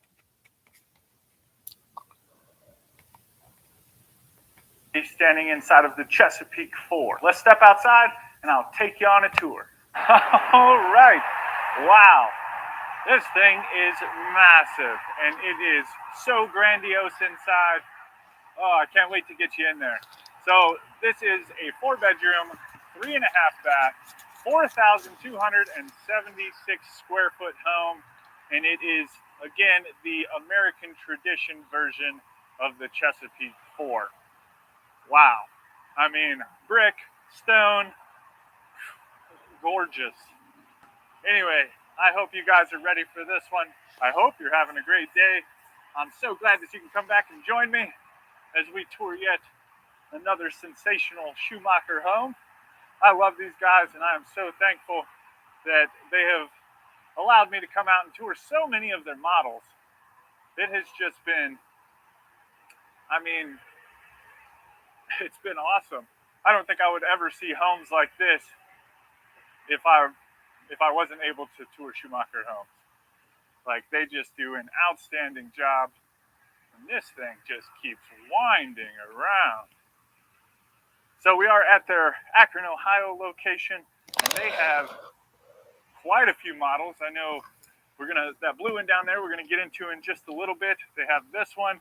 Next to us they have an Olivia, and then they have 3 more on the other side, one of which is a brand new model that is getting built. So super excited about that. Coming around to the back, windows everywhere. Y'all, this home has 2 staircases, one in the living room, one in the entrance. It is ridiculous. And then you have this really nice covered back porch. You got the wood up on the wall, up on the ceiling, and then entrances from all the way around this home. And then from here, you have windows looking into the master bedroom, and then coming around to the side. Now I think this may be one of the biggest design centers at any of the Schumacher Homes locations that I've been to. That thing is gigantic when you go inside, and it's just a whole experience. Every one of these little model centers that I go to, I love it when they provide an experience when you're out here looking at the homes. You know what I mean? It's not just like, oh, here's a lot, go look at the homes. No, they got these beautiful pathways. They've got all types of stuff going on inside of the showroom. So many different things. But anyway. Whew, are y'all ready to get inside this thing? I am. And even in here, look at this. Massive. One Medical is on a mission to transform healthcare, and we've teamed up with Iora to do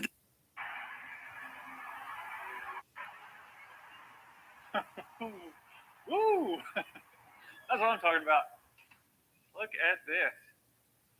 All right, so this is your view when you first walk into the front door.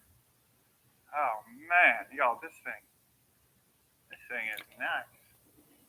All right, so your foyer, you have this tremendous 2-story foyer right here, like making a statement when you walk into the home. And then turn you around again. You got this kind of curving stairway. Beautiful. All right, we're going to go ahead and start over here to the left as you enter the home, because this is what all that is over here. And it is this nice office area. It's a flex room. You know, it's got the vaulted ceilings in here. Very moody. I like it. Like you're coming in here to do some work. Get busy. So, but for, you know, you can honestly turn this thing into whatever you wanted it to be.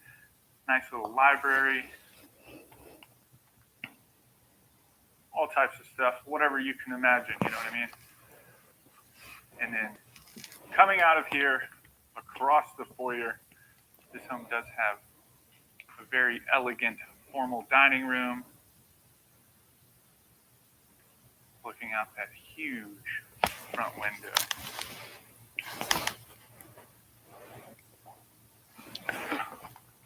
Y'all, I'm tickled. This thing is, I am digging it. I don't even know which way to go. We can go every which way. So out of the formal dining room, you kind of start peering into your living room. Let's go ahead and go in here. I don't know how to keep like any type of, man, huge coffered ceilings up there. This thing is humongous. So lovely, great room, floor to ceiling fireplace. Got your gas insert right here. Big old sliding glass doors going out onto your back porch. And we'll make sure to get out there in just a little bit. And then this is your view from down here in the great room, looking back upstairs. So you can see where the stairs from the foyer lead up to the second floor. All right, so let's go ahead and stick to this side of the house. Stay into the left side. Oh, they got us, man. All right, so this is entering into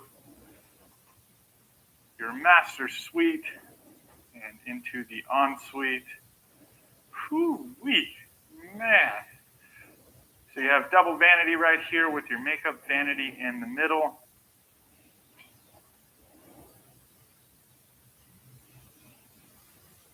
Nice little arch up above it. Huge soaking tub.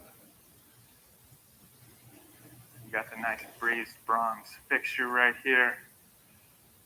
Nice crank out window and a big old picture frame window right there. And then I'm going to try a magnanimous shower. Man, oh man. This thing. Tile surround, the shower tray is tile. You got a bench over here. And this thing is, wow, so much space in here.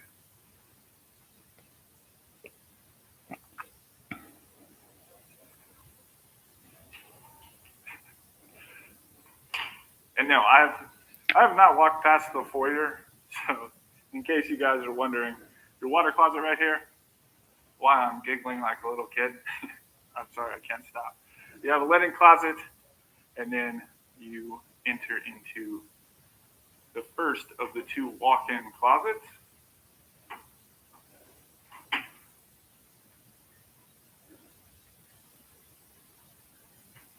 And then into the second.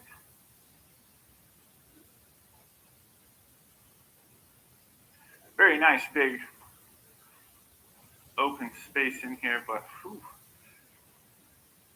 it's going to be one surprise after the other in here. I can feel it. And then from there down the rest of the way, you enter into the master bedroom. You have a nice exposed beam up there with your cathedral ceilings. Gorgeous sleigh bed. Got the leather on the end. Nice.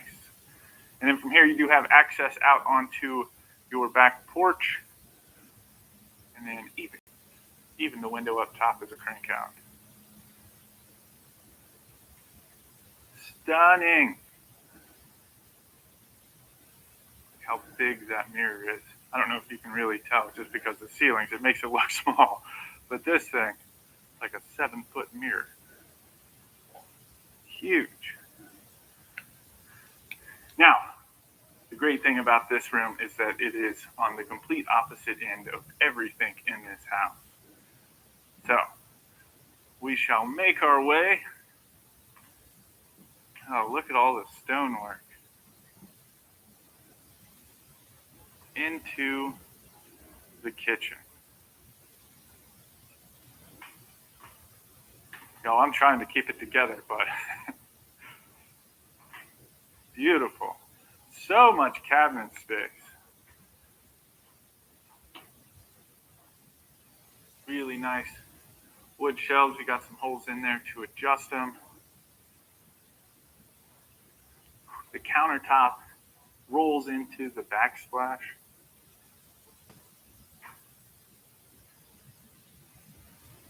Wow.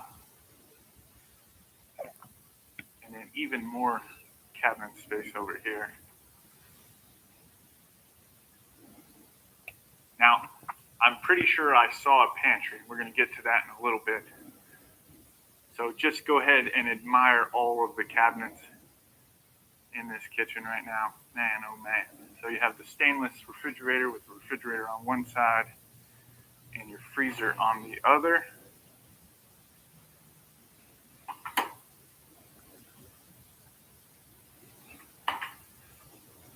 Check out these corner cabinets.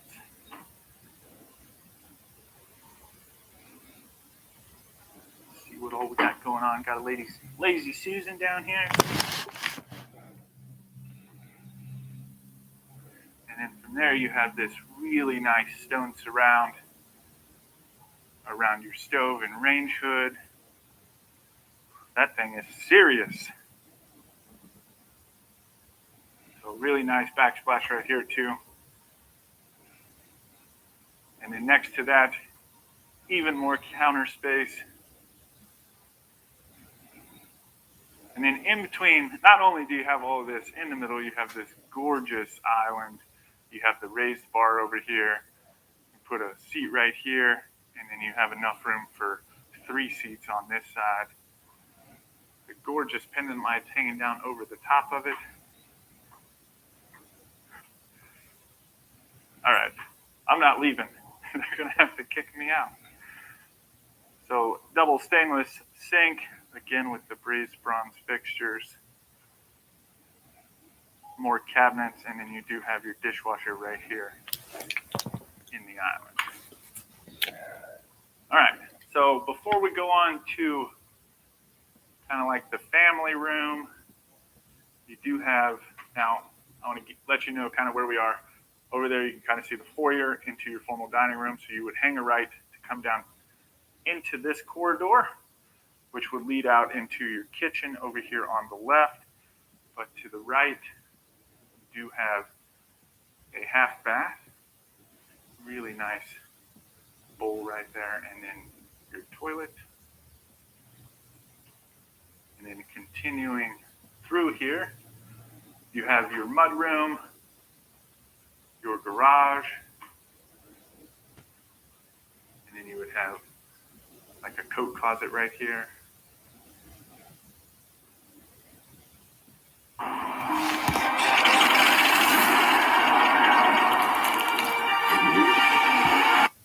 Okay, I thought we saw a pantry, but this is your utility room, so you do have a wash basin and then washer and dryer hookups. So that makes sense why there's so many cabinets. You have cabinets for days in there. All right, so coming back through the kitchen, into like your morning room. You have another eating space.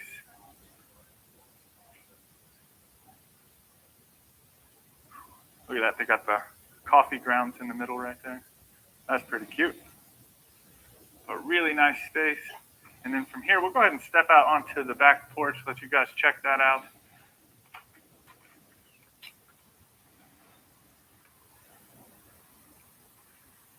So really nice. You have access into your master bedroom, and then of course from your formal living room. And then you have the recessed lights up here with a couple of very nice. We're not even like, we still gotta go upstairs. Oh my goodness. All right. And then towards the end of the house, you do have a lovely den with a second fireplace, another nice stone surround, and then you have a mantle up above it. So, whew, that's what I'm talking about. All right, so from here, we're going to head upstairs, and we've only seen the one bedroom, so we still have 3 more bedrooms to see.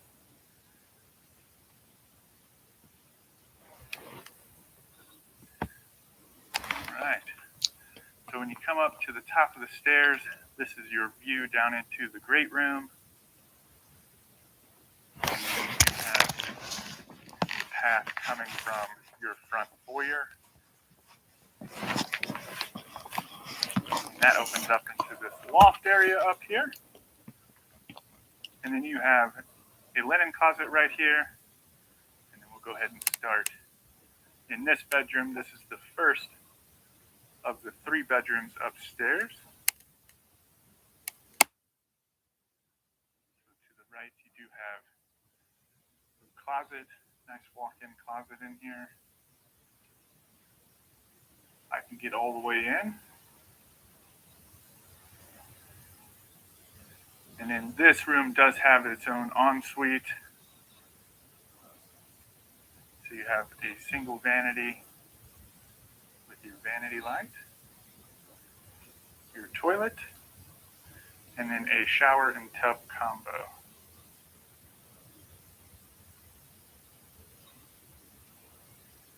Into the second bedroom. Now this bedroom and the next bedroom share a Jack and Jill bathroom. Get over here in the corner and let y'all check it out. Again, I've loved the decorations in this house. Very nice.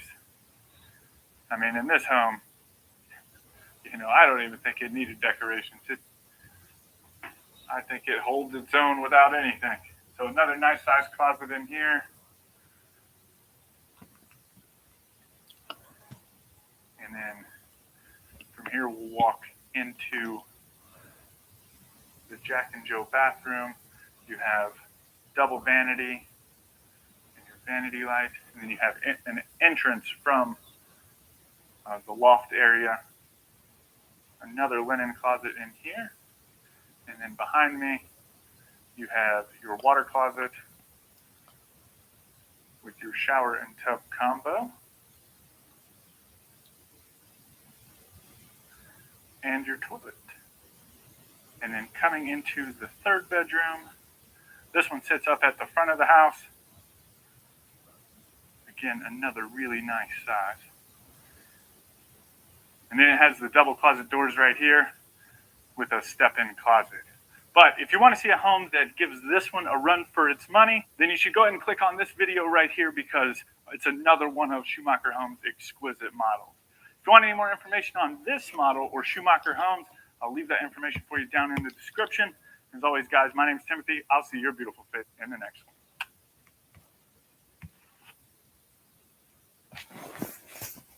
To win a home offer these days, you need to stand out from tough real estate competition. A home offer backed by Fly.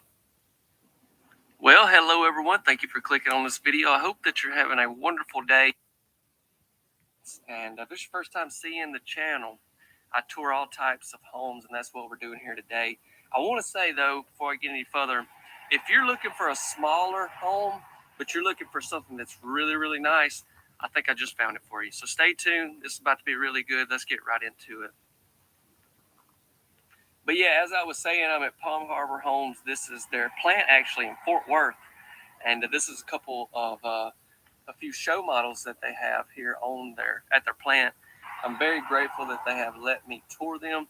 And yeah, they're all very unique to themselves. I just want to show you a couple things that we're going to head in. Like this home right here is full of surprises. I don't know which one will be coming up first. I'll put up some text that I've already got on the channel. Okay, so here on the back side, we notice we got the light, which that's on the front as well. But we got all these lights in your eaves, look great. We've got a back door down here. There's a big window over your kitchen. This home, I'm telling you guys, is dressed up nice. All right, let's head on in. If you enjoy content like this, I'm going to encourage you to subscribe to the notification bell. And if you'll drop us a like on this video, that really, really helps them out a lot. So if you would take the time to gently tap that like button, I would appreciate it. I love the siding they went on this one. Actually, that's on every home here. That's pretty much 100% of what they do on all their homes. I'm pretty sure on that. So you're not going to see any vinyl or anything like that.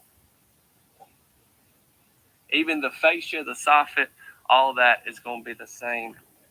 Smart board is what they call it. Keep in mind, colors and stuff can always be customized and that sort of thing. But I love how when you walk up here to your front door, if it just so happens to be raining, well, it's no big deal. Okay, you're good. You're safe. All right, y'all ready to head in? Let's go. I would just like to say before we head into this front door today, if you're watching when the video has been uploaded, it's the 1st of 2022. I want to wish every one of you a happy new year. I hope all of you that are watching, while we're on the subject also, it's rough. It'll be coming up towards the end. Y'all stay tuned for that. But for now, let's head into that front door. So as you walk in, you get this really nice living room.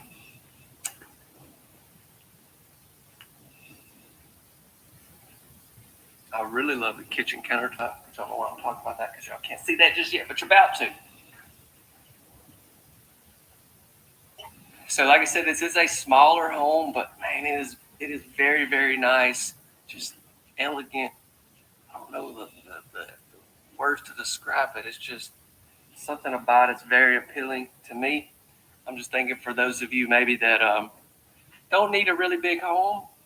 Maybe the kids have moved out and y'all want to downsize, or maybe you're just getting started, just getting married or whatever, and need something kind of small.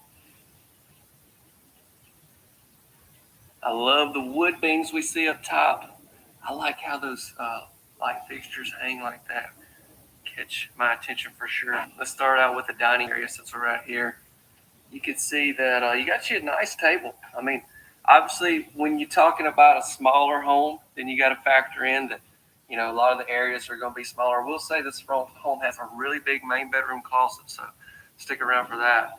But yeah, I mean, it's not just a huge dining area, but plenty of space, for this size home. And we flow over into the kitchen. Now, this is the countertops I was talking about. Look at this. Have not seen this in anything yet. Wow. Looks great with that blue.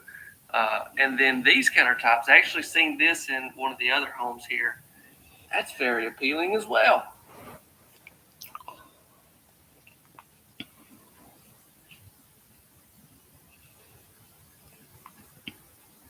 What a faucet.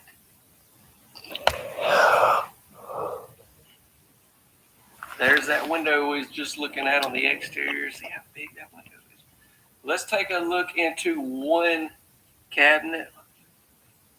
I like the colors of these cabinets. I'm a fan of that. I can't think of the name of that one. I know it. It's on tip. You know it. You know what it is.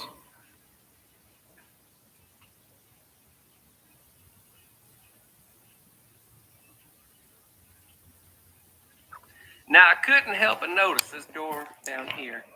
I do want to say we got brand new appliances, Whirlpool appliances. And I'm starting to wonder, do I need to stretch? Oh, it's not pantry dance worthy, but it is a pantry. I hate to say that because it almost makes it sound bad. Like, at least it's got a pantry and it's good size. The other home over there, maybe both of the others, I'm not going to tell you any more than that. Maybe both of them get pantry dances. I don't know. I'm going to keep. You've probably already seen them. I don't know which one will be out first. Let's check out this. Okay. So let's just look at this with this closed, and then I'll open it back up.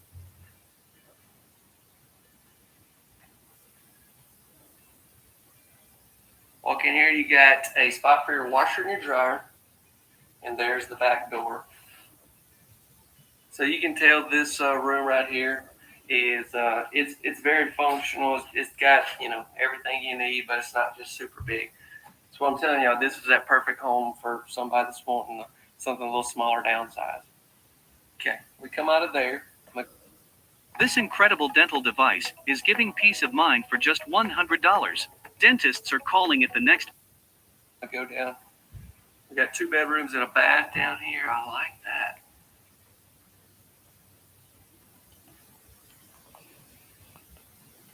Let's go in our first bedroom.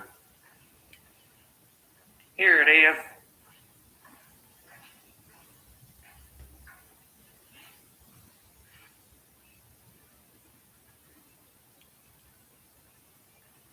Interior doors in this home are really nice.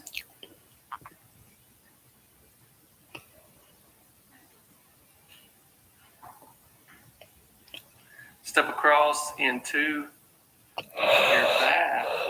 Second bath, or guest bath.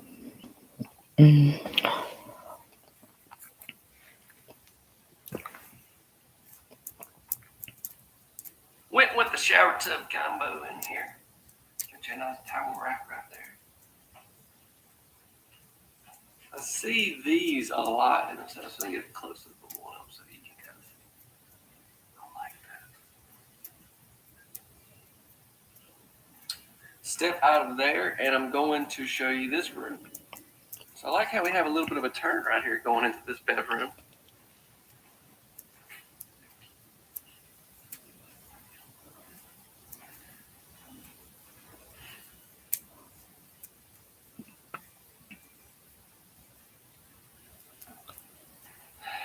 And this is a good sized closet. Gonna say your water heater is gonna be right there behind that wall. Need access to that.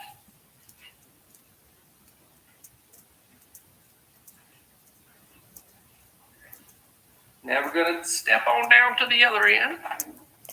Hey, I'm coming.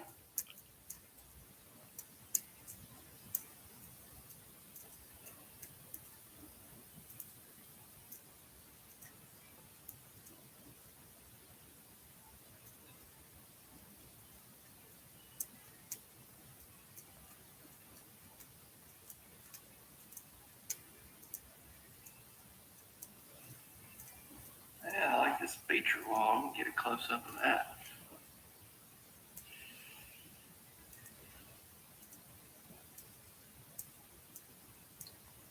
You get this big window right here. I'm gonna say that's, you basically have your bed right there and have that window over the top of it.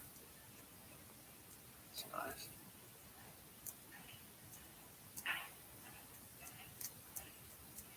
We got overhead ducts in here. Go ahead and mention that.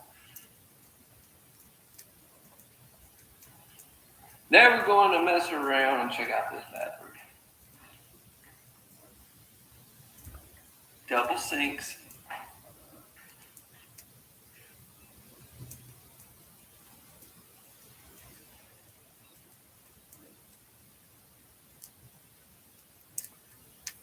Got the ceramic tile part for your backsplash.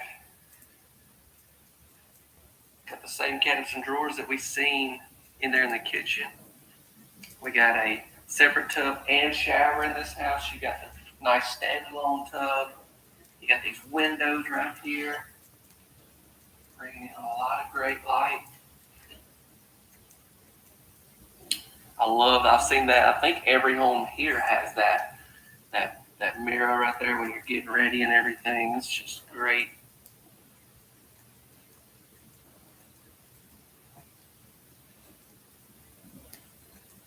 There's some more cabinets right there. Okay. Got a water closet. And then look at this closet right here. This closet is a lot bigger than I expected. Let's check it out.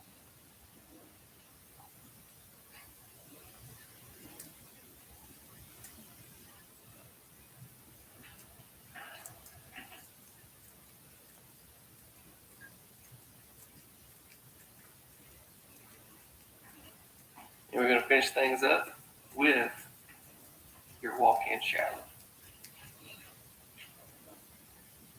So I'm going to say, as far as their show models, they probably try to, put a variety of stuff just so you can see kind of what this shower looks like. The other one's got, big tile showers.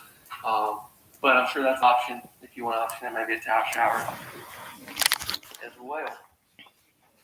But that would not be included on like pricing and stuff that we're going to go over here in a minute. Wow. If y'all have not seen the other two that I have done here, I wish I kind of knew which order I was going to put them up. But this one right here, well, they're really cool. This is a really unique one over here. But I'll try to have some cards popping up for them. Thank you all so much for watching. Don't forget to subscribe if you have not. Don't forget to like this video if you have not. That helps us out tremendously. That's why I ask in every video if you take time to do that. Thank you.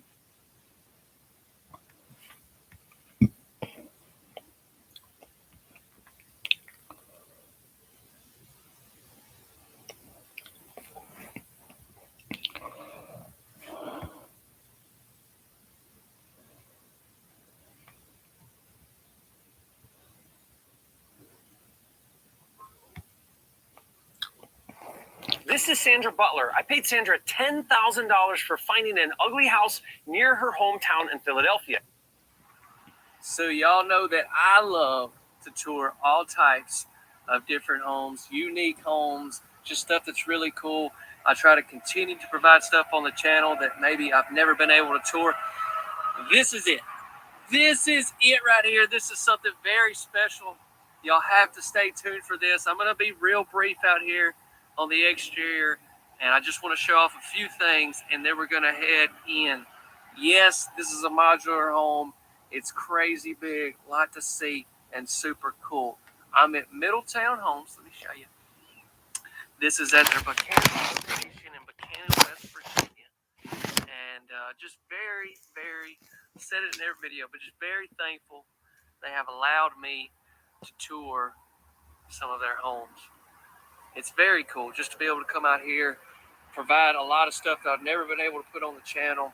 This right here is nothing short of that. I do want to show you that we have a side door right here, one thing on the back side, and then we're going to head up on that porch. You can see they went with the white vinyl, which looks very good. Now, this is just a show model. I think this model actually has been sitting here for, I think they said a little while. It's one of the most popular homes that they actually sell, I believe. But I just want to show you that we have obviously a lot of windows and everything going on back here, but we also have some sliding doors as well. Now, let's head back around and head up onto that porch. It's just so high. It's like crazy.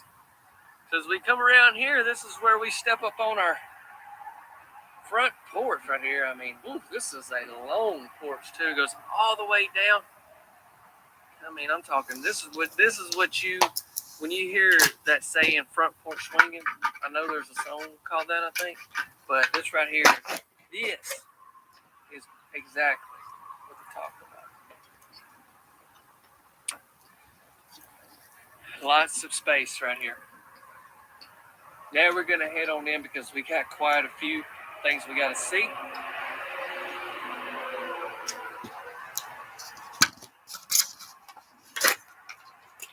Beautiful front door. Here we go.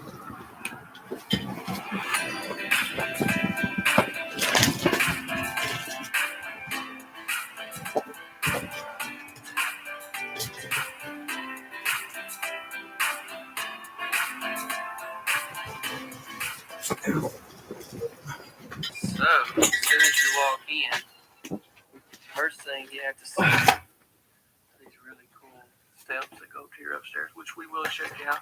There's some trim missing right here. Don't worry about that.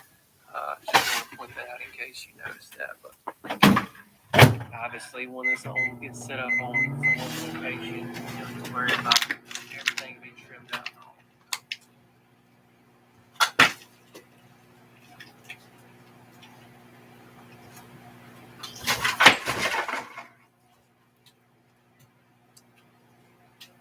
Yeah, it's a really nice living room.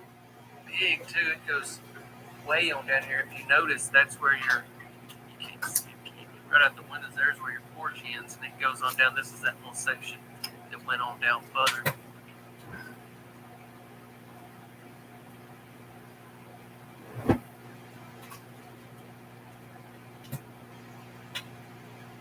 What in the world is this right here? Oh, I know it is. It gets me every time, but it's not going to get me today. Wow, it wraps around. They got a light in here. So you got a lot of storage in here. You got that. The stairs come up right there. Then they come up here. I like seeing that. I mean, storage to me, you can never have too much.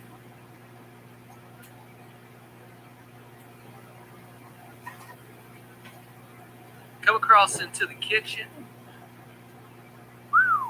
Got these hickory cabinets. You got them all the way around your island here. These countertops go very well with that. More here, baby Brown. Come over here, Brown. The Barksdale.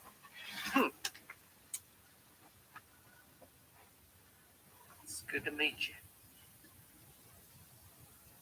This is two of those nice windows that we've seen off the back right here over your kitchen sink.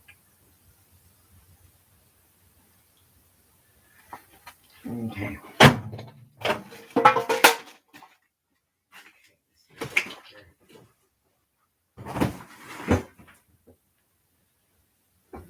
Okay. Whirlpool appliances.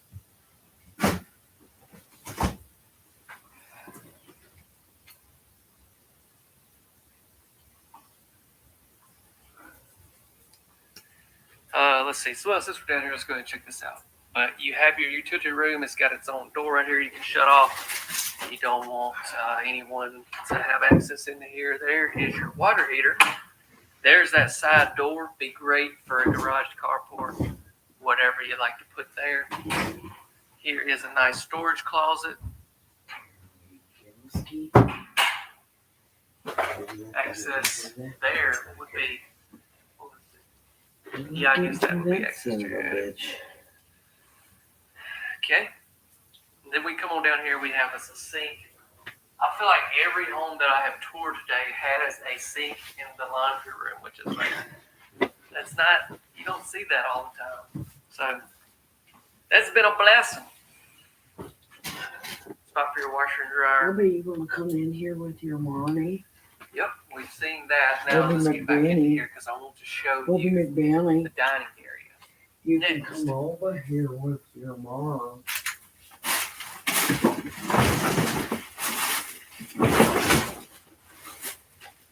I'm pretty sure they told me they had to take the light fixture out of this model because they sold a version of this home and they had to replace one or something like that. And so the new one for this model has not come in, just so you know that as well. So there's those sliding doors that we have that you definitely love to see. Now I'm going to go ahead and go upstairs because the main bedroom's back there. And that's kind of what I want to finish up with. That's what I always do. I love to finish up with that main bedroom. Big but I mean, deal. we got a lot of exciting things to see up here, so let's go ahead and check them all out. Just America's biggest scumbags, that's all. Not a big deal. Not a big deal. Just the biggest scumbag you've ever met in your life. No biggie. No big deal. Just America's biggest scumbag.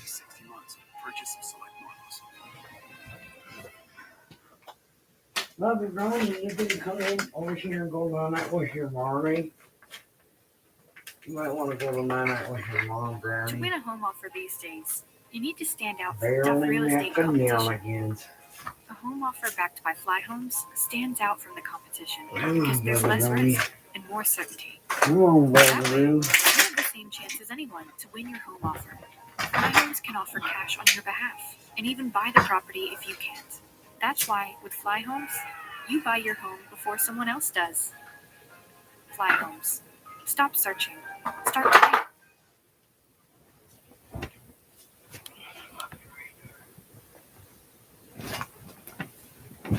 Now these stairs.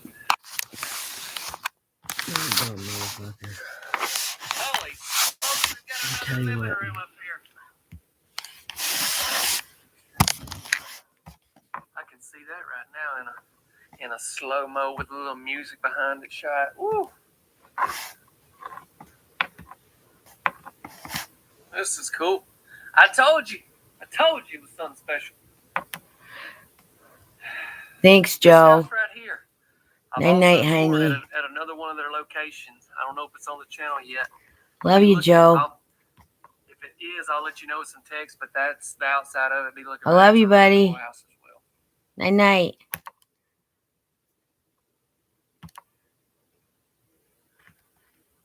Wonderful to see just a room up here. Like I told y'all, a lot of them I've done, they didn't have